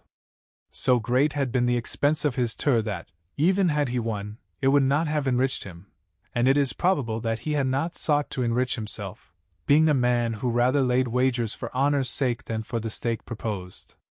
But this wager totally ruined him. Mr. Fogg's course, however, was fully decided upon. He knew what remained for him to do. A room in the house in Savile Row was set apart for Uda, who was overwhelmed with grief at her protector's misfortune. From the words which Mr. Fogg dropped, she saw that he was meditating some serious project. Knowing that Englishmen governed by a fixed idea sometimes resort to the desperate expedient of suicide, Passepartout kept a narrow watch upon his master, though he carefully concealed the appearance of so doing. First of all, the worthy fellow had gone up to his room, and had extinguished the gas burner, which had been burning for 80 days. He had found in the letter box a bill from the gas company, and he thought it more than time to put a stop to this expense, which he had been doomed to bear. The night passed. Mr. Fogg went to bed, but did he sleep? Ouida did not once close her eyes. Passepartout watched all night, like a faithful dog, at his master's door. Mr. Fogg called him in the morning, and told him to get Ouida's breakfast, and a cup of tea and a chop for himself. He desired Ouida to excuse him from breakfast and dinner, as his time would be absorbed all day in putting his affairs to rights. In the evening he would ask permission to have a few moments' conversation with the young lady. Passepartout, having received his orders, had nothing to do but obey them. He looked at his imperturbable master, and could scarcely bring his mind to leave him. His heart was full, and his conscience tortured by remorse, for he accused himself more bitterly than ever of being the cause of the irretrievable disaster. Yes. If he had warned Mr. Fogg, and had betrayed Fix's projects to him, his master would certainly not have given the detective passage to Liverpool, and then Passepartout could hold in no longer. "My master! Mr. Fogg!" he cried. "Why do you not curse me? It was my fault that dash." "I blame no one," returned Phileas Fogg, with perfect calmness. "Go!" Passepartout left the room, and went to find Ouida, to whom he delivered his master's message. "Madam," he added, "I can do nothing myself, nothing. I have no influence over my master, but you, perhaps, dash." "What influence could I have?" replied Ouida. "Mr. Fogg is influenced by no one. Has he ever understood that my gratitude to him is overflowing? Has he ever read my heart? My friend, he must not be left alone an instant. You say he is going to speak with me this evening?" "Yes, madam, probably to arrange for your protection and comfort in England." "We shall see," replied Ouida, becoming suddenly pensive. Throughout this day Sunday the house in Savile Row was as if uninhabited, and Phileas Fogg, for the first time since he had lived in that house, did not set out for his club when Westminster clock struck 11:30. Why should he present himself at the Reform? His friends no longer expected him there. As Phileas Fogg had not appeared in the saloon on the evening before Saturday, the 21st of December, at 9:15, he had lost his wager. It was not even necessary that he should go to his bankers for the £20,000, for his antagonists already had his cheque in their hands, and they had only to fill it out, and send it to the Barings to have the amount transferred to their credit. Mr. Fogg, therefore, had no reason for going out, and so he remained at home. He shut himself up in his room, and busied himself putting his affairs in order. Passepartout continually ascended and descended the stairs. The hours were long for him. He listened at his master's door, and looked through the keyhole, as if he had a perfect right so to do, and as if he feared that something terrible might happen at any moment. Sometimes he thought of Fix, but no longer in anger. Fix, like all the world, had been mistaken in Phileas Fogg, and had only done his duty in tracking and arresting him, while he, Passepartout. This thought haunted him, and he never ceased cursing his miserable folly. Finding himself too wretched to remain alone, he knocked at Oda's door, went into her room, seated himself, without speaking, in a corner, and looked ruefully at the young woman. Oda was still pensive. About 7:30 in the evening Mr. Fogg sent to know if Oda would receive him, and in a few moments he found himself alone with her. Phileas Fogg took a chair, and sat down near the fireplace, opposite Oda. No emotion was visible on his face. Fogg returned was exactly the Fogg who had gone away. There was the same calm, the same impassibility. He sat several minutes without speaking, then, bending his eyes on Oda, "Madam," said he, "will you pardon me for bringing you to England?" "Aye, Mr. Fogg," replied Oda, checking the pulsations of her heart. "Please let me finish," returned Mr. Fogg. "When I decided to bring you far away from the country which was so unsafe for you, I was rich, and counted on putting a portion of my fortune at your disposal. Then your existence would have been free and happy. But now I am ruined." "I know it, Mr. Fogg," replied Oda. "And I ask you in my turn, will you forgive me for having followed you, and who knows, for having, perhaps, delayed you, and thus contributed to your ruin? Madam, you could not remain in India, and your safety could only be assured by bringing you to such a distance that your persecutors could not take you. So, Mr. Fogg," resumed Oda, "not content with rescuing me from a terrible death, you thought yourself bound to secure my comfort in a foreign land?" "Yes, madam, but circumstances have been against me. Still, I beg to place the little I have left at your service." "But what will become of you, Mr. Fogg?" "As for me, madam," replied the gentleman coldly, "I have need of nothing." "But how do you look upon the fate, sir, which awaits you?" "As I am in the habit of doing." "At least," said Oda, "want should not overtake a man like you. Your friends dash." "I have no friends, madam." "Your relatives dash." "I have no longer any relatives." "I pity you, then, Mr. Fogg, for solitude is a sad thing, with no heart to which to confide your griefs. They say, though, that misery itself, shared by two sympathetic souls, may be borne with patience." "They say so, madam." "Mr. Fogg," said Oda, rising and seizing his hand, "do you wish at once a kinswoman and friend? Will you have me for your wife?" Mr. Fogg, at this, rose in his turn. There was an unwonted light in his eyes, and a slight trembling of his lips. Oda looked into his face. The sincerity, rectitude, firmness, and sweetness of this soft glance of a noble woman, who could dare all to save him to whom she owed all, at first astonished, then penetrated him. He shut his eyes for an instant, as if to avoid her look. When he opened them again, "I love you," he said simply. "Yes, by all that is holiest, I love you, and I am entirely yours." "Ah!" cried Oda, pressing his hand to her heart. Passepartout was summoned and appeared immediately. Mr. Fogg still held Oda's hand in his own. Passepartout understood, and his big, round face became as radiant as the tropical sun at its zenith.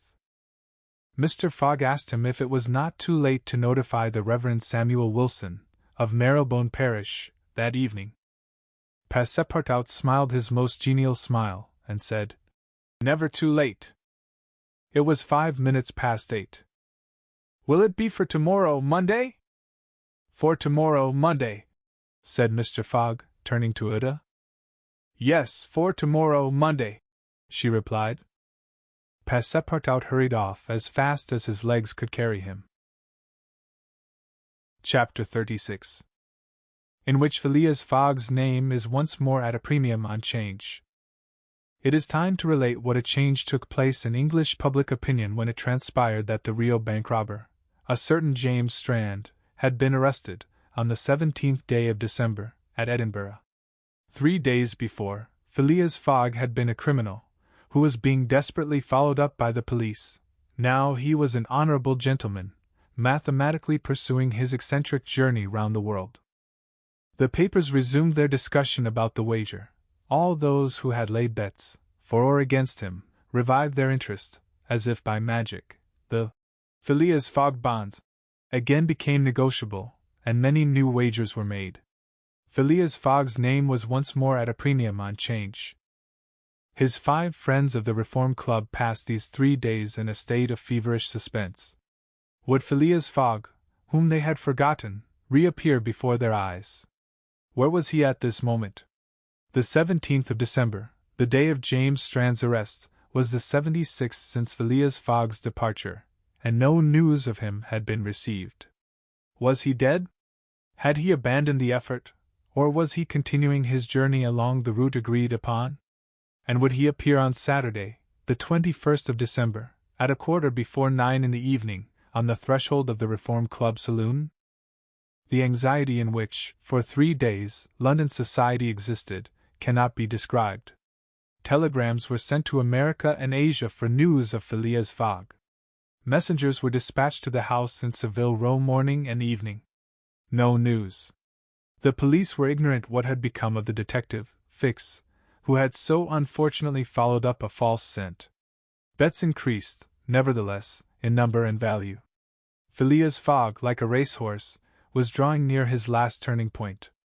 The bonds were quoted, no longer at 100 below par, but at 20, at 10, and at 5, and paralytic old Lord Albemarle bet even in his favor. A great crowd was collected in Pall Mall and the neighboring streets on Saturday evening. It seemed like a multitude of brokers permanently established around the Reform Club. Circulation was impeded, and everywhere disputes, discussions, and financial transactions were going on. The police had great difficulty in keeping back the crowd, and as the hour when Phileas Fogg was due approached, the excitement rose to its highest pitch. The 5 antagonists of Phileas Fogg had met in the great saloon of the club. John Sullivan and Samuel Fallentin, the bankers, Andrew Stuart, the engineer, Gautier Ralph, the director of the Bank of England, and Thomas Flanagan, the brewer, one and all waited anxiously. When the clock indicated 20 minutes past 8, Andrew Stuart got up, saying, "Gentlemen, in 20 minutes the time agreed upon between Mr. Fogg and ourselves will have expired." "What time did the last train arrive from Liverpool?" asked Thomas Flanagan. "At 23 minutes past 7, replied Gautier Ralph. "And the next does not arrive till 10 minutes after 12. "Well, gentlemen," resumed Andrew Stuart, "if Phileas Fogg had come in the 7:23 train, he would have got here by this time. We can, therefore, regard the bet as won."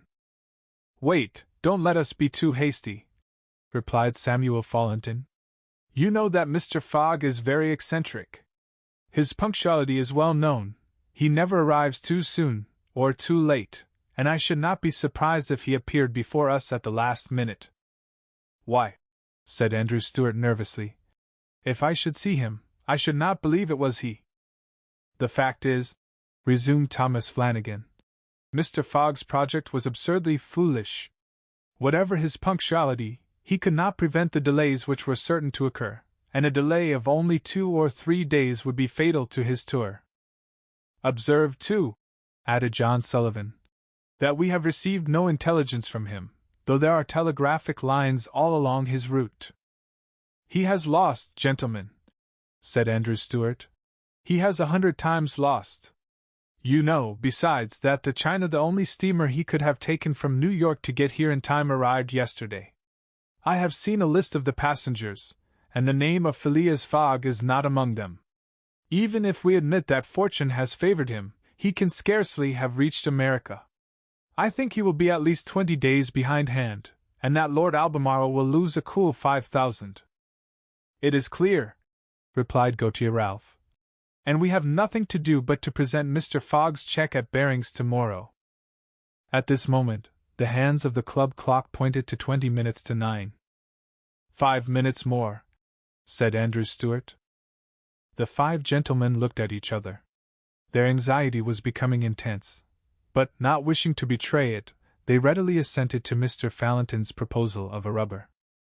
I wouldn't give up my 4,000 of the bet, said Andrew Stuart, as he took his seat, for 3,999. The clock indicated 18 minutes to 9. The players took up their cards, but could not keep their eyes off the clock. Certainly, however secure they felt, minutes had never seemed so long to them. 17 minutes to 9, said Thomas Flanagan, as he cut the cards which Ralph handed to him. Then there was a moment of silence. The great saloon was perfectly quiet, but the murmurs of the crowd outside were heard, with now and then a shrill cry. The pendulum beat the seconds, which each player eagerly counted, as he listened, with mathematical regularity. 16 minutes to 9, said John Sullivan, in a voice which betrayed his emotion. 1 minute more, and the wager would be won. Andrew Stuart and his partners suspended their game. They left their cards, and counted the seconds. At the 40th second, nothing. At the 50th, still nothing. At the 55th, a loud cry was heard in the street, followed by applause, hurrahs, and some fierce growls. The players rose from their seats. At the 57th second the door of the saloon opened, and the pendulum had not beat the 60th second when Phileas Fogg appeared, followed by an excited crowd who had forced their way through the club doors, and in his calm voice said, "Here I am, gentlemen." Chapter 37, in which it is shown that Phileas Fogg gained nothing by his tour around the world, unless it were happiness. Yes, Phileas Fogg in person.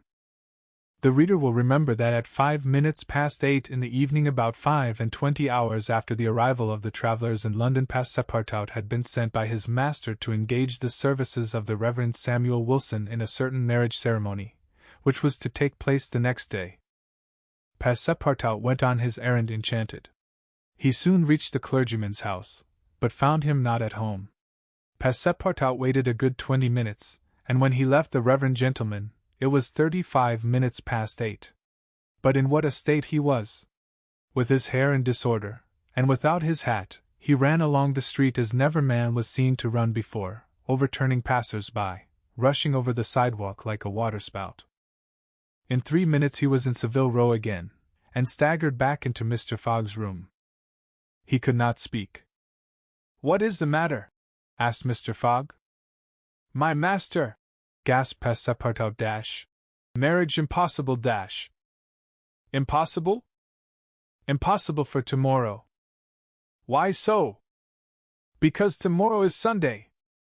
"Monday," replied Mr. Fogg. "No, today is Saturday." "Saturday? Impossible." "Yes, cried Passepartout. "You have made a mistake of 1 day. We arrived 24 hours ahead of time, but there are only 10 minutes left." Passepartout had seized his master by the collar, and was dragging him along with irresistible force.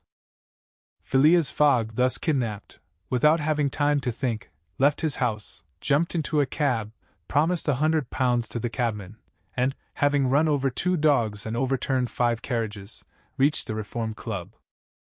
The clock indicated 9:15 when he appeared in the great saloon. Phileas Fogg had accomplished the journey round the world in 80 days. Phileas Fogg had won his wager of £20,000. How was it that a man so exact and fastidious could have made this error of a day? How came he to think that he had arrived in London on Saturday, the 21st day of December, when it was really Friday, the 20th, the 79th day only from his departure? The cause of the error is very simple. Phileas Fogg had, without suspecting it, gained 1 day on his journey, and this merely because he had travelled constantly eastward. He would, on the contrary, have lost a day had he gone in the opposite direction, that is, westward. In journeying eastward he had gone towards the sun, and the days therefore diminished for him as many times 4 minutes as he crossed degrees in this direction. There are 360 degrees on the circumference of the earth, and these 360 degrees, multiplied by 4 minutes, gives precisely 24 hours, that is, the day unconsciously gained. In other words, while Phileas Fogg, going eastward, saw the sun pass the meridian 80 times, his friends in London only saw it pass the meridian 79 times. This is why they awaited him at the Reform Club on Saturday, and not Sunday, as Mr. Fogg thought. And Passepartout's famous family watch, which had always kept London time, would have betrayed this fact, if it had marked the days as well as the hours and the minutes. Phileas Fogg, then, had won the £20,000, but, as he had spent nearly 19,000 on the way, the pecuniary gain was small. His object was, however, to be victorious, and not to win money. He divided the £1,000 that remained between Passepartout and the unfortunate Fix, against whom he cherished no grudge. He deducted, however, from Passepartout's share the cost of the gas which had burned in his room for 1920 hours, for the sake of regularity. That evening, Mr. Fogg, as tranquil and phlegmatic as ever, said to Uda, "Is our marriage still agreeable to you?" "Mr. Fogg," replied she, "it is for me to ask that question. You were ruined, but now you are rich again." "Pardon me, madam, my fortune belongs to you. If you had not suggested our marriage, my servant would not have gone to the Reverend Samuel Wilson's, I should not have been apprised of my error, and dash." "Dear Mr. Fogg," said the young woman. "Dear Uda," replied Phileas Fogg. It need not be said that the marriage took place 48 hours after, and that Passepartout, glowing and dazzling, gave the bride away. Had he not saved her, and was he not entitled to this honor? The next day, as soon as it was light, Passepartout rapped vigorously at his master's door. Mr. Fogg opened it and asked, "What's the matter, Passepartout?" "What is it, sir?" "Why, I've just this instant found out dash." "What?" "That we might have made the tour of the world in only 78 days. "No doubt," returned Mr. Fogg, "by not crossing India. But if I had not crossed India, I should not have saved Uda, she would not have been my wife, and dash." Mr. Fogg quietly shut the door. Phileas Fogg had won his wager, and had made his journey around the world in 80 days. To do this he had employed every means of conveyance: steamers, railways, carriages, yachts, trading vessels, sledges, elephants. The eccentric gentleman had throughout displayed all his marvelous qualities of coolness and exactitude. But what then? What had he really gained by all this trouble? What had he brought back from this long and weary journey? Nothing, say you? Perhaps so, nothing but a charming woman, who, strange as it may appear, made him the happiest of men. Truly, would you not for less than that make the tour around the world?